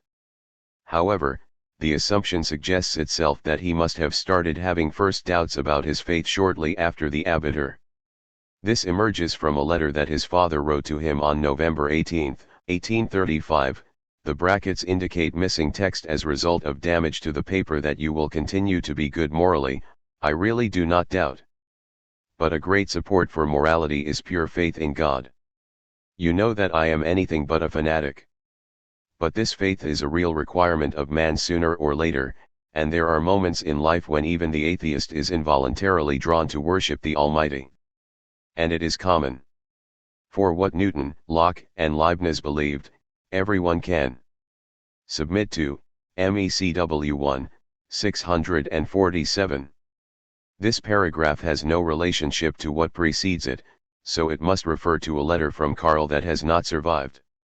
But as a reply, this paragraph only makes sense if Karl had expressed doubt about his belief in God in his previous letter. For the period that directly followed, there are no direct statements by Marx concerning his faith, but a rejection of the belief in God can be read from his attempts at poetry in 1836–37. Precisely in this, they differ from late Romanticism, which had made a turn toward Christianity. The motif of being caught by God's grace or of finding relief in faith in God does not appear in a single one of Marx's poems. On the contrary, in the first album of poems, which he sent to Jenny for the Christmas of 1836, Marx describes despair and hopelessness, for which even faith in God can no longer do anything. Thus, in the poem The Pale Maiden, the figure that gives the poem its title falls in love with a passing knight who doesn't even notice her. In her despair, no faith can help her. Before killing herself, she explains, "Thus heaven I forfeited. I know it full well. My soul, once true to God, is chosen for hell." MECW 1, 613. Things are similar in Der Wilden Brautgesang, the bride song of the Wild One, which deals with a maiden who does not wish to marry the man her family has selected for her. "And I am chained forever to the rough man. No God mildly saves me from slavery and exile." Megi/1, 507. When, inwardly broken, she finally agrees to the marriage, the closing verses comment, "And the mountains lean proudly, and the sky laughs golden, because it doesn't know human longing. It calmly rejoices in its splendor. Buds swell, blossoms are resplendent. For nothing great has happened. A soul enveloped by death, and a heart lapses mutely." Megi/1, 510. Consolation or redemption, according to the message, are not to be expected from God. In the second album, the tone is sharpened. In Song to the Stars, one finds the following verse: "Alas, your light is never more than ethereally rare. No divine being ever cast into you his fire." MECW 1, 608. God is not even metaphorically in the world. The invocation of one in despair deals with the defiant rebellion against a God who has snatched from me my all. MECW 1, 563. God appears here as an opponent with whom one must take up the struggle. In The Last Judgment, subtitled A Jest, religious notions of a life after death are only the target of mockery. Ah! That life of all the dead! Hallelujahs that I hear make my hair stand on my head, and my soul is sick with fear. MECW 1, 572. And why was he so afraid of this life of the dead? Because it's so boring. God eternal we must praise. Endless hallelujahs whine. Endless hymns of glory raise. No more delight or pain. MECW 1, 573. In the fragment of the novel Scorpion and Felix, there is also only scorn and mockery for religious subjects, such as the Trinity of the Christian God. MECW 1, 628. These poems, which were written before April 1837, make clear that Marx no longer believed in the deity who, as he wrote in his Abiter essay, never leaves mortal man wholly without a guide. He speaks softly but with certainty. MECW 1, 3. In his lost dialogue Clea Anths, which he mentioned in the letter to his father, Marx must have experimented with a pantheistic notion borrowed from the early Schelling. God is conceived not as a person, but as an impersonal world soul that would have to be developed in a philosophical dialectical manner. MECW 1, 18.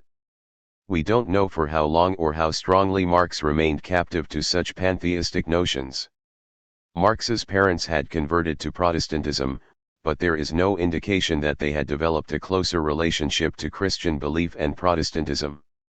As emerges from the letter from Marx's father quoted above, his religious beliefs were more deistic. He became a Protestant in order to keep his job as a lawyer.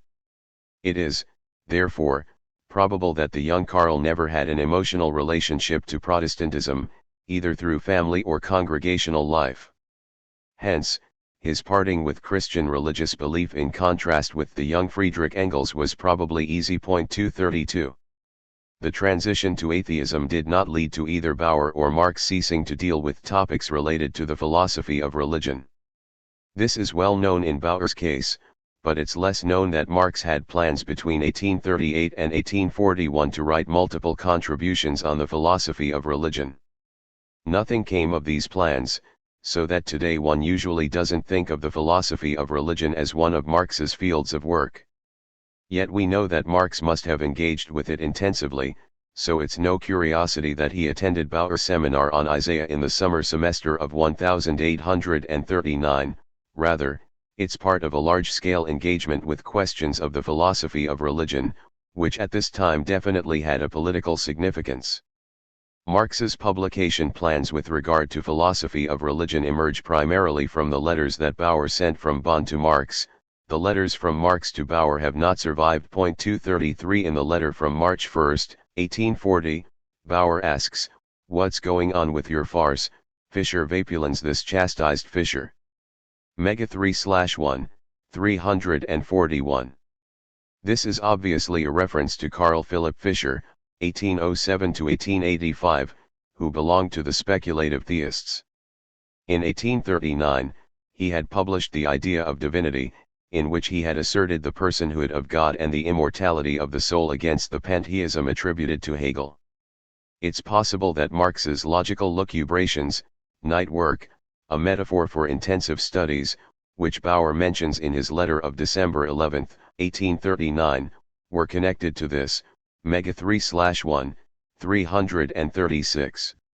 Since the speculative theists referred to Hegel's logic, but promoted an independent theology not sublated in philosophy, a critique of this current had to start with its understanding of logic. Bauer's letter from March 30, 1840, notes two of Marx's projects. For 1, Ansicht der Rel. Philosophy. Mega 3/1, 343, referring to a review of the second edition of Hegel's lectures on the philosophy of religion, considerably revised by Bauer. For another, Bauer, who saw Marx as a future lecturer in philosophy at Bonn, wrote, "If you didn't want to read about Hermesianism next winter, I would have undertaken it. But it goes without saying and doesn't need to be mentioned, you must read about it, you must, because you have long borne yourself with a word on this matter. It will cause a tremendous sensation." Mega 3/1, 344. George Hermes, 1775 to 1831, a Catholic theologian at the University of Bonn, had attempted to reconcile Catholic dogmatism with the Enlightenment. The Prussian government had supported Hermesianism, but Pope Gregor XVI had placed Hermes's writings on the index of banned books. As a consequence, the Archbishop of Cologne, Drost Zeovisching, before his conflict over mixed confessional marriages, forbade Catholic students of theology to attend lectures about Hermesianism. That Marx's engagement with Hermesianism would cause a tremendous sensation could only mean that Marx wanted to fundamentally criticize this doctrine, which was met with some sympathy in Protestant Prussia. Marx also planned to publish a book on Hermesianism and had asked Bauer to make contact with a publisher in Bonn. On July 25, 1840, Bauer wrote to him that he couldn't use the letter that Marx had provided to send to the publisher. Marx had apparently taken quite the wrong tone. "You can write to your laundress like that, but not to a publisher you're first hoping to win." Mega 3/1, 349. With the help of a lecturer who was a friend, Bauer found another publisher who was interested in the book. It's not known, however, whether a contract was made. Marx must have pursued this project at least until 1841. On February 23, 1841, Eduard Mayen said in a letter to Ruge that Marx wanted to write a brochure on Hermes and therefore was out of the question as a collaborator on the Hallesjahrbucher, Hunt 2010a, 693. At the beginning of 1841, Marx must have been thinking about a critique of Feuerbach. Bauer to Marx, April 12, 1841, Mega 2/1, 358. The only work of Feuerbach's that comes into question at all as an object of critique is his brochure published in 1839, on philosophy and Christianity in relation to the accusation made against Hegelian philosophy of being non-Christian. In letters to Arnold Ruge in 1842, Marx announced a work on religion and art multiple times, originally planned as a contribution to the continuation of Bauer's Trumpet, but which would then be published independently and apparently continued to expand. Marx to Ruge, March 5, 1842, MECW 1, 382. Thus, on March 20, 1842, Marx informed Ruge, "In the article itself I necessarily had to speak about the general essence of religion. In doing so I come into conflict with Feuerbach to a certain extent, a conflict concerning not the principle, but the conception of it. In any case religion does not gain from it." MECW 1, 386. So, from the beginning of 1840 until the spring of 1842, Marx had planned at least 5 publications concerning the philosophy of religion. In the case of all 5, nothing was published, and it's not known how far Marx had gone in working on them. Corresponding manuscripts have not survived. The only publication on questions related to the philosophy of religion was a brief text in the Deutsche Jahrbucher in November of 1842. In it, Marx defended Bruno Bauer's text on the Synoptics against attacks by the philologist Otto Friedrich Grupp, 1804–1876, an early collaborator of the Halleske Jahrbucher, who had switched over to reactionary positions. An article by Marx on the Cologne church conflict that was supposed to appear in the Rheineszeitung but was cancelled by the censors, probably at least touched upon questions of the philosophy of religion. According to Marx, in a letter from July 9, 1842, to Arnold Ruge, he had shown in this article how the defenders of the state adopted a clerical standpoint, and the defenders of the church a state standpoint, MECW 1, 389. Even if Marx's studies in the philosophy of religion were not reflected in independent publications, they did not remain without effect. In all of Marx's work, in particular in Capital, there are numerous quotations and allusions to the Bible as well as references to theological topics. 234 Marx's familiarity with these topics was not simply the result of a good general education, which was far more shaped by religion than it would be today. It is probable that this comprehensive knowledge is due to the studies in the philosophy of religion that Marx conducted between 1838 and 1842. Marx's friendship with Bauer. From 1837 to 1842, Bruno Bauer was Karl Marx's closest friend, and conversely, Karl Marx, alongside Bauer's brother Edgar, was probably the most important person for Bruno Bauer. The emotional side of the relationship is hinted at in Bauer's letters. In a letter to Marx of April 1841, Bauer wrote that he had never laughed as much in Bonn, like in Berlin when I merely crossed the street with you, Mega 3/1, 356. Bauer had begun the previous letter from March 31, 1841, with the sentence, "If things went according to my wishes, I would have long since written to your bride, Ibid, 354. Apparently, Marx had demanded that Bauer write to Jenny and then admonished him when this still hadn't happened. Marx evidently wanted to bring the two people who were most important to him into direct contact with each other. Others had also noticed the close friendship between Marx and Bauer. Eduard Meyer characterized Marx as Bruno Bauer's intimate friend. Letter to Ruge, January 14, 1841, Hunt 2010, 654. Bauer and Marx also had plans for collaborative publications in 1841, they even wanted to publish a periodical together. On that, more below. Furthermore, there was a plan that after receiving his doctorate Marx should come to Bonn to do his postdoctoral qualification, so that Bauer and Marx could teach together in Bonn and stand up to theological and political reaction.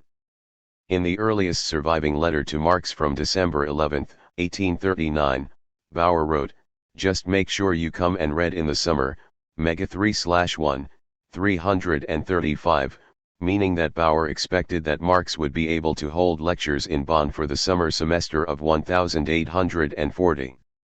At the time, Marx was far from finished with his dissertation. In a letter from March 1, 1840, Bauer states, "Finally, put an end to your procrastination and your dilatory treatment of nonsense and a mere farce such as the exam. If only you were first here, and we could talk about more than paper can bear." Ibid. 341. And so it continued in the letters that followed. The background of this continued urging we find not least in Bauer's constantly stated view that with the collision of the church and science, a political and social crisis of historical dimensions would arise. On March 1, he wrote, "The time is becoming increasingly terrible and more beautiful. Everywhere, the emergence of the most decisive antagonisms and the feudal Chinese police system that wishes to cover them up and only contributes to strengthening them. Finally, philosophy, which in this Chinese oppression 235 will emancipate itself and lead the struggle, whereas the state, in its blindness, will hand over the reins." Ibid. 341. On April 5, 1840, Bauer informed Marx, "The catastrophe will be terrible, profound, and I'd almost like to say, it will be greater and more tremendous than the one with which Christianity entered into the world. What's coming is too certain to be unsure for even a moment. The enemy powers have now moved so close that one blow will decide." Ibid. 346. It would be interesting to know how Marx reacted to these expectations on the part of Bauer. Apparently, he did not contradict him, since in Bauer's letters there is no attempt to convince a doubtful Marx. 236 Bauer wanted Marx, as the companion he obviously trusted the most, at his side for the coming struggles.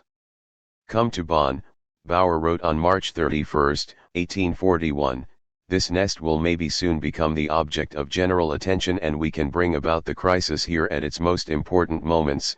Ibid. 354. What did Marx and Bauer find so attractive in each other that they developed such an intense relationship? Both had sharp minds and were able to deal with an enormous amount of reading in a short period of time. Both were immensely interested in the political and intellectual developments of their time. But that wasn't all.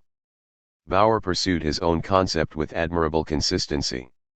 He was not only intellectually consistent, not recoiling from any conclusion, he was also politically consistent, without much regard for his situation, as his critique of Hengstenberg showed. The young Marx, whose strict principles his father had quickly perceived, Ibid. 300, was probably deeply impressed in both regards. At least a few aspects of his notion of critique were probably formed by the relationship with Bruno Bauer, notions to which Marx still adhered after things had come to a break between the two at the end of 1842. Not only did he write in the Deutsche Französische Jahrbucher that what was now important was ruthless criticism of all that exists, ruthless both in the sense of not being afraid of the results it arrives at and in the sense of being just as little afraid of conflict with the powers that be, MECW 3, 142. More than 40 years later, Marx, occasioned by a proposal brought to him and Engels to found a scientific socialist journal with people whose abilities he didn't trust, formulated, "In such company ruthlessness the prime requirement in all criticism becomes impossible." Marx to Friedrich Engels, July 18, 1877, MECW 45, 242. But the young Marx also had something to offer. His early atheism might be an explanation for why he was recognized so quickly in the Doctors' Club, whose members, as far as we know, were all considerably older than Marx and initially possessed much more philosophical knowledge. He surely also made an impression with his quick comprehension and reading workload. But that he was also quickly accepted as someone from whom the older ones could learn, which emerges from Koppen's letter to Marx from June 3, 1841, quoted at the beginning of this chapter, could have also been due to the unself-consciousness with which Marx advocated atheist positions. The other members of the club came from Protestant families, and not only Bauer but also Koppen and Ruttenberg had initially started out studying theology. They were all far more strongly rooted in the Christian Protestant world of belief than Marx ever was. In the case of a strong religious bond, parting from faith is not only an intellectual problem but also an emotional one. The young Marx did not have such an emotional attachment to faith, and his poems suggest that in the club discussions he treated not just theology but also religion rather disrespectfully. When Marx joined the Doctors' Club in the summer of 1837, it had been exactly a year and a half since Bruno Bauer had defended the virgin birth of Jesus, and he was still the editor of a conservative theological publication. It's improbable that Bauer was then an atheist. But then it couldn't have been Bauer who brought Marx to atheism, as for example McClellan suggests, 1973, 41, rather, it could have been the other way around, that Marx was the one who led his friend Bauer to atheism in the years 1838 and 1839, or at least encouraged him on his path to atheism. This would also fit the finding cited above that Bauer had already become an atheist before his critique of the Gospels. In 1840-41, Bauer and Marx planned to publish a journal together. The earliest reference to this journal is found in Bauer's letter to Marx from March 28, 1841. However, Bauer and Marx must have come to an agreement on this early on, perhaps during Bauer's visit to Berlin in the autumn of 1840. In any case, in his letter, Bauer assumed the familiarity of the plan for a journal.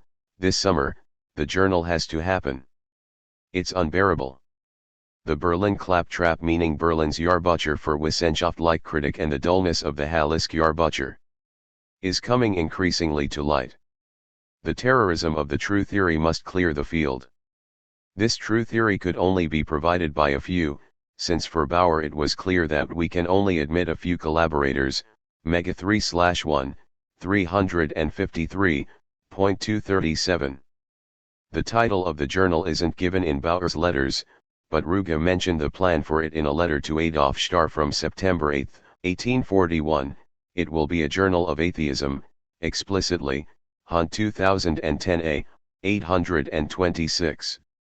This was not a mere characterization by Ruge, but the actual plan title, as confirmed by a report of the Mannheimer Abendzeitung from February 28, 1843, Dr. Marx is a friend of Bruno Bauer, with whom he had earlier wished to publish a philosophical theological journal in Bonn which was supposed to be based on the standpoints of Bauer's critique of the Gospels and bear the title Archiv des Atheismus, Mega 3/1, 751. Although the journal was never founded, what was expected of it was described by George Jung, 1814-1886, one of the co-founders of the Reinigungszeitung, in October 1841 in a letter to Arnold Ruge.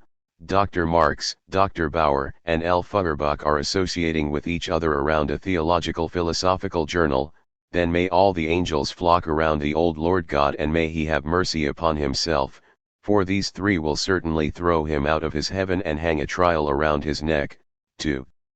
Boot, Marx at least calls the Christian religion one of the most immoral. By the way, he is, despite being a rather desperate revolutionary, one of the sharpest minds I know, Hahn 2010a, 852. Marx's dissertation projects.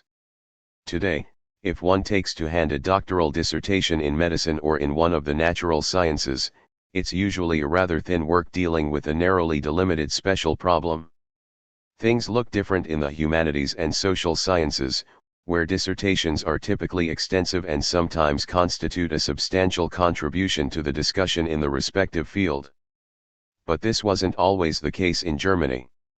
Only in the late 1950s, when degrees below the level of doctorate were introduced in Germany that also required a written assignment, did the scope and quality of doctoral dissertations increase considerably. Up until then, one could still obtain a doctorate in the humanities and social sciences with a non-extensive work that was dedicated to a secondary, special problem. In the case of many scholars of the 19th century, the dissertation is their least interesting work. To that extent, Bruno Bauer's urging mentioned in the last section that Marx should end the farce quickly is understandable. At the time, one wrote a doctoral dissertation in a few months. The truly independent scholarly work began not with a dissertation, but afterward. If we take these circumstances into consideration, then it's not self-evident that after scarcely 3.5 years of studying, Marx would require such a long time to prepare his dissertation on the difference between the Democritean and Epicurean philosophy of nature. The first excerpts on this topic come from the beginning of 1839, but Marx submitted his dissertation over 2 years later, in April 1841. One of the reasons for the long time it took was that Marx did not exclusively occupy himself with his dissertation. As we have just seen, he also occupied himself intensively with topics having to do with the philosophy of religion, whereby he planned not only to publish individual articles, but also an entire book, on Hermesianism. Another reason was that Marx approached his dissertation considerably more thoroughly than was usual back then. Even if Marx did not take a stand with regard to all points that interested him, the dissertation from 1841 provides important insight into the philosophical positions he had reached in the 4 years since his turn to Hegel's philosophy in 1837.238. Marx's studies in the history of philosophy and his first dissertation project, 1839 to 1840. As we know from a letter from Marx's mother, Mega 3/1, 334, in October of 1838 she sent him money for the doctoral fees. He probably used this money to pay his living costs, but he must have had concrete plans for his dissertation at this time. At the beginning of 1839, the first excerpts were made, which Marx titled Notebooks on Epicurean Philosophy. By the spring of 1840, he had produced a total of 7 such notebooks. Apparently he had decided upon Epicurus as a topic for his dissertation at the end of 1838. When exactly, and above all, why Marx chose Epicurean philosophy as a topic we don't know, no statement by him on this has survived. However, we will soon see that the selection of this topic is not surprising. Marx's view of the history of philosophy was strongly influenced by Hegel's lectures on the history of philosophy, published between 1833 and 1836. In the foreword to his dissertation, Marx wrote that the history of philosophy can in general be dated from Hegel's admirably great and bold plan, MECW 1:30. Hegel did not understand the history of philosophy simply as a sequence of more or less arbitrary doctrines, rather, he attempted to uncover an inner coherence and explained that the historical succession of the systems of philosophy is the same as the succession in the logical derivation of the idea's conceptual determinations. My contention is that, by stripping away from the basic concepts of the systems appearing in the history of philosophy whatever pertains to their external configuration, to their application to particular concerns, and the like, we are left with the different stages of determination of the idea itself in its logical concepts. Hegel 2009, 176.239. What initially sounds like a strong parallel between the development of the history of philosophy and conceptual logical development is thus immediately constrained. One must know how to discern these pure concepts within what the historical shape contains. The temporal sequence in history also differs in one respect from the sequence in the order of the concepts, although showing in detail what this involves would lead us too far afield from our purpose. Ibid.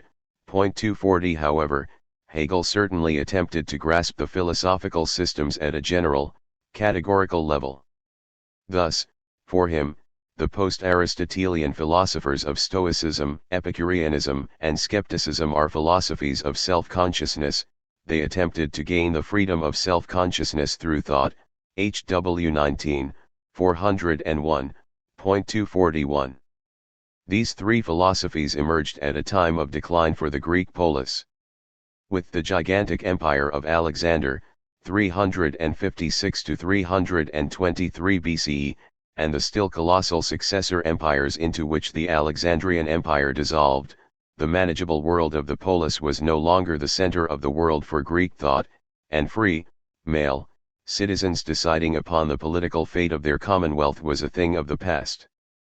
Philosophical interest was now directed more than before toward practical life management on the part of the individual, and Stoicism, Epicureanism, and skepticism provided support in different ways. Here, too, what Hegel stated in the preface to the Philosophy of Right was demonstrated: philosophy is its own time comprehended in thoughts, Hegel 1991, 21. Hegel's characterization of these schools as philosophies of self-consciousness, which already amounts to a valorization with regard to the history of philosophy in Hegel's time, a history that only saw epigonism and eclecticism in these three systems, must have attracted the attention of the young Hegelians, since the concept of self-consciousness played a central role in the debates over Hegel's philosophy of religion. For Bruno Bauer, with whom Marx was in close contact, the term acquired central importance in 1840–41. Friedrich Koppen as well, in his book on Frederick the Great, which was dedicated to Marx, pointed to Stoicism, Epicureanism, and skepticism as sources of Friedrich's philosophical conception, whereby Koppen saw a parallel between the Enlightenment of the 18th century and the Epicureans as the enlighteners of antiquity. Koppen 1840, 157. In the preface to his dissertation, Marx mentions the treatment of these philosophers in the essay of My Friend Koppen, MECW 1, 30. What spoke in particular for an engagement with Epicurus was his pronounced critical attitude toward religion. Epicurus did not dispute the existence of the gods, however, he assumed that they lived in their own world and were completely uninterested in the world of humans. Human worship of the gods, cults of sacrifice, etc., was thus regarded as unpleasant superstition. This attitude, along with the emphasis upon a sensual, but not, as is often assumed, excessively so, life, made Epicurus hated among the religious and conservatives of antiquity. 242. It's doubtful whether Marx from the outset had in mind as the topic for his dissertation a comparison of the philosophies of nature of Epicurus, ca. 341, ca. 271 BCE, and Democritus, 460–370 BCE. In the notebooks on Epicurean philosophy, the fifth notebook deals somewhat extensively with Democritus, and in the seventh notebook, Marx writes, Epicurus's philosophy of nature is basically Democritean, MECW 1, 504, there is no talk of a fundamental difference. The notebooks give the impression that Marx was primarily interested in a systematic reconstruction of Epicurus's philosophy. A hint he made in a letter to Ferdinand Lassalle from May 31, 1858, points in this direction. Lassalle had sent Marx his book on Heraclitus, ca. 520, ca. 460 BC, and asked for his opinion. In his reply, Marx says that he had once written a similar work on Epicurus, namely the portrayal of a complete system from fragments, MECW 40, 316. Of the numerous writings of Epicurus, in Marx's time the only ones known were 3 letters and a collection of quotations that Diogenes Laertius, ca. 3rd BCE, had passed down in his popular work on the lives and opinions of eminent philosophers. The situation doesn't look much better today as far as sources go. In the papyrus rolls from Herculaneum, a city buried by the outbreak of Vesuvius in 79 AD, 9 fragments from Epicurus's writings were found. Marx made use of the first of these fragments, and in 1888, a further collection of Epicurus's teaching was found in the Vatican Library in a medieval manuscript, which, however, did not provide any essential new insights. In Marx's time, there was no separate collection of ancient sources on Epicurus, he had to make one himself. 243 Other than the main ancient sources used by Hegel alongside Diogenes Laertius, mainly Sixtus Empiricus, 2nd c., and Plutarch, ca. 45–125, Marx relied upon the poem De Rerum Natura, On the Nature of Things, by Lucretius, ca. 95–55 BC, an enthusiastic follower of Epicurus whom Hegel had not used and that Marx initially underestimated. It goes without saying that but little use can be made of Lucretius. He noted in the first sentence of his Lucretius excerpt, MECW 1, 466. But Marx soon changed his estimation and emphasized how infinitely more philosophically Lucretius grasps Epicurus than does Plutarch, MECW 1, 469. 244. It was while reading Lucretius that Marx first realized the enormous significance of the declination of the movement of atoms, the deviation from a straight line. It was one of the most profound conclusions, and it is based on the very essence of the Epicurean philosophy, Ibid. 472. This point would also be extremely important for his dissertation. Excerpts of these main sources fill the first 5 notebooks on Epicurean philosophy.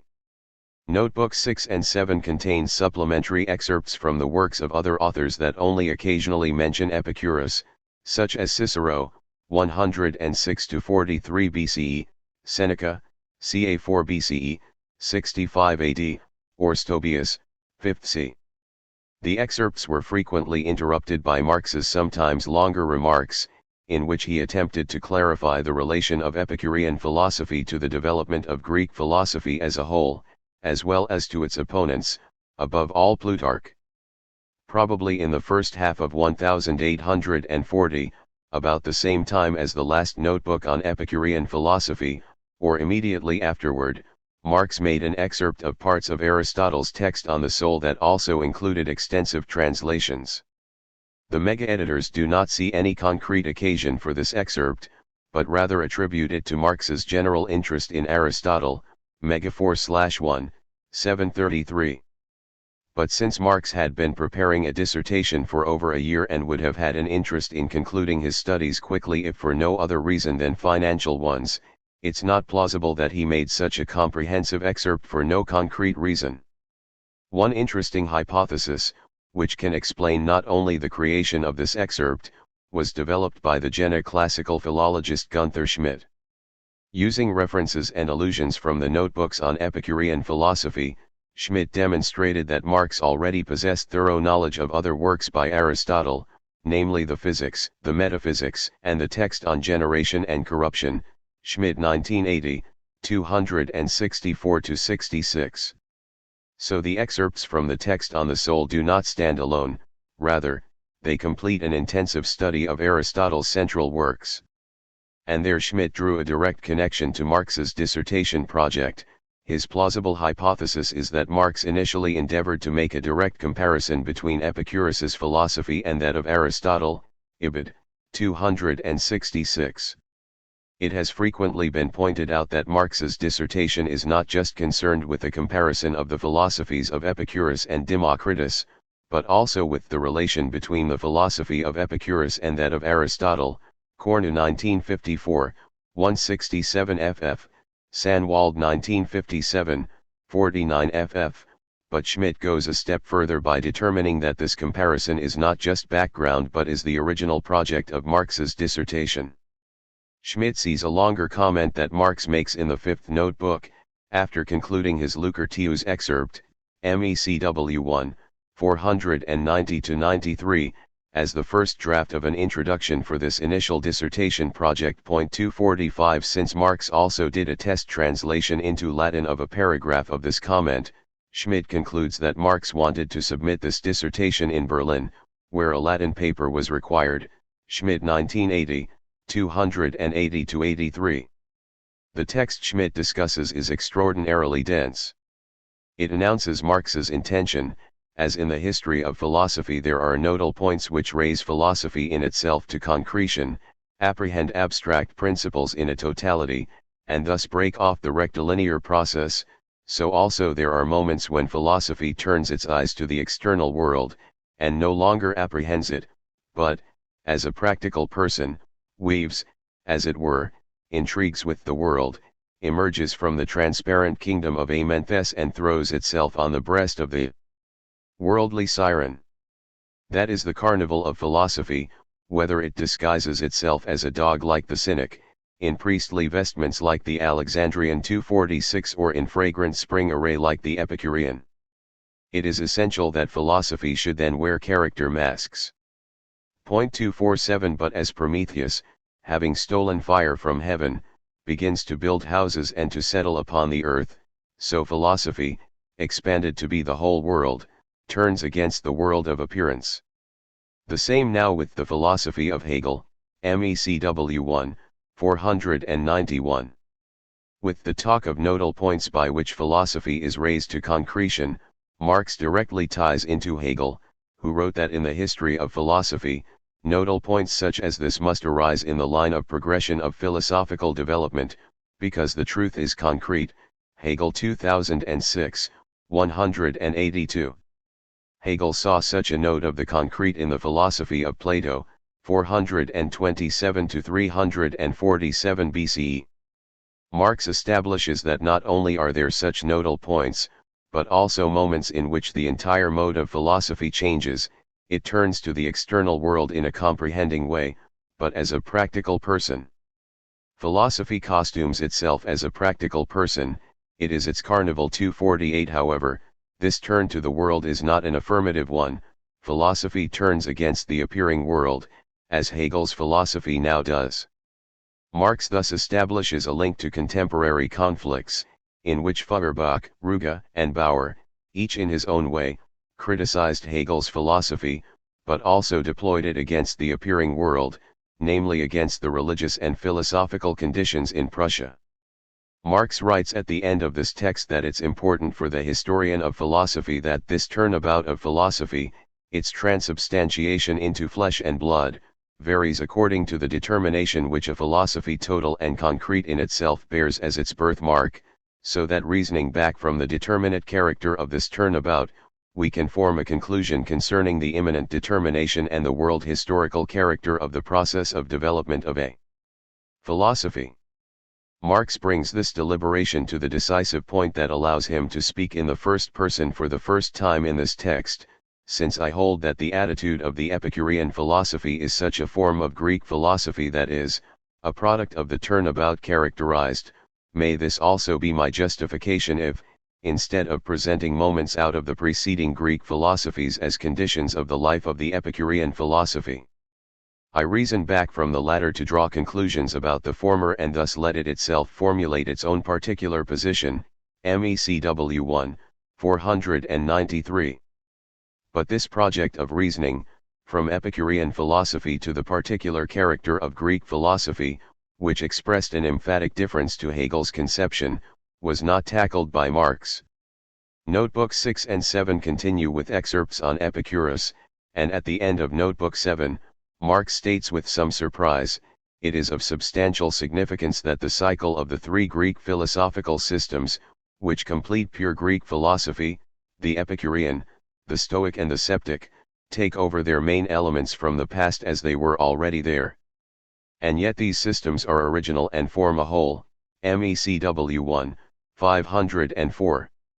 Marx must have engaged intensively with Stoicism and skepticism in the period that followed. This is not just suggested by the foreword to his dissertation. There, he refers to his dissertation as the preliminary to a larger work in which I shall present in detail the cycle of Epicurean, Stoic, and Sceptic philosophy in their relation to the whole of Greek speculation. These systems are the key to the true history of Greek philosophy, MECW 1, 19. In the 1845-46 manuscript St. Max as well, which belongs to the bundle of the German ideology, Marx and Engels dealt in detail within the context of their critique of Max Stirner with his treatment of these three systems, MECW 5, 138-43. It's improbable that Engels contributed the knowledge on Stoicism and skepticism. During his 1 year in Berlin, he occupied himself primarily with Schelling, Hegel, and the critique of the New Testament.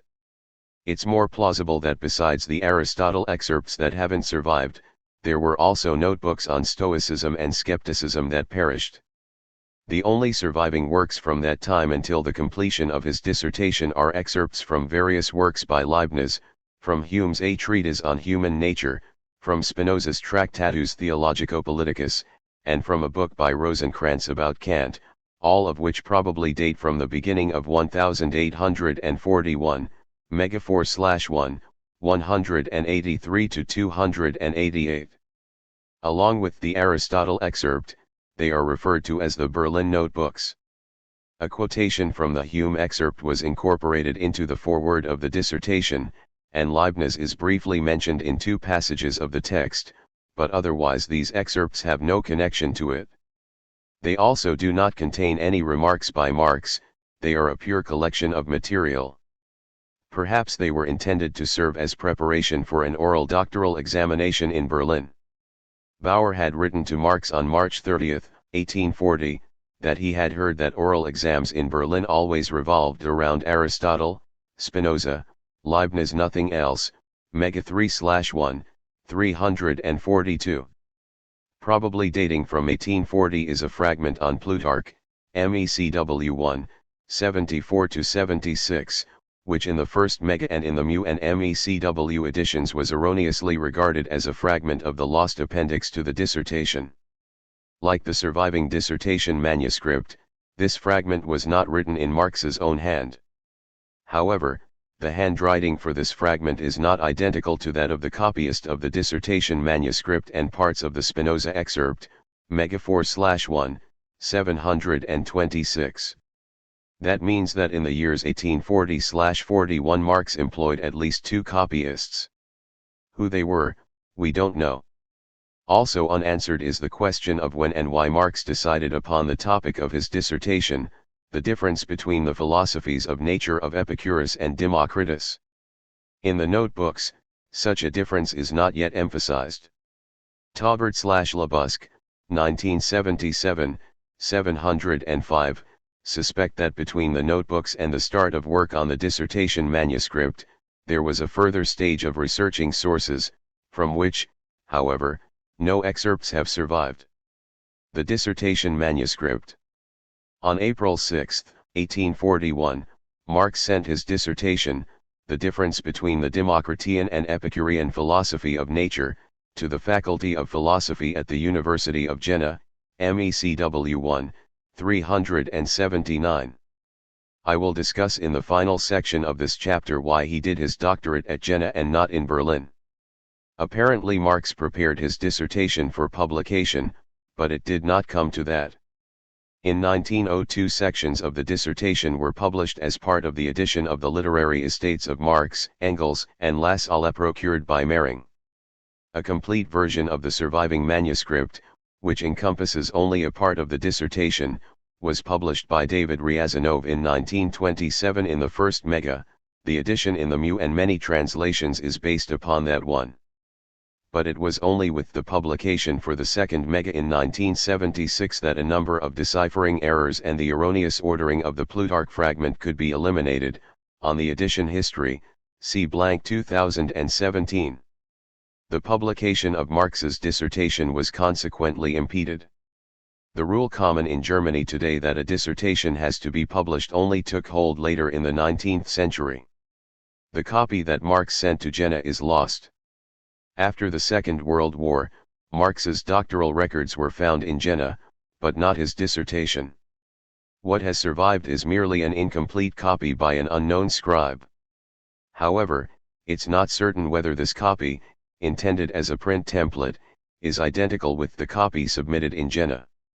It's probably not the case that Marx sent the title page to Jena, on which the title Doctor of Philosophy is written under the author's name, nor the foreword dated March 1841, which contains not only a clear confession of atheism, but mention of the completed doctorate, since Marx still wanted to receive a doctorate from the university. Whether there are changes to the text cannot be verified, but it would be quite plausible. With the submitted dissertation, Marx wished to obtain a doctorate at a university that he previously had had nothing to do with.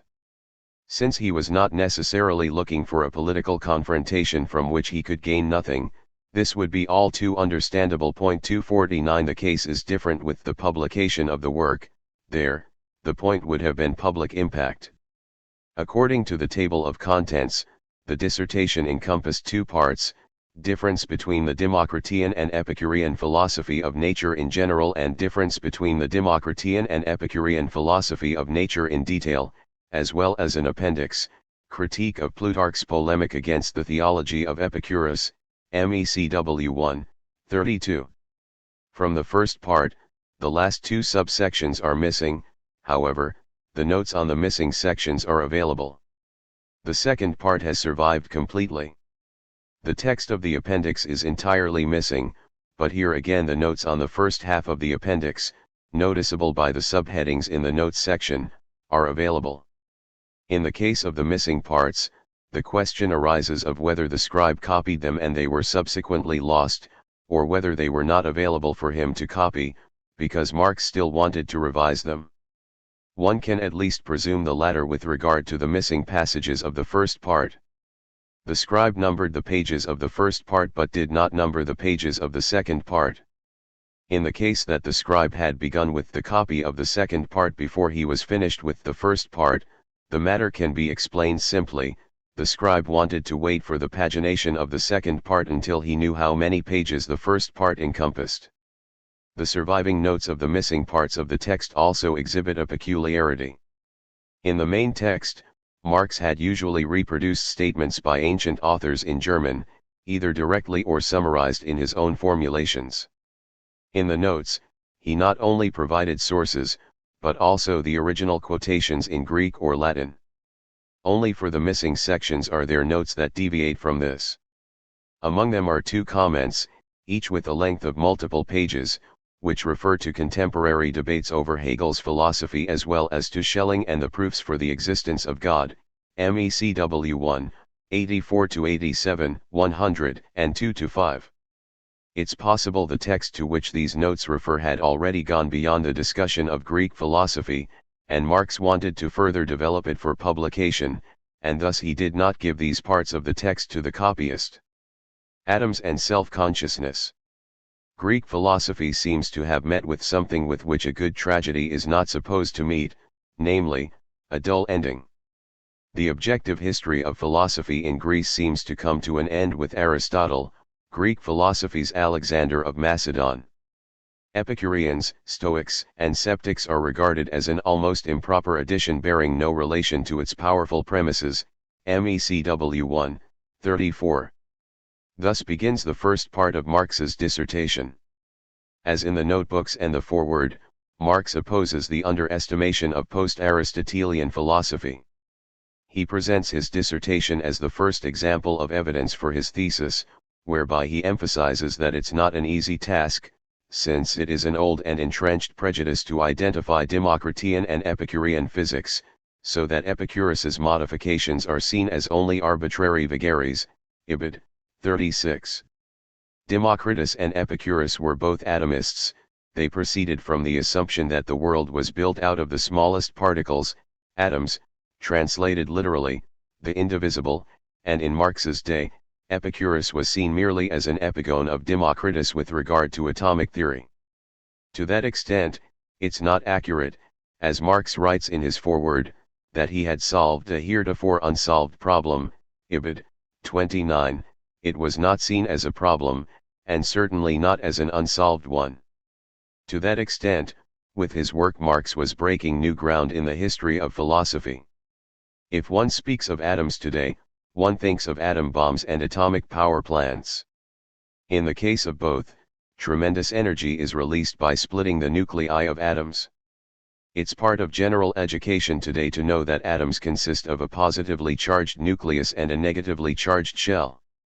And whoever is a little interested in physics also knows that the elementary particles of which atoms consist are not indivisible, they can transform into each other. The objects that we call atoms today are missing the property expressed in the name, that of indivisibility.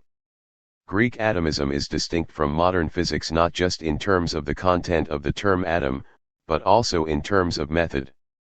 The ancient conception that the world consists of atoms moving through an otherwise empty space was not the result of experimental studies, it was one of 2 possible answers to the question of whether materials are infinitely divisible, or whether they are composed of the smallest indivisible bodies. Aristotle among others criticized atomic theory. In Marx's time, atomic physics in the modern sense did not yet exist. However, chemistry, since the beginning of the 19th century, had assumed that chemical elements consist of similar atoms.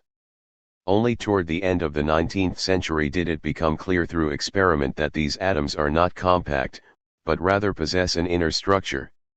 We must distinguish two different levels of argument in Marx's dissertation. On the one hand, Marx argues purely in terms of the history of philosophy. Relying upon numerous sources, he confronts the conceptions of Democritus and Epicurus.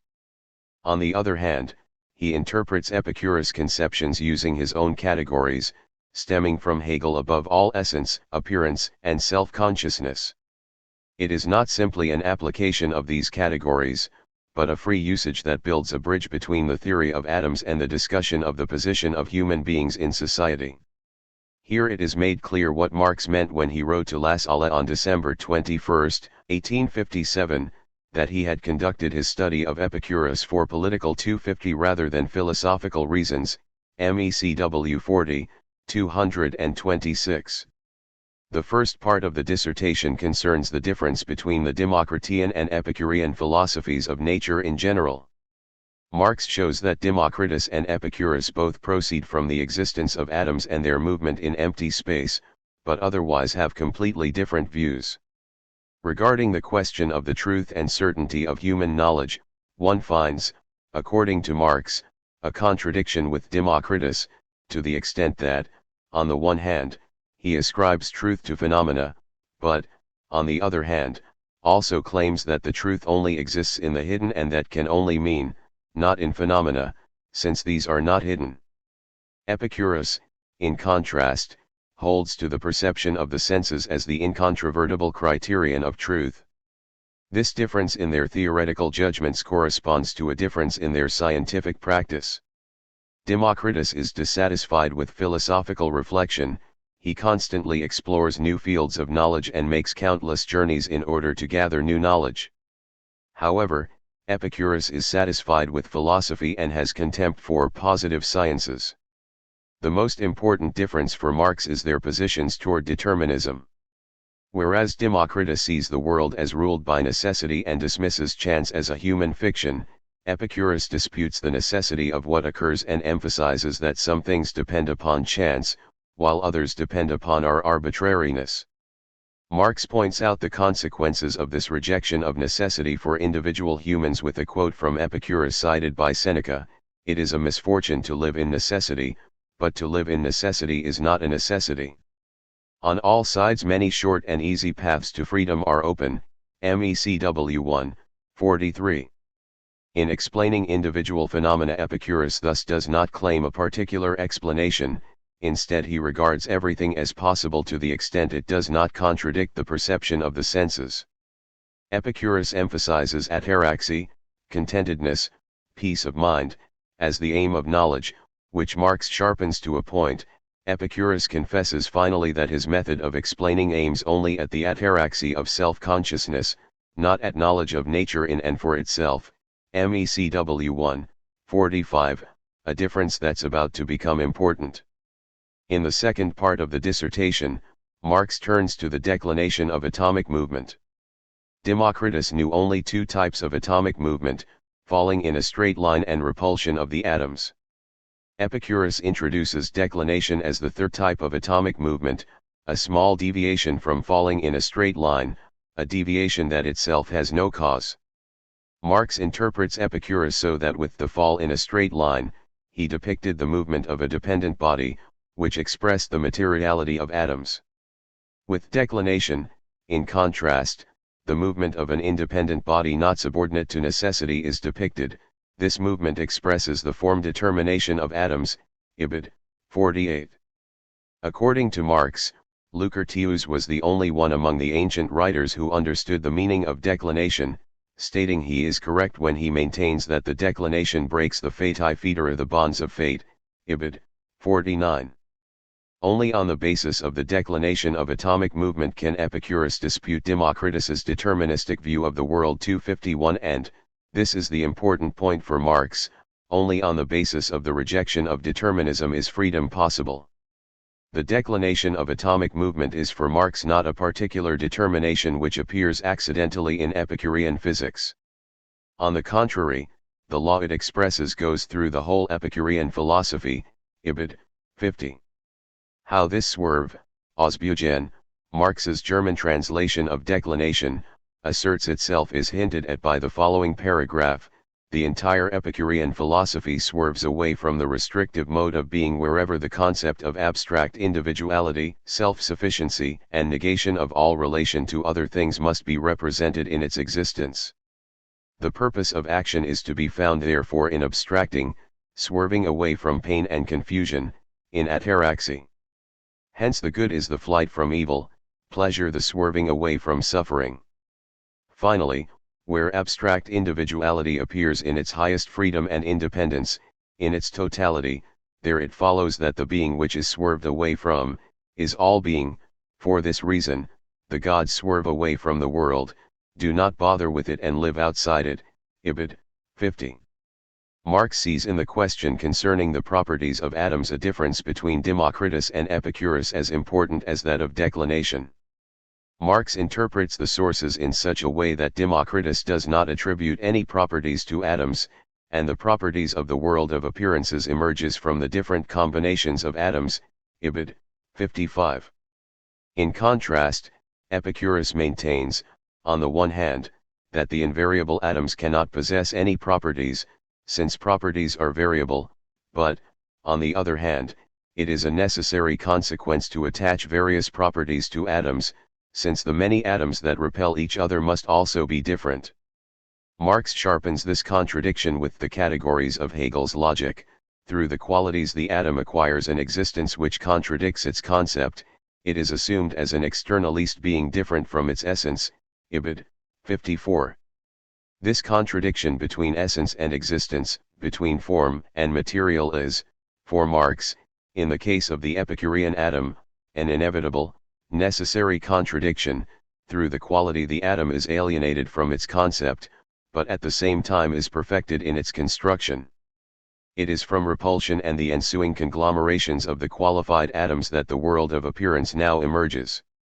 In this transition from the world of essence to the world of appearance, the contradiction in the concept of the atom clearly reaches its harshest realization. For the atom is conceptually the absolute, essential form of nature. This absolute form has now been degraded to absolute matter, to the formless substrate of the world of appearance. Ibid. 61. Marx thus expresses what he regards as a consequence of the Epicurean conception of the atom, but he does not formulate his own natural philosophy, and certainly not any dialectical atomism as Schaeffer, 2003, 129 ff., imputes to him. Hegel had in his Science of Logic not simply juxtaposed essence and appearance. The section appearance begins with the programmatic sentence essence must appear, Hegel 2010, 418. And actuality is the unity of essence and concrete existence, in its shapeless essence and unstable appearance. Have their truth, Hegel 2010, 465. However, Hegel discusses the relation of being, essence, appearance, and actuality on a fundamental categorical level. Marx's argument operates on a different level. He uses the conceptual network crafted by Hegel to examine the inner logic of Epicurus's deliberations on atoms. As can be gleaned from the correspondence, Marx engaged intensively with Hegel's logic in the years 1840–41. In the first, surviving, letter from Bauer to Marx, he writes of Marx's logical lucubrations, which must have been referring to weaknesses in Hegel's doctrine of essence. If you could work afresh on essence, wrote Bauer, December 11, 1839, Mega 3/1, 336. The fact that in later letters, both Bauer and Koppen assumed Marx wanted to write a treatise against Trendelenburg, March 31 and June 3, 1841, Ibid. 354, 361, also suggests an engagement with the logic. Friedrich Adolf Trendelenburg, 1802–1872, was from 1833 an associate professor and from 1837 an ordinary professor of philosophy at the University of Berlin. In 1840, he had published his Logical Investigations, in which among other things he had dealt critically with Hegel's logic and understanding of science. Behind Marx's application of Hegel's categories stood an intensive engagement with Hegel's logic. However, that which we find in the dissertation is not Marx's own theory on the relation of essence and appearance, but rather the reconstruction of the inner logic of a foreign theory by means of Hegel's categories. 252. Many years later, in his manuscripts on the critique of political economy, Marx again deployed the language of an essence standing opposite to appearance, which was frequently understood as a reference to a sort of hidden world, a reference that was regarded by critics as a relapse into pre-scientific metaphysics and by adherents as a higher form of knowledge. Against this, Marx's dissertation makes clear that his consideration of the relation between essence and appearance, even in this early period, was considerably more complex than such simplifying conceptions assume. Yet, in his dissertation, Marx doesn't just bring categories of Hegel's logic into play, but also that of self-consciousness.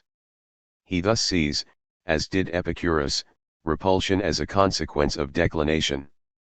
It is the only way that abstract individual atoms can relate to one another. Marx thus draws the conclusion, repulsion is the first form of self-consciousness. To the extent the atom refers to itself, in that it refers, through repulsion, to other atoms, repulsion has the general shape of self-consciousness. It corresponds therefore to that self-consciousness which conceives itself as immediate being, as abstractly individual, MECW 1, 52. The fact that Epicurus saw the covenant in politics and friendship in the social sphere as the highest good, Marx thus interprets as dealing with more concrete forms of the repulsion, MECW 1, 53. Later, Marx writes that the atom is the natural form of abstract, individual self-consciousness, Ibid. 65. He quite obviously uses the Epicurean atom here as a metaphor for social relations based upon the interrelation of isolated individuals.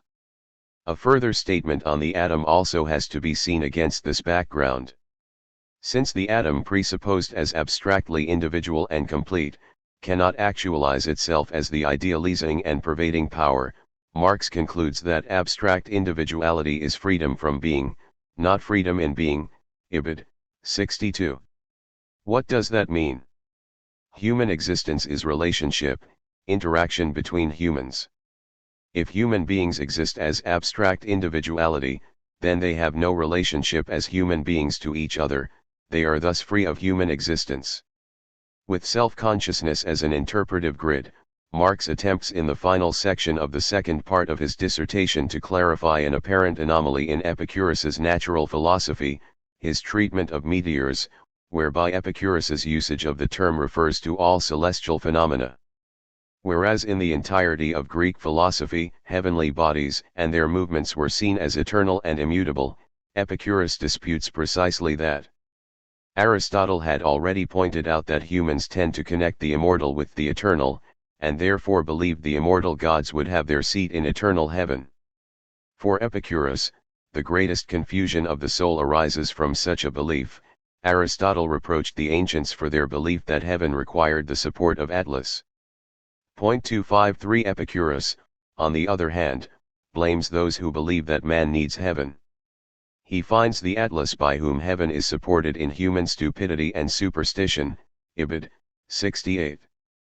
Epicurus thus did not justify his rejection of prevailing notions about heavenly bodies on the basis of empirical insights, but on the basis of the effects of these notions.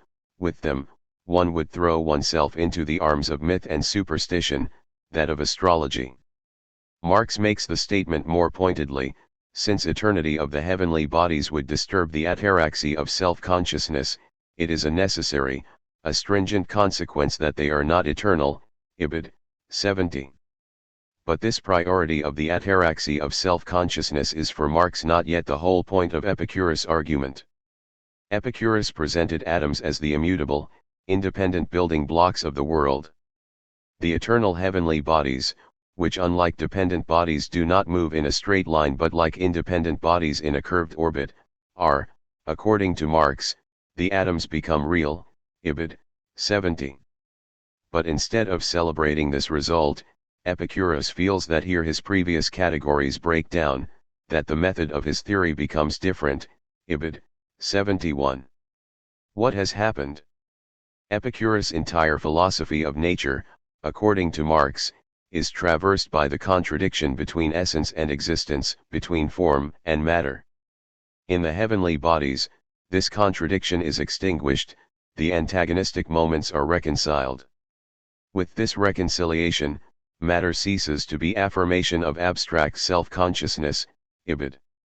On the basis of the reconciliation of matter and form, matter in the heavenly bodies has ceased to be abstract individuality, it is now universality. Marx concludes, in the meteors, therefore, abstract individual self-consciousness is met by its contradiction, shining in its materialist form, the universal which has become existence and nature. Hence it recognizes in the meteors its deadly enemy, and it abstract individual self-consciousness ascribes to them, as Epicurus does, all the anxiety and confusion of men. Indeed, the anxiety and dissolution of the abstract individual is precisely the universal, ibid. The meteors thus do not disturb the ataraxy of self-consciousness, rather, they disturb the ataraxy of abstract individual self-consciousness. Epicurus's concentration upon abstract individual self-consciousness has an enormous disadvantage, since all true and real science is done away with Aufgehoben inasmuch as individuality does not rule within the nature of things themselves, but everything is also done away with that which is transcendentally related to human consciousness and therefore belongs to the imagining mind, such as religion and superstition. These transcendental powers are subordinated to abstract universal self-consciousness, that self-consciousness that grasps itself as part of a divine universality. Marx therefore arrives at the judgment that Epicurus is the greatest representative of Greek Enlightenment, ibid. 73.254. Establishing Epicurus as a representative of enlightenment against the prevailing philosophical doctrine, including that of Hegel, and thus rehabilitating his critique of religion, was probably for Marx the most politically important result of his work. In the final paragraph, he summarizes the yield for the history of philosophy of the comparison of the philosophies of nature of Democritus and Epicurus. In Epicurus, therefore, atomistics with all its contradictions has been carried through and completed as the natural science of self-consciousness. This self-consciousness under the form of abstract individuality is an absolute principle. Epicurus has thus carried atomistics to its final conclusion, which is its dissolution and conscious opposition to the universal. For Democritus, on the other hand, the atom is only the general objective expression of the empirical investigation of nature as a whole, MECW 1, 73. God and Immortality. According to the table of contents, the appendix to Marx's dissertation, Critique of Plutarch's Polemic against the Theology of Epicurus, was supposed to encompass two main parts, I. The relationship of man to God and 2. Individual immortality, MECW 1, 33. Notes and sources exist only for the first part, which is made clear by the subheadings incorporated into the notes section. Since there were still empty pages in the notebook containing these notes, one can assume that the notes for the second part of the appendix were not lost but were not made available to the copyist. That Marx during the process of copying or shortly thereafter worked on the appendix is made clear by the fact that the last footnote to the first part of the appendix, and therefore the last surviving footnote of the entire text, was not written by the copyist, but rather by Marx. But if the appendix was not yet finished, then it was also not submitted with the dissertation. In terms of content, this would not have been a problem, since the appendix contributes nothing to the philosophical historical topic of the work and the question regarding the difference between the Epicurean and Democritean philosophies of nature. In the foreword, which was probably also not sent to Jena, Marx characterizes Plutarch's polemic as representative of an ISP species, in that it most strikingly presents in itself the relation of the theologizing intellect to philosophy, ibid. 30, which makes clear that Marx saw parallels to the theologically motivated attacks on Hegel's philosophy in the 1830s. Marx leaves no doubt about his own position in this dispute. He does not consider it possible, as Hegel claimed, to mediate between philosophy and religion. Philosophy makes no secret of it. The confession of Prometheus, in simple words, I hate the pack of gods, is its own confession, its own aphorism against all heavenly and earthly gods. MECW 1, 30. How Marx wished to argue in the appendix emerges from the third of his notebooks on Epicurean philosophy, where he deals extensively with Plutarch's critique of the theological notions of Epicurus.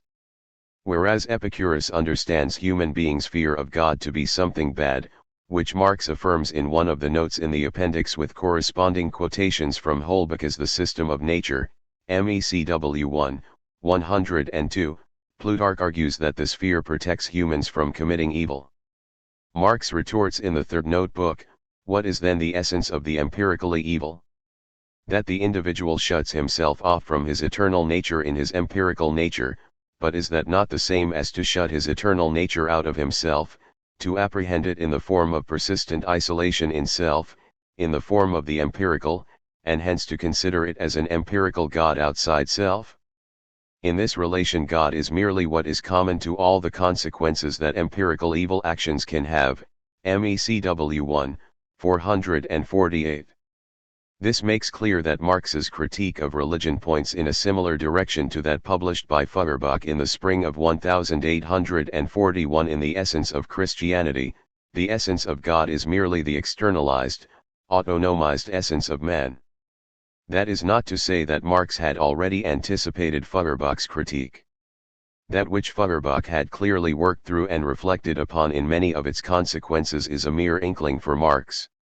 What Marx is concerned with here is not the elaboration of the implied concept of God, but rather the proof that Plutarch doesn't say anything other than what Epicurus states without any reference to God: do not act unjustly, so as not to go in continual fear of being punished, MECW 1, 449. In a longer note to the first part of the appendix, it is the final footnote of the manuscript in Marx's handwriting, Marx deals with the proofs of God. First, apparently in agreement, he quotes from the early writings of Schelling, who in the meantime had become a Christian reactionary, but he is not a weak intellect who does not know an objective God, but he who wants to know one. Marx comments, Herr Schelling should at any rate be advised to give again some thought to his first writings, Ibid. 103. For the proofs of God, Marx takes the ontological proof already criticized by Kant as an example. This proof states that one can conclude from the idea of a perfect being its existence, since without existence, this being cannot be thought to be perfect. Marx sees two possibilities here: either this proof of God is a hollow tautology, since that which I conceive for myself is a real concept for me, so that with this proof, the existence of every God in which I believe can be proved. This consideration is not sophistry. Did not the ancient Moloch reign? Was not the Delphic Apollo a real power in the life of the Greeks?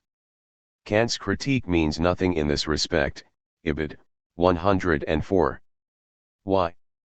If an act of imagination is widely shared, then this act of imagination becomes a social power. However, the inverse is also the case: if one brought a foreign god to Greece, one would be shown that this god does not exist. Marx concludes, that which a particular country is for particular alien gods, the country of reason is for God in general, a region in which he ceases to exist, MECW 1, 104. In the country of reason as well, one could just as little prove the existence of God as refute it. Kant was right to that extent. But social behavior would have changed. God would no longer be a universally shared notion, and to that extent he would cease to exist. With this deliberation, Marx stands on the threshold of a discussion of religion that is no longer merely epistemological, but social, and he addresses for the first time the idea of a rationally arranged world. However, neither are pursued. Instead, Marx considers the second possibility: such proofs are proofs of the existence of essential human self-consciousness. Take for example the ontological proof. Which being is immediate when made the subject of thought? Self-consciousness. Taken in this sense, all proofs of the existence of God are proofs of his non-existence, MECW 1, 104. In the third notebook, there's also a critique of Plutarch's belief in immortality, which was supposed to constitute the second part of the appendix. Plutarch's most important argument is the fear of death, from which a striving for an eternal existence, independent of its content, results. Marx counters this by noting that Epicurus advanced the same doctrine of immortality, but that he was consistent enough to call the matter by its name, to say that the animate returns to the atomistic form, MECW 1, 455, that is, the soul dissolves into individual atoms, and only they have an eternal existence. Plutarch is not only inferior to Epicurus argumentatively, he doesn't even know what he is doing, because he constantly affirms Epicurus where he wants to refute him. Marx can therefore summarize: Plutarch everywhere says something else than what he means to say, and at bottom also means something else than what he says. That is in general the relationship of common consciousness to philosophical consciousness. MECW 1, 457. Political philosophical determination of position. It's been frequently discussed whether Marx in his dissertation still promoted philosophical idealism or already endorsed materialism. Underlying such questions is the notion that there is a well-defined idealistic continent and an equally well-defined materialist continent, and that the young Marx, as if on a ferry, moved from one continent to the other, so that one can constantly check how far he'd already come. For Marx himself, these questions play no role in the dissertation. 255. Instead of introducing a provisional and to some extent arbitrary concept of materialism against which the dissertation is measured, it appears more sensible to wait until we come to the point at which Marx himself explicitly promotes materialist positions. Only then does it become possible to reconstruct his understanding of materialism and retrospectively pursue the question of when it emerged. Marx made no attempt to locate himself within the relationship between idealism and materialism, but he took a decisive position regarding the disputes conducted in 1839–40 concerning Hegel's philosophy. Marx, himself, had had no chance any more of becoming an orthodox Hegelian. He came too late for that. His reception of Hegel beginning in 1837 developed in the middle of a critical discussion about Hegel. However, as we shall soon see, Marx tried to distance himself from the various factions critical of Hegel.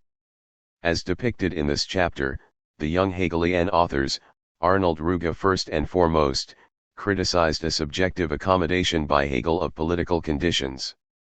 Marx deals with this accusation in a longer footnote referring to the final section of the first part of the dissertation, which hasn't survived. It's possible that in those passages not handed down Marx addressed the difference between Epicurus's consciousness and what his philosophy actually expressed. Corresponding observations are found in the seventh notebook, MECW 1, 505, and in 1858, Marx wrote to La Salle that he was still convinced that Epicurus's complete system was only implicitly present in his work, not consciously as a system, MECW 40, 316. In the seventh notebook, there is also an initial determination of the relation between the personality of the philosopher and the history of philosophy. Philosophical historiography is not concerned either with comprehending the personality, be it even the spiritual personality of the philosopher as, in a manner of speaking, the focus and the image of his system. Its concern is to distinguish in each system the determinations themselves, the actual crystallizations pervading the whole system, from the proofs, the justifications in argument, the self-presentation of the philosophers as they know themselves. This critical element in the presentation of a philosophy which has its place in history is absolutely indispensable in order scientifically to expound a system in connection with its historical existence. MECW 1, 506. Evidently on this basis, Marx in a footnote of the dissertation criticizes as philosophically insufficient the thesis that Hegel had adapted his philosophy to political conditions. Also in relation to Hegel it is mere ignorance on the part of his pupils, when they explain one or the other determination of his system by his desire for accommodation and the like, hence, in one word, explain it in terms of morality. What matters to Marx is something quite different from such a moral accusation. It is quite thinkable for a philosopher to fall into one or another apparent inconsistency through some sort of accommodation, he himself may be conscious of it. But what he is not conscious of, is the possibility that this apparent accommodation has its deepest roots in an inadequacy or in an inadequate formulation of his principle itself. Suppose therefore that a philosopher has really accommodated himself, then his pupils must explain from his inner essential consciousness that which for him himself had the form of an exoteric consciousness. In this way, that which appears as progress of conscience is at the same time progress of knowledge, MECW 1, 84. At least with regard to the methodical starting point for the critique of Hegel, of looking for the possibility of accommodation in the system itself, Marx was far ahead of Ruge and approached the level that Feuerbach, 1839b, had already reached, without copying it. Feuerbach had not yet formulated the methodological basis of his critique as clearly as Marx does here.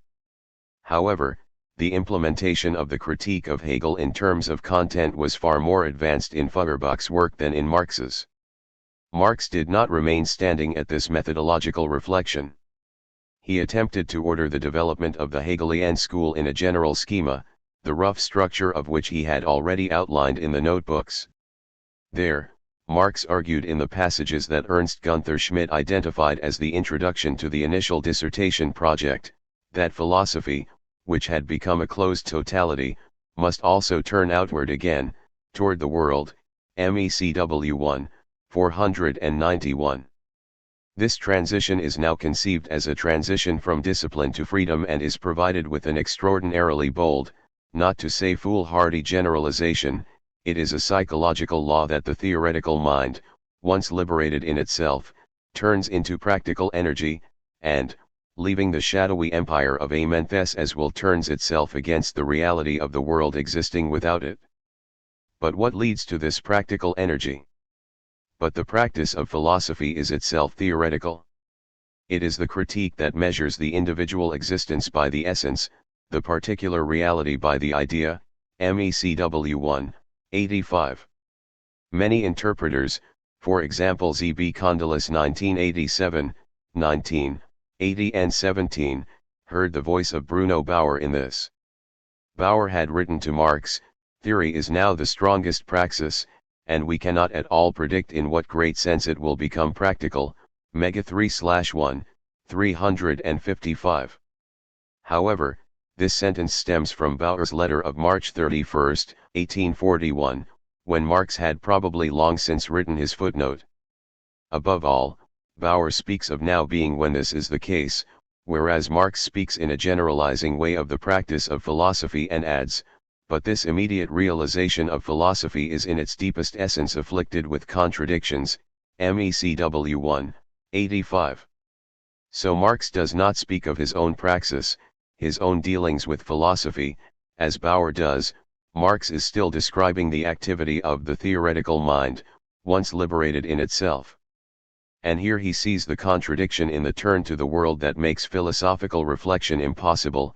As the world becomes philosophical, philosophy also becomes worldly, that its realization is also its loss, that what it struggles against on the outside is its own inner deficiency, ibid. But this contradiction is only the objective side of the matter, it also has a subjective side.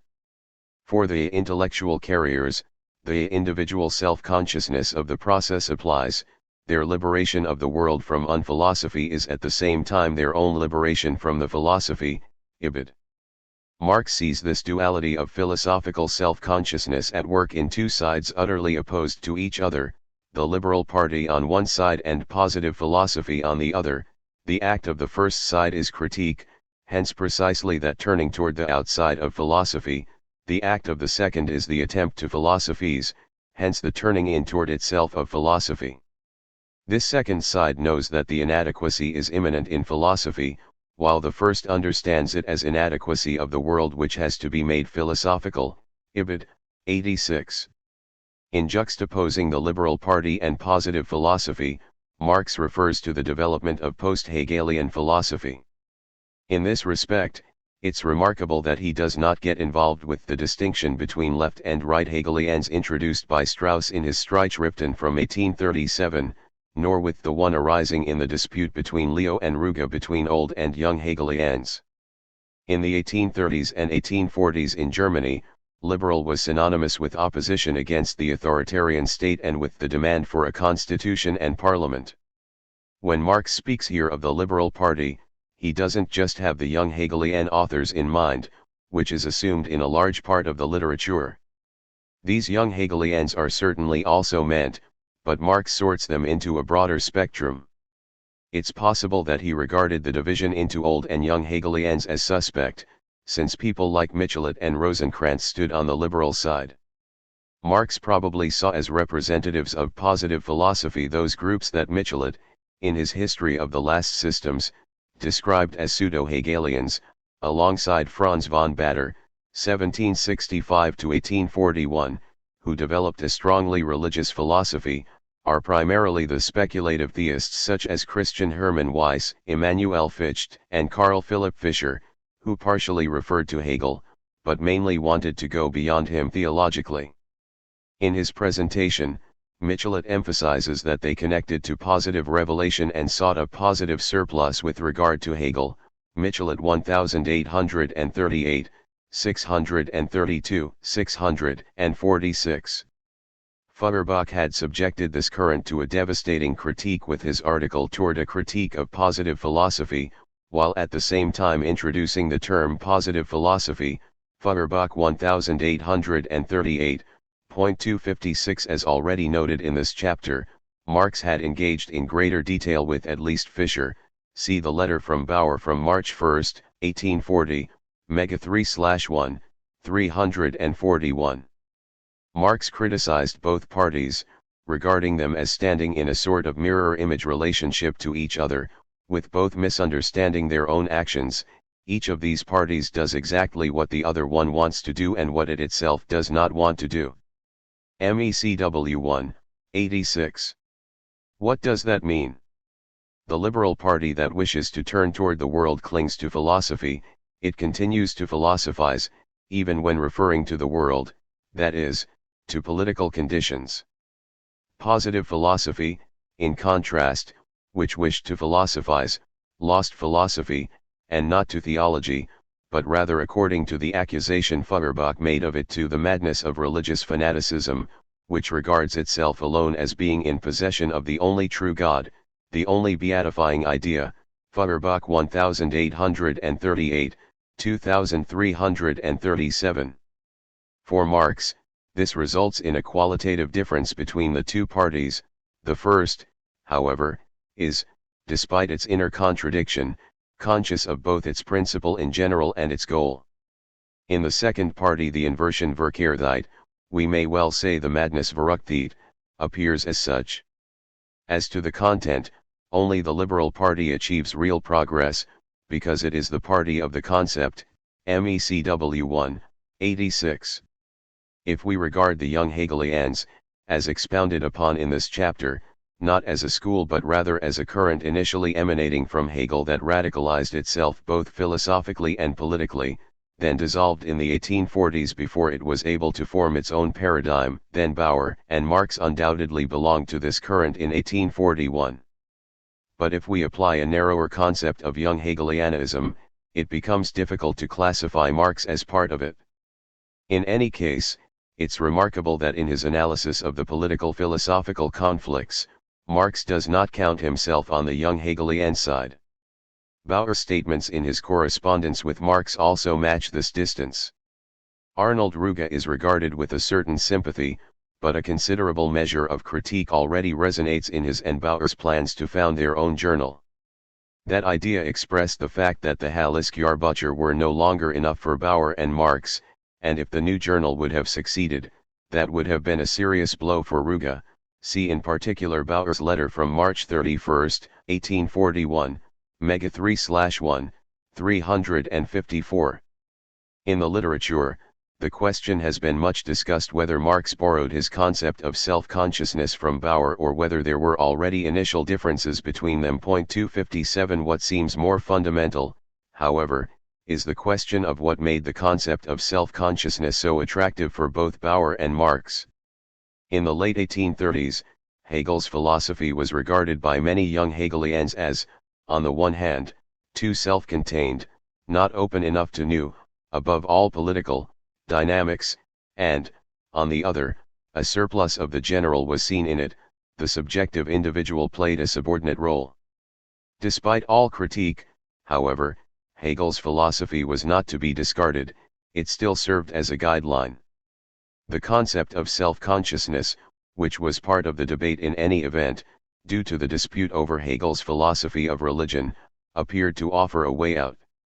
It displaced absolute spirit, with its theological ambiguities, from its central position and enabled the individual to understand, but not as a mere individual, but rather as an individual to the extent that it shared in the universal, as explicated by Bauer in the first volume of his text on the Synoptics, Bauer 1841a, 221. In that regard, the philosophy of self-consciousness was, in 1840-41, at least not a regression into Fichte's philosophy of the I, but rather an initial attempt at post-Hegelian enlightenment. What drove history was not the movement of an abstract universal reason, its motor was transferred directly to human beings themselves. The pathos of Marx's foreword to the dissertation, the reference to Prometheus, and the demand to recognize self-consciousness as the highest divinity, MECW 1, 262, make clear what a radical step he saw in this reference to human beings by means of self-consciousness. However, the human being grasped in terms of the concept of self-consciousness still remained largely abstract. Self-consciousness was merely the first step in this post-Hegelian enlightenment. In the next volume, we will see how Feuerbach, Stirner, and finally Marx and Engels would proceed further in this direction and accuse each other of still remaining imprisoned in abstract philosophy. Why Jena? Marx had studied since 1836 in Berlin, but he submitted his dissertation to the University of Jena, which he had never attended and which he also did not visit for the doctoral exam procedure. Marx earned his doctorate in absentia. There are no statements about the reasons that led him to do so, we are forced to rely upon conjecture. On the basis of the preface being dated March 1841, we can assume that Marx had finished his dissertation in March of 1841 or shortly before. Whether he had attempted to obtain his doctorate in Berlin is not known. If he had attempted it, he must have known that he had been exmatriculated on December 3, 1840. This emerges from the University Registry, see Cliam 1988, 60. Marx had enrolled at the University of Berlin in October of 1836 and according to university statutes academic citizenship ended after 4 years, ibid. 61, unless one applied for an extension, which Marx had obviously not done. Marx was probably not aware that he had been exmatriculated for many months in March of 1841. However, this exmatriculation was not a problem. In exchange for paying a fee of $5 total, he could have re-enrolled. A doctorate in Berlin would have been possible. It has been speculated repeatedly that Marx did not wish to obtain his doctorate in Berlin because, after the royal succession, Hegelianism was no longer well received in Prussia and Marx would have encountered professors who would have been hostile to a dissertation with an orientation to Hegel, for example, Cornu 1954, 182, Tom 1986, 109, Kanda 2010, 156. This deliberation is not very convincing. In the spring of 1841, nothing had changed as far as the composition of the Faculty of Philosophy, and Marx could have stuck to Gabler, Hegel's successor, which Bruno Bauer had already recommended to him in March of 1840, Mega 3/1, 342. Furthermore, Marx had not yet emerged publicly. His doctorate would not have been a political issue attracting greater attention. What appears more plausible than these political considerations are the purely practical reasons that spoke for Jena and against Berlin. In Jena, the doctoral tuition fees were considerably lower than in Berlin, and Marx had little money. Further, there were the exam conditions in Berlin. Marx would have had to translate his dissertation into Latin. The oral examination would have been conducted at least partially in Latin and would have required some preparation time. After Marx had finished his dissertation considerably later than planned, he probably did not want to wait even longer for the exam. His family and Jenny also appear to have grown impatient. Bruno Bauer's remark in a letter from March 31, 1841, hints at that, if only I could be in Trier to present the matter to your people, Mega 3/1, 354. That Marx was primarily concerned with a speedy conclusion to the process also emerges in a letter to Oscar Ludwig Bernhard Wolff, 1799–1851, who taught contemporary literature in Jena. Marx requested that he should ask for a quick transmission of the doctoral diploma, MECW 1, 380.258. One could obtain a doctorate at the philosophical faculty of the University of Jena, as one could at a few other German universities, without an oral examination in absentia. However, this obtained in Jena merely for the title of Doctor of Philosophy, and not for the more highly rated title of a Doctor of Philosophy and Master of the Liberal Arts, Doctor der Philosophie und Magister der Freien Kunst, for which Marx had apparently striven. See the communication from the Dean, Bachmann, from April 13, 1841, Lang et al. 1983, 201f. The in absentia doctorate was originally conceived for candidates who were already working or had already submitted a scholarly work and wished to retroactively obtain a doctor title. When, toward the end of the 18th century, smaller universities experienced financial difficulties, in absentia doctorates increasingly became a source of income for professors. Apart from a few celebrities at the major universities, most professors received a relatively small salary.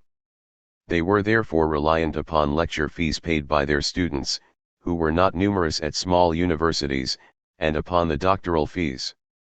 However, cases of abuse also increased with in absentia doctorates, so that over the course of the 19th century, mistrust of this type of doctorate increased and it was gradually abolished, see Rask 2007. With regard to the duration of the process, Marx would not be disappointed. On April 6, he sent his dissertation along with cover letter, certificates, and curriculum vitae to the Dean of the Philosophical Faculty, Karl Friedrich Bachmann, 1784–1865, and his doctoral diploma was issued on April 15. On April 13, Bachmann had written to his faculty colleagues that in Herr Karl Heinrich Marx from Trier he was presenting a very worthy candidate. His work testified to intelligence and perspicacity as much as to erudition, for which reason I regard the candidate as preeminently worthy, MECW 1, 705. Through their signatures, his colleagues immediately declared their approval of the doctorate, so that Bachmann was able to record a fiat promotio, he should be graduated, for Marx on the same day in the Dean's Registry, Lang et al. 1983, 200. Among the faculty were, among others, the historian Heinrich Luden, 1778–1847, whose work of history Marx had studied in 1837, as well as Jacob Friedrich Fries, 1773–1843, who 20 years before had contributed strongly to the then emerging folkish antisemitism and was a declared opponent of Hegel's philosophy. It's improbable that the members of the faculty had subjected Marx's work to a thorough examination on April 13, more likely they relied upon the dean's judgment. However, it's quite possible that a member of the faculty took Marx's dissertation home for closer study and did not give it back, which would explain its absence from the university records. Possible candidates in particular would be the two representatives of classical philology, Ferdinand Gotthelf Hand, 1786–1851, and Heinrich Karl Abraham Eichstadt, 1771–1848, and maybe the philosopher Ernst Christian Gottlieb Reinhold, 1793–1855. Probably the only one who looked at the dissertation in detail was the dean, Bachmann. He had emerged a few years earlier as a vehement critic of Hegel. Ludwig Feuerbach had confronted him in a detailed review. We do not know whether Bachmann noticed the Hegelian references of the dissertation, since he made no statements on the substance of the work. However, Schmidt, 1977, 284, points out that Bachmann's evaluation eminently worthy, voorzuglijk was extraordinarily good. Other dissertations from the summer semester of 1841 were accepted with evaluations such as meets requirements or worthy. One may assume that in examining the dissertation, Bachmann primarily made sure that the faculty would not discredit itself by accepting an obviously inadequate work. Even a superficial review would reveal rather quickly that this would not be the case with Marx's work, that it was based on a detailed study of the sources and an original argument. To conclude from the merely superficial examination of Marx's dissertation that it was of low quality, as for example Rask, 2007, 322, suggests, is an obvious logical error. It's possible that a bad work could be accepted in the case of a superficial examination, but it in no way follows that every superficially examined work must therefore have been bad. The doctoral diploma written in Latin that Marx received is a nice example of late feudal, hierarchical presentation. The invocation of God is followed in decreasing type size by the names of Emperor Ferdinand I, who in 1557 granted the privilege of founding a university, the current Grand Duke of Saxony, Weimar and Eisenach, Karl Friedrich, who formerly functioned as the Rector Magnificentissimus of the university, the Praerector Magnificus, the actual university rector, Ernst Reinhold, and the Dean of the Faculty of Philosophy, Karl Friedrich Bachmann, whereby the last two were listed with all academic titles and memberships in scholarly societies. Finally, and in the smallest type, there followed the name of the doctoral recipient. 259. Marx probably didn't care what the diploma looked like. He had finally finished his studies. A good month after he had received his diploma, he departed Berlin at the end of May 1841 for Trier. 260. Appendix. How is biographical writing possible today? On the methodology of a Marx biography. The life of a person is something different than a biography written by that person or by somebody else. A biography is only capable of conveying an incomplete picture of a life, since the available sources are more or less fragmentary. Biographical presentation is never independent of the interests of the author, his or her personal views, and views conditioned by the times in which the author lives. And beyond that, what one expects of a biography, what counts as a good or adequate biography, has changed again and again. Therefore, the question of how biographical writing is possible and meaningful today is anything but trivial. Critique of traditional biography. In 1930, Siegfried Kracauer characterized what was then a boom period of biographical writing as a new bourgeois art form. He considered it as an expression of the flight of the bourgeoisie from the dissolution of the supposedly autonomous individual and the fracture points in the social system.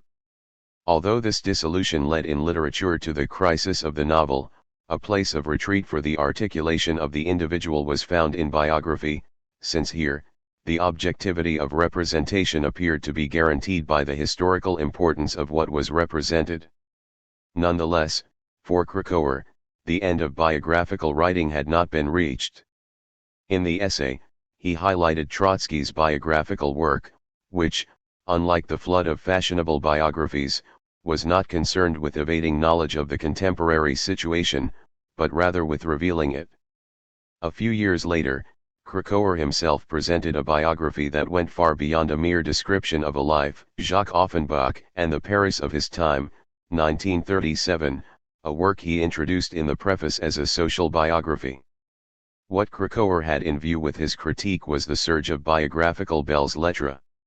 This kind of writing still enjoys uninterrupted popularity today.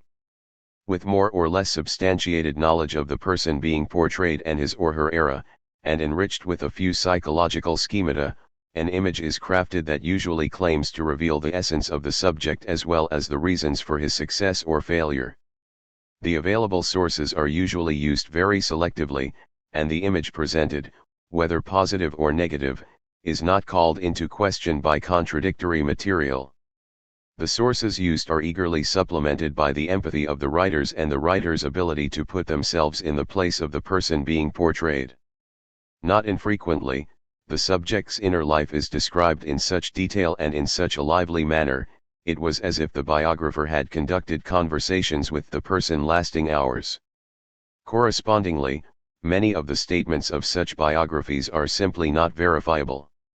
Often, because the presentation is supposed to be reader-friendly, readers are spared exact references to sources, and the literature used is merely named in a literature list. One can no longer distinguish between what results from the compassion of the biographer and from a plausible or less plausible interpretation of the sources. The following is not concerned with belles lettres forms of biographical writing, but rather with scholarly biographies. Biography has existed as a literary genre since antiquity. Scholarly biography based upon documented and critically evaluated sources first took shape at the beginning of the 19th century. Whereas in antiquity and the Middle Ages, biographies were primarily collections of the deeds of the person portrayed, whereby sources were dealt with rather uncritically, this changed during the period of the Enlightenment. Alongside deeds, the inner development of the person also entered the picture. The question was pursued as to which personal qualities made these deeds possible. Goethe went a step further by conceiving of the developmental history of the person not only as something internal, but as historically conditioned. As he wrote in the preface to his autobiographical reflections, Poetry and Truth, he described the main object of biography, to exhibit the man in relation to the features of his time, and to show to what extent they have opposed or favored his progress, what view of mankind and the world he has formed from them, and how far he himself, if an artist, poet, or author, may externally reflect them. From this dependence upon temporal conditions, Goethe concludes that any person born 10 years earlier or later would have been quite a different being, both as regards his own culture and his influence on others. Goethe 2008, 57. The beginning of scholarly biography coincided in Germany with the rise of those historical scientific tendencies that are referred to collectively as historicism. It was assumed that human actions were determined by ideas accepted or posited by individuals. Ideas were regarded as the driving force of historical development. Within this framework, an outstanding role was played by those great men who, according to a famous statement by the historian Heinrich von Treitschke, 1834–1896, made history one. Thus the biographies of these men, and a few women, acquired an important value, since they served to understand the efficacy of the central ideas that determined the actions of these great historical personages. Wilhelm Dilthey, 1833–1911, who strove for a systematic justification of the humanities based on historicism, gave biography a central position for historical knowledge. He saw the fundamental cell of history, Dilthey 2002, 265, in the course of a life.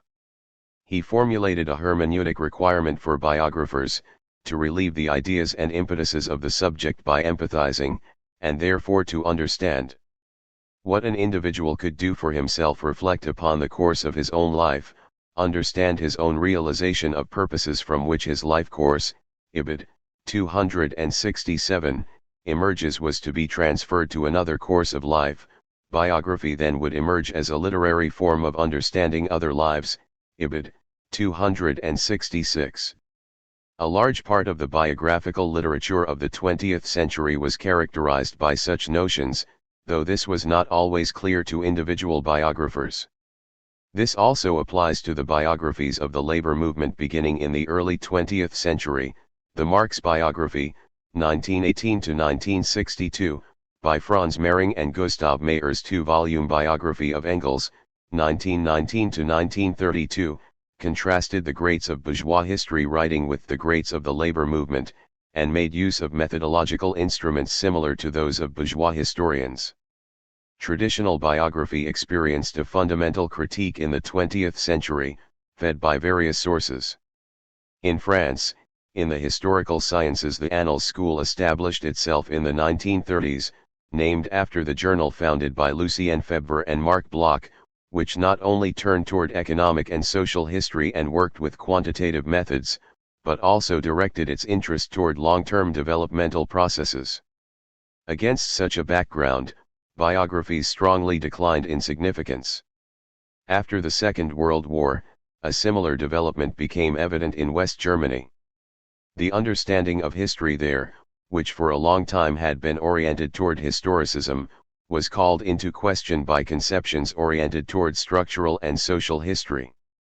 In contrast to the determining role of great historical personalities, the importance of structural factors was stressed.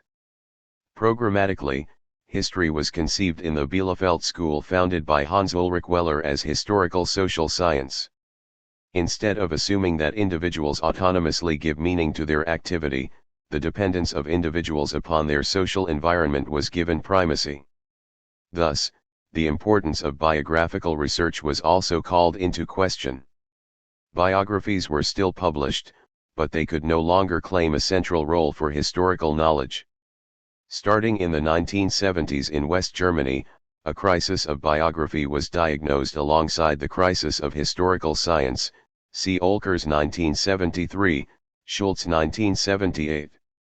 In the German Democratic Republic, GDR, or East Germany, as well, the biographical genre was long regarded with skepticism, since not individuals, but rather classes, were viewed as the bearers of the historical process. Within Marxism-Leninism, not just in the GDR, social structure and the individual were frequently juxtaposed in an unmediated way. On the one hand, a strong structural determinism was promoted under the label historical materialism, which hardly allowed room for individual activity beyond the collective subjects of class and party.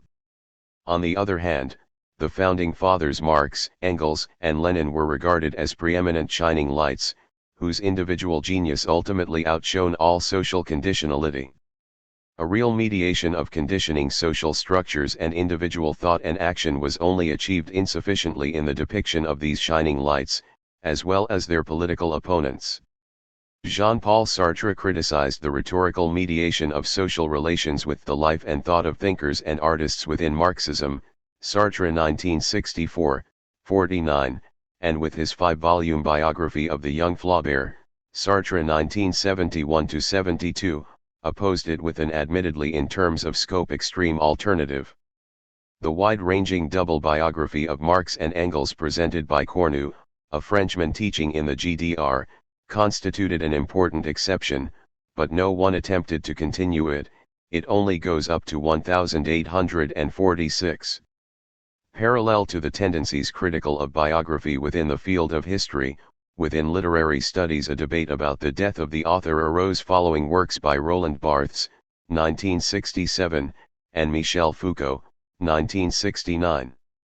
If in structuralist and post-structuralist perspectives, authors no longer played a special role in the understanding of a particular work, then this also meant that important insights could no longer be expected from biography. Most provocative was the fundamental critique of the possibility of biographical writing formulated in 1986 by Pierre Bourdieu in his essay The Biographical Illusion. He criticized both talk of a subject that is held together by anything more than a proper name, as well as talk of a life story, and concluded, trying to understand a life as a unique and self-sufficient series of successive events, sufficient unto itself, and without ties other than the association to a subject whose constancy is probably just that of a proper name, is nearly as absurd as trying to make sense out of a subway route without taking into account the network structure, that is, the matrix of objective relations between the different stations. Bourdieu 1986, 215. With Bourdieu's contribution, the fundamental critique of scholarly biography reached its climax, but also its end. It could not be overlooked that the ignorance of that matrix of objective relations alleged by Bourdieu was an immense exaggeration. Many years earlier, Goethe had referred to that matrix in the preface to Poetry and Truth quoted above when he placed the person in relation to the features of his time. In a similar manner, Dilthey explained that the task of the biographer was to understand the productive nexus through which an individual is determined by his milieu and reacts to it. Dilthey 2002, 265. The question now was, in what manner were the individual and those objective relations of the features of his time and productive nexus mediated with one another? The debate concerning new biography. In the West German discussions, there was increasing dissatisfaction with the manner of writing history aligned merely with structural theory or quantitative statistics. Just as unsatisfactory was the reduction of human behavior to the operation of certain factors and social situations. Furthermore, new research directions formed, such as writing the history of everyday life, which, inter alia, turned to the biography of ordinary people. Overall, biography attained a higher status, but now as a socio-historically and epistemologically reflective enterprise that explicitly set itself apart from traditional, historicist biography. Jacques Le Goff, 1989, noted a similar development in France, and in the GDR, the publication of the first volume of Ernst Engelberg's biography of Bismarck, 1985, marked the new status of biography. In the debates conducted since, see, among others, Gestrich 1988, Engelberg/Schleyer 1990, Klein 2002, Bodecker 2003, traditional biography was accused of proceeding in an unreflective manner based on a set of problematic assumptions. 1. The individual portrayed is conceived of as a self-contained self, as a homo clausus that gives meaning to his actions in an autonomous process. 2. 2. The biographer achieves understanding of this process of giving meaning through empathy and re-experience. 3. The form of presentation, mostly following the style of realist narration of the 19th century, assumes, with its stringent development, a coherence and not infrequently a teleology to the course of a life, which is created by the act of narration, instead of being a depiction of real life. 4. The biographer takes the position of an omniscient narrator who recognizes the truth and wishes to present it, but does not possess any specific interests and perspectives that would have an effect upon the presentation. Against this, it was argued that biography enlightened by social science and communication theory must proceed from fundamentally different assumptions. 1. The individual should not be conceived as a self-contained, autonomous subject, rather the subject should be brought back into society, considered in its social relations. 2. Giving meaning is not the autonomous act of an individual, but rather the result of a process of communication. Not empathy and re-experience, but rather the exact analysis of the conditions of this communication process will lead to the understanding of this meaning. 3. The presentation should not, by means of form, assume a coherence and teleology regarding the course of a life. Room for maneuver that can be exploited in different ways and, above all, the ruptures of a life, should be placed front and center. 4. The biographer writes from a specific perspective and, in that a process of selection and ordering has taken place according to this perspective, has a share in the construction of what is presented. Before I take up these objections in the next point and discuss their significance for a biography of Marx, the response by representatives of a more traditional way of doing biography must be addressed. These anti-critiques weren't just formulated in various contributions. The comprehensive study by Olaf Hanaer, 1999, of the historical development of biography can be read as an implicit defense of at least a part of historicist biography. 3. Hanaer distinguishes in the case of historical biography between a syntagmatic biography, in which the effect of a, usually famous, person upon his or her historical environment stands in the foreground, and a paradigmatic biography, in which a, usually lesser known, person stands as an example for the conditions of the time. With this distinction, the different intentions of biographies are accounted for, but here we can ask to what extent such a distinction can be maintained, since the conditions of the time are also reflected in the well-known person. Hanaer divides the biography of German historicism into 3 phases that generated 3 specific types of biography. Hanaer locates an idealist historicism in the first half of the 19th century. He refers to it as idealist on the basis of the influence of the idealist philosophy of history. History is grasped as the effect of driving intellectual forces. Ibid. 108. Johann Gustav Droysen, 1808–1884, who studied under Hegel, draws from this the conclusion that the development of the person depicted should be largely ignored, for one thing because the historian lacks the competence, and for another because that isn't the point. What is decisive for the historian is not how specific notions developed within the individual, but rather how the individual became active proceeding from these ideas and influenced the course of history. Ibid. 112 ff. Leopold von Ranke, 1795–1886, also saw the individual as a sort of executor of great historical ideas. However, more than Droysen, he emphasized the individual power and original contribution of the individual, and thus developed a stronger interest in the individual's educational history. The personal is not important for its own sake, but rather as a moment of history.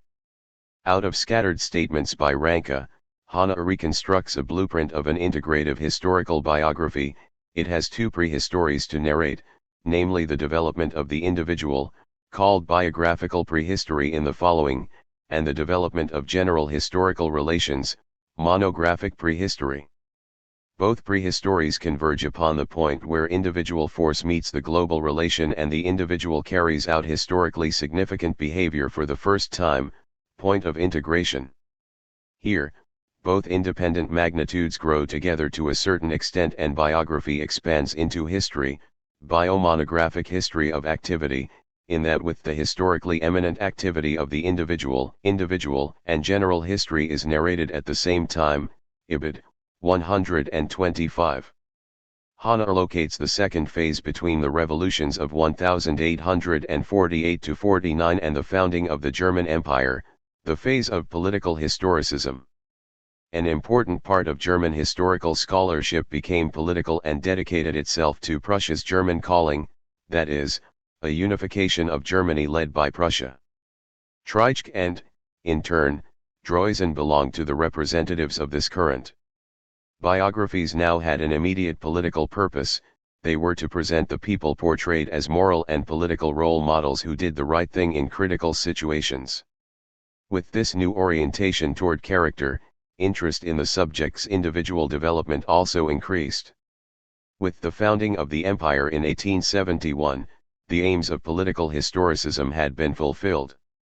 It was now superfluous and, according to Hannah, made a place for a scientific historicism that conducted fundamental controversies concerning the character of science. Among other things, a central role for historical science was attributed to understanding, contrasting it to the causal explanation of the natural sciences. In this phase, biography was not just central to writing history. Now, according to Hannah, an integrative historical biography had finally developed. Both the general course of history was taken into consideration, often leading to far-reaching monographical insertions, as well as the individual aspect, which occurred by means of empathetic understanding. Dilthey placed the latter at the center of his considerations mentioned above.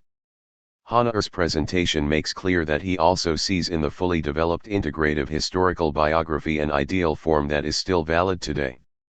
Dilthey's ideas, which came in for particularly fierce criticism in the newer debates, were explicitly defended by Hans Christoph Krauss, 2007. The notion that Dilthey and traditional biography had proceeded from the assumption of a homo clausus was, according to Krauss, a completely overdrawn caricature. Beyond such considerations, Krauss argued that the new biography does not contain much that is new. Dilthey also examined the interaction between the person portrayed and the social environment. What was problematic was merely a tendency to cover up ruptures in the history of a life, as suggested by Dilthey's concept of the life course. Hagiographic tendencies were to be rejected. Krauss then names multiple requirements for a modern political biography, Ibid. 328 ff. First, it must place the individual life within the respective nexuses, both the social impressions upon the individual as well as the repercussions of his or her actions must be grasped. Second, the individually shaped way of life must be reconstructed and analyzed. Third, in addition to the connecting threads, the ruptures of the course of a life must be analyzed, self-stylizations and historical legends must be uncovered. Fourth, a political biography especially must be concerned with the precise investigation of the respective historical political scopes for action, motives and guiding interests must be ordered within the nexus of the historical process. With Krauss's contribution, the phase of vehement debates appears to have come to an end. Since then, synth essays dominate the debate, which amount to listing numerous aspects to be considered.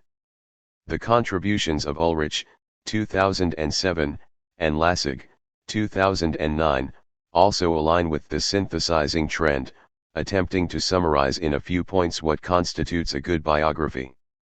Whereas in Krauss's case an objectivist point of view of the person portrayed is still predominant, Ulrich and Lassig go beyond that. Both emphasize that the history of the tradition and reception of the person portrayed must be taken into consideration, and that the perspective of the biographer must be made clear. This at least recognizes that access to the person being dealt with is not independent of the history of their transmission and certainly not independent of the interests and perspectives of the writer. Point 4. Consequences for a biography of Marx. From the debates outlined here, considerations can be developed on all four levels referred to above, those that are relevant for biographical writing and in particular for a biography of Marx. Person and society. Dilthey emphasized that the course of a life is a nexus in which the individual receives influences from the historical world and in turn exerts an influence upon it, Dilthey 2002, 266, and that the task of the biographer is to understand this nexus, Ibid, 265. Even if the homo clauseus that Dilthey's conception is accused of is an exaggeration, two fundamental objections to Dilthey's views are appropriate. First, the channels of influence upon the individual and the individual's influence upon society are for Dilthey primarily mental. He emphasizes religion, art, the state, and science, Ibid, 265, 266. But what constitutes a person begins in childhood, and does not proceed over purely cognitive paths. Family relationships, school experiences, beyond the pure transmission of knowledge, and experiences in the social space play an equally important role.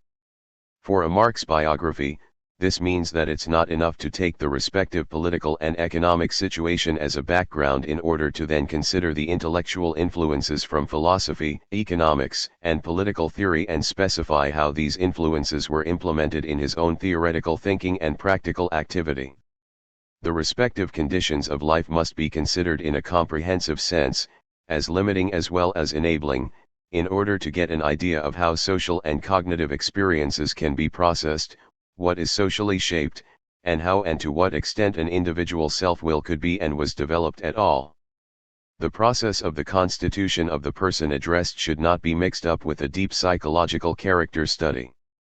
Quite apart from the internal problems of psychoanalytical theory formation, its transhistorical application is not self-evident. There are a few interesting attempts, such as Erik Erikson's, 1958, examination of the identity crisis of the young Martin Luther, on the theoretical foundations, see Erikson 1966. In the case of Karl Marx as well, the personal crisis of the year 1837 perhaps could be understood as such an identity crisis. However, we know far too few details of the circumstances of Marx's life and early personality development to make such an assumption with any degree of certainty. An initial and to some extent careful attempt to integrate an in-depth psychological analysis into his biography of Marx was undertaken by Otto Ruhl, 2011, who had been strongly influenced by the work of Alfred Adler. But here it was soon shown how much such an enterprise is forced to rely upon mere speculation, not knowing many details of Marx's early life. A downright dissuasive example of psychological interpretation is Künzli's Psychography of Karl Marx, 1966. Rather hastily, Künzli formulates theses on Marx's psyche, but instead of then attempting to present sound evidence for these theses, he repeatedly works with suggestive questions of the type: can we really imagine that this occurrence had no influence?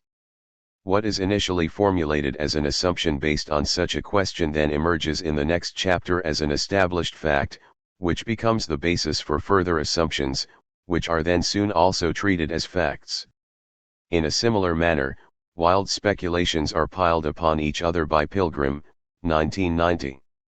Ziegel, 1978, argues more carefully in his search for Marx's fate. In contrast, Andreas Wiltz, 2002, attempt to determine Marx's personality from the imagery of the letter to his father from 1837 and the early poems says more about the powers of association of the author than about Marx. Second, without further problematization, Dilthey separates the historical world on one side from the individual on the other and lets both act and react upon each other. But relations aren't that clear. A mutual process of constitution takes place. The historical world contributes essentially to what constitutes the individual, who can only experience this constitution in actions, communications, and relations, whereby it also affects the historical world. This means that acting and reacting occur simultaneously in most cases, albeit with different degrees of consequences at different times.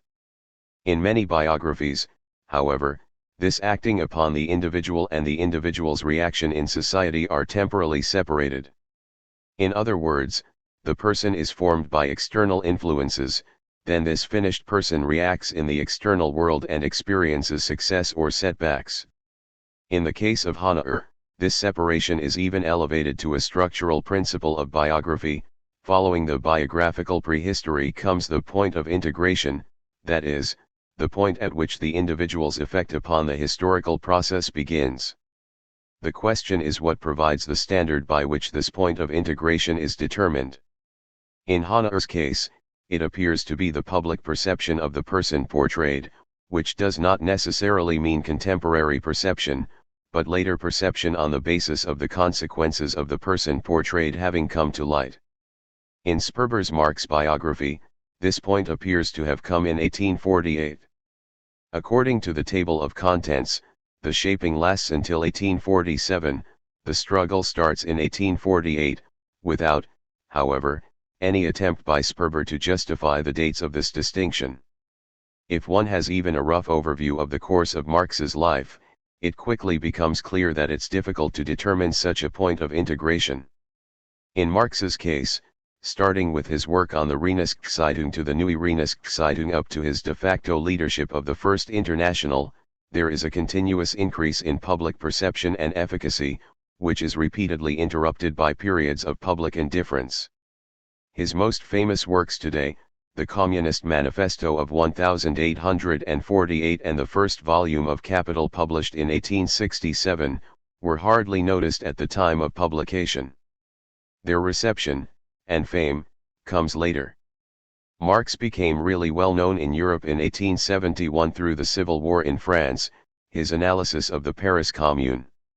Thus, with Marx, we not only have the problem of determining an exact point of integration in the historical process, we have the problem of knowing when the shaping of his person was concluded.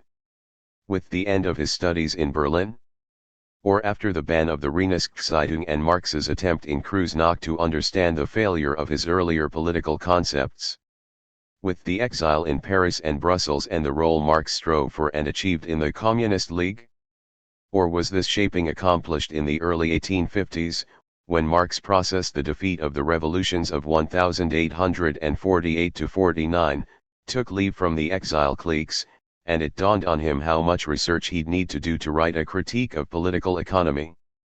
The conditions of Marx's life, as well as the possibilities for his political and scientific intervention, had changed radically multiple times during his life. Marx reacted with an enormous willingness to learn and call into question the views he had gained so far. The shaping of the person and impact upon the social process can be neither temporally separated in Marx's case nor limited to specific periods of time. That which we usually attempt to hold onto as a person is neither a simple, clearly delineated entity nor a mere illusion, it is the continuous result of a network of effects. These effects are not only changeable in time, they are at least in part the result of the actions of the person being considered. The impact of these effects constituting the person may decrease over time in the case of many people, so that we get the impression that the shaping of the person is concluded at a certain point. Whether and to what extent this process finds a conclusion should be an element of research and not merely an assumption by the biographer. Perhaps Marx the person proves to be a constant and unfinished process of constitution. Life and work, meanings, and scopes of action. Over the last 150 years, Marx has been one of the most politically influential figures worldwide. He achieved this influence not through his role in struggles on the barricades or by captivating speeches. He obtained his influence primarily through his writings, having an impact both during his lifetime and after. For this reason, it's questionable when most biographies of Marx address his work superficially. The content of this work had a decisive importance for Marx's life. Often, new insights contributed to alienating Marx from old friends while he sought new alliances. Without studying the development of his work, many aspects of Marx's life cannot be understood. Conversely, the constantly occurring interruptions and new approaches in his work cannot be completely understood without the turns in the course of Marx's life. In examining both political activity as well as the results of the theoretical work, it must be kept in mind that its meaning is not determined solely by the actor or writer, but is the result of a common, social process of action and communication. Consideration of the work can therefore not be limited to recounting important results or stating the contents. It must be concerned with the constantly interrupted and ruptured production process as well as the intended and actual effect of this work. But the effect of that time has to be distinguished from that of today.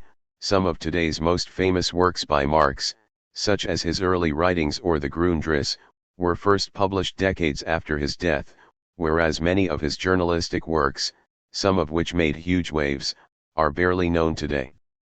And some texts published during his lifetime, such as the Communist Manifesto or the 18th Brumaire, remained largely unknown for several years. If we consider the influence of Marx's texts, a distinction emphasized by the British historian Quentin Skinner proves useful. Contrary to traditional conceptions, Skinner did not see in the classical works of political philosophy contributions concerning fundamental political ideas, but rather saw interventions in specific political conflicts and debates, which have to be reconstructed. Skinner, therefore, distinguishes between the semantic meaning of a text, that is, the content of a text, its central statements, and the text as a speech act, that is, the text as a maneuver within a specific situation. Skinner 2009, 8 ff. Skinner emphasizes that what is important is not only what is said, but how it is acted out in saying it. Marx's works are also interventions in specific conflicts and problem situations and must be analyzed as such. However, one must go beyond Skinner's orientation toward the intention of the author. Skinner recognizes that a complex political or socio-theoretical text usually contains more levels of semantic meaning than intended by the author. But in the case of the speech act, he maintains that the intention of the author is the decisive factor. Ibid. 25, 82 ff. It is precisely within the context of a biography that the intention of the person portrayed, to the extent that this intention can in fact be ascertained, constitutes an extremely important factor. But what is unintentional, at the levels of both the semantic and the speech act, cannot be disregarded. It's also problematic that Skinner does not wish to concede any meaning to the works considered beyond the intentions of the author. Any statement is inescapably the embodiment of a particular intention on a particular occasion, addressed to the solution of a particular problem, and is thus specific to its context in a way that it can only be naive to try to transcend. The classic texts are concerned with their own questions and not with ours. Skinner 2002, 88. Skinner's critique of a completely timeless conception of political philosophy is certainly justified. However, the fact that a text was written within a specific situation is not sufficient justification for the claim that this text cannot still reach beyond the situation of its emergence. That's especially the case when, as in the case of Marx, the basic conditions under which the text arose are not so fundamentally different from our current conditions. Even if all of Marx's texts stand within the disputes of their time, sometimes quite directly as polemical interventions, other times rather indirectly, the extent they reach beyond this context must be examined. However, the intentionality that Skinner stresses, to the extent that it can be ascertained, must be considered more critically than he does. In his investigation of the archaeology of knowledge, Michel Foucault, 1969-72, highlighted that the objects of science are not given by themselves, rather, they are discursively formed. The intention to say this or that occurs within an already existing discursive formation that not only affects the objects but the concepts, the modalities of expressions, and the strategies in the choice of theoretical entry points. These formations, even if they are initially given, are not immutable. In further studies, Foucault examined the relation between knowledge, truth, and power, the politics of truth, which is concerned with the truth of individual statements, but also with the alteration of the fixed discursively as well as non-discursively, in institutions and practices orders of the production of truth. With this, a framework is defined that is not always obvious, within which every intentionality occurs. In order to analyze Marx's actions and works as interventions, it's necessary to examine the social and political conditions, the respective possibilities of articulation and their regulation, the horizon of meaning of actors, and the available scopes of action. In doing so, apparently self-evident matters have to be looked at the time, what was a newspaper or a party? Each intervention also has to be seen in its totality. Belonging to a text is not only its content, but also its style, its rhetoric, whereby one must distinguish what is temporal and what Marx's specific share is. Meanings, horizons of meaning, and scopes of action that we think we spot in earlier situations are due to a contemporary perspective. However, this can differ considerably from earlier perspectives. For example, the perspective Marx had of Hegel's philosophy in the year 1840 or of political economy in 1845 is a completely different one from our perspective today. We not only know how far philosophical and economic theoretical thought has developed, but today, on the basis of more textual evidence, we know more details about the formation of the philosophical and economic theories of Marx's time than he did. And last but not least, our own perspective is influenced by the knowledge of Marx's further development and his engagement with philosophy and economics. So we have to distinguish between that which we know today about Hegel or Ricardo and that which Marx knew or was able to know. Where Marx's perspective is not immediately given to us, what constituted the semantics of philosophy, economics, communism, etc. for Marx must be worked out first. Form of presentation, ruptures, and contingencies of the life story. A chronologically oriented presentation always runs the danger of being read as a novel of personal development, interrupted by inserted analyses of social and discursive conditions. Understood as a novel of personal development, the presentation quickly acquires a teleological tendency. The factual course of events appears more or less inevitable. What happens, had to happen. That history is an open process applies not only to large-scale history but to individual life stories. Instead of narrating history as a constantly progressing maturation and convergence upon a goal, possibly in the variant that Marx was always right in every dispute, we must first determine the contingencies and ruptures due to external conditions as well as options for action to be used in different ways. A special variant of the teleological presentation consists in seeking early reasons for later developments. The insinuation is made that only one possibility for development was given.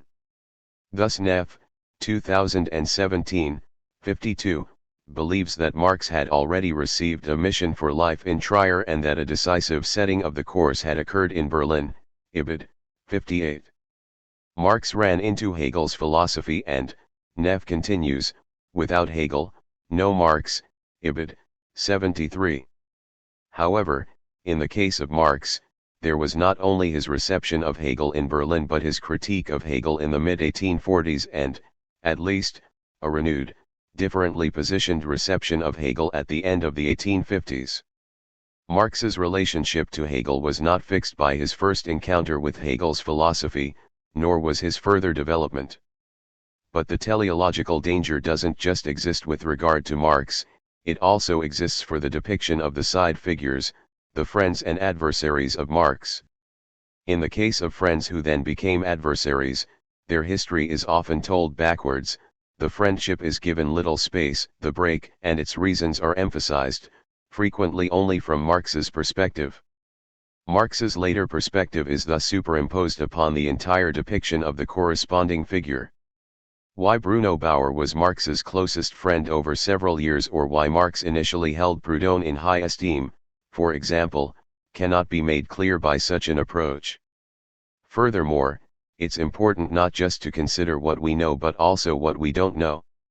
In some places, more exact knowledge is missing, not only concerning Marx's drives and apprehensions, but what he did, when, and where. Even when such non-knowledge isn't replaced by biographical fictions, mentioned in the introduction, when it's simply passed over, it allows the presentation to appear more coherent and complete than it actually is.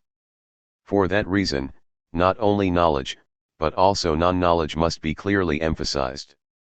Historical exactness and the perspectivist character of every biography. The importance of working precisely with sources was stressed in the introduction. What is gathered from sources should be clearly distinguished from the conjectures of the biographer. What a source says might be disputed in an individual case, but then it is necessary to disclose this dispute. However, what is not such a dispute is, for example, the question of whether a certain name is mentioned in a letter, or whether the biographer merely supposes that in the case of a specific statement it must be an allusion to a certain person. Such distinctions must be made clear in the presentation. Even if one deals meticulously with the sources and the presentation dispenses with all biographical fictions, an unambiguous, objective depiction of the person does not result. In writing a biography, one must select from the available sources, and the selected material must be evaluated and arranged. Some connections are emphasized, while others are placed in the background.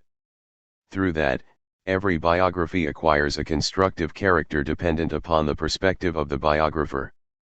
This standpoint cannot be reduced to the consciously taken political perspective. If this is unambiguous and leads to a positive or negative exaggeration of the person portrayed, which is the case for many Marx biographies, then this is relatively easy to perceive through the reading. If one takes to hand the Marx biography of the British historian Edward Hallett Karl Marx, A Study in Fanaticism, 1934, the title itself makes clear what one can expect. 5 It's more difficult when preferences are not so openly bared, when positive, as well as negative, praise and critique slip into the narrative. Then a balance and objectivity is suggested to readers that allows them to accept the judgment of the biographer, since they do not notice that it is a judgment. In addition to the consciously adopted perspective of the biographer, there is also a situational historical perspective, which by no means must always lead to the same consequences for all writers in the same situation. Every biography is written during a certain time period, when certain historical experiences have taken place, for example, the rise and fall of the Soviet Union. This temporal situation will lead to different ways of processing it.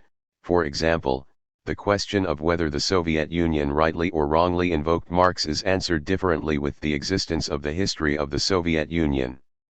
A completely different experiential space is available in the year 2018 than, for example, in the year 1918, when Franz Mehring's Marx biography was published.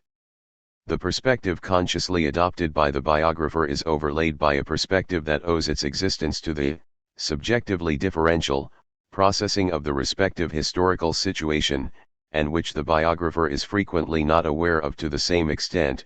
Other plausibilities are present, other questions become important, other connections are established. But the perspectivist dependence of the presentation does not just relate to the person portrayed. When one asks about the relationship of the young Marx to Hegel's philosophy or romantic poetry, one must take into consideration that the philosophy of Hegel or romantic poetry are by no means given quantities.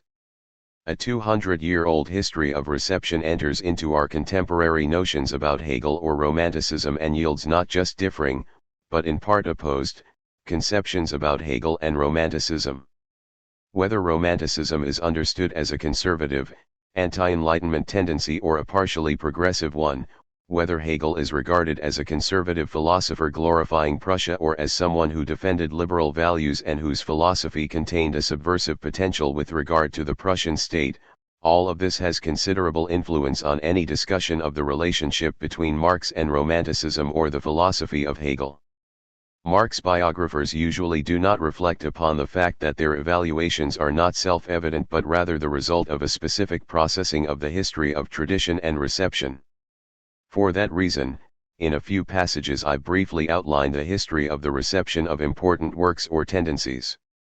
What is said here about biography, that it's not the objective reproduction of a given occurrence but rather a perspectivist depiction, is valid for historical topics in general, and was also reflected upon in the field of history in its critical engagement with historicism, which largely still assumed the possibility of such an objective presentation. Perhaps the most radical position was advanced by Hayden White, 1973, who understood the writing of history to be an essentially poetic act. What the historian presents as explanation is determined primarily by his narrative strategy, which White decodes using poetic categories, such as romance, tragedy, comedy, and satire. It should not be disputed that narrative strategies play a role to varying extents, among the different authors, and in the corresponding passages, I will engage with White's conceptions of Hegel and Marx in this regard. The statement, however, that historical explanations at their core can be reduced to such narrative structures no doubt overextends the argument. A more appropriate understanding of the unavoidable perspectivity of historical depiction is provided by the considerations that Hans-Georg Gadamer places at the center of his theory of understanding in Truth and Method, 1960/2013. Against Schleiermacher and Dilthey, Gadamer emphasizes that underlying our understanding is not direct access to a text, but rather that every act of understanding is inserted into an event of tradition. The interpreter always has a prior understanding of the object.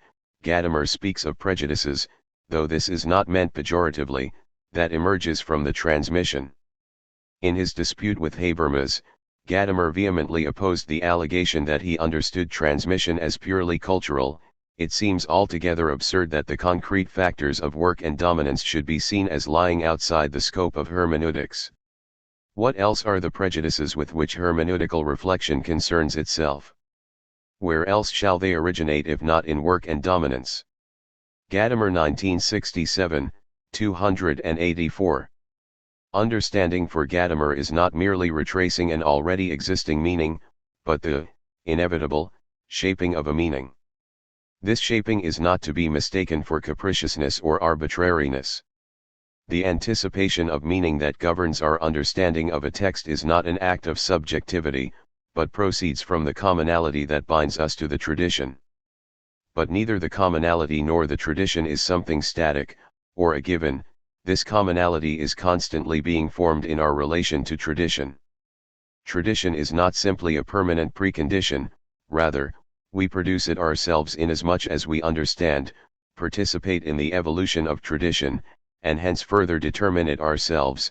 Gadamer, 1960/2013, 305. We cannot leap out of the event of transmission, but we transform it, thus creating new conditions under which future acts of understanding occur. Point 6. Completely independent of whether new material that could be relevant for the biography of Karl Marx is found, the unavoidable perspectivity of depiction and the never-ending history of reception and tradition ensures that there can never be such a thing as a final Marx biography. Every generation will develop a new perspective on the life and work of Marx under historically changed circumstances, which will then lead to a new Marx biography.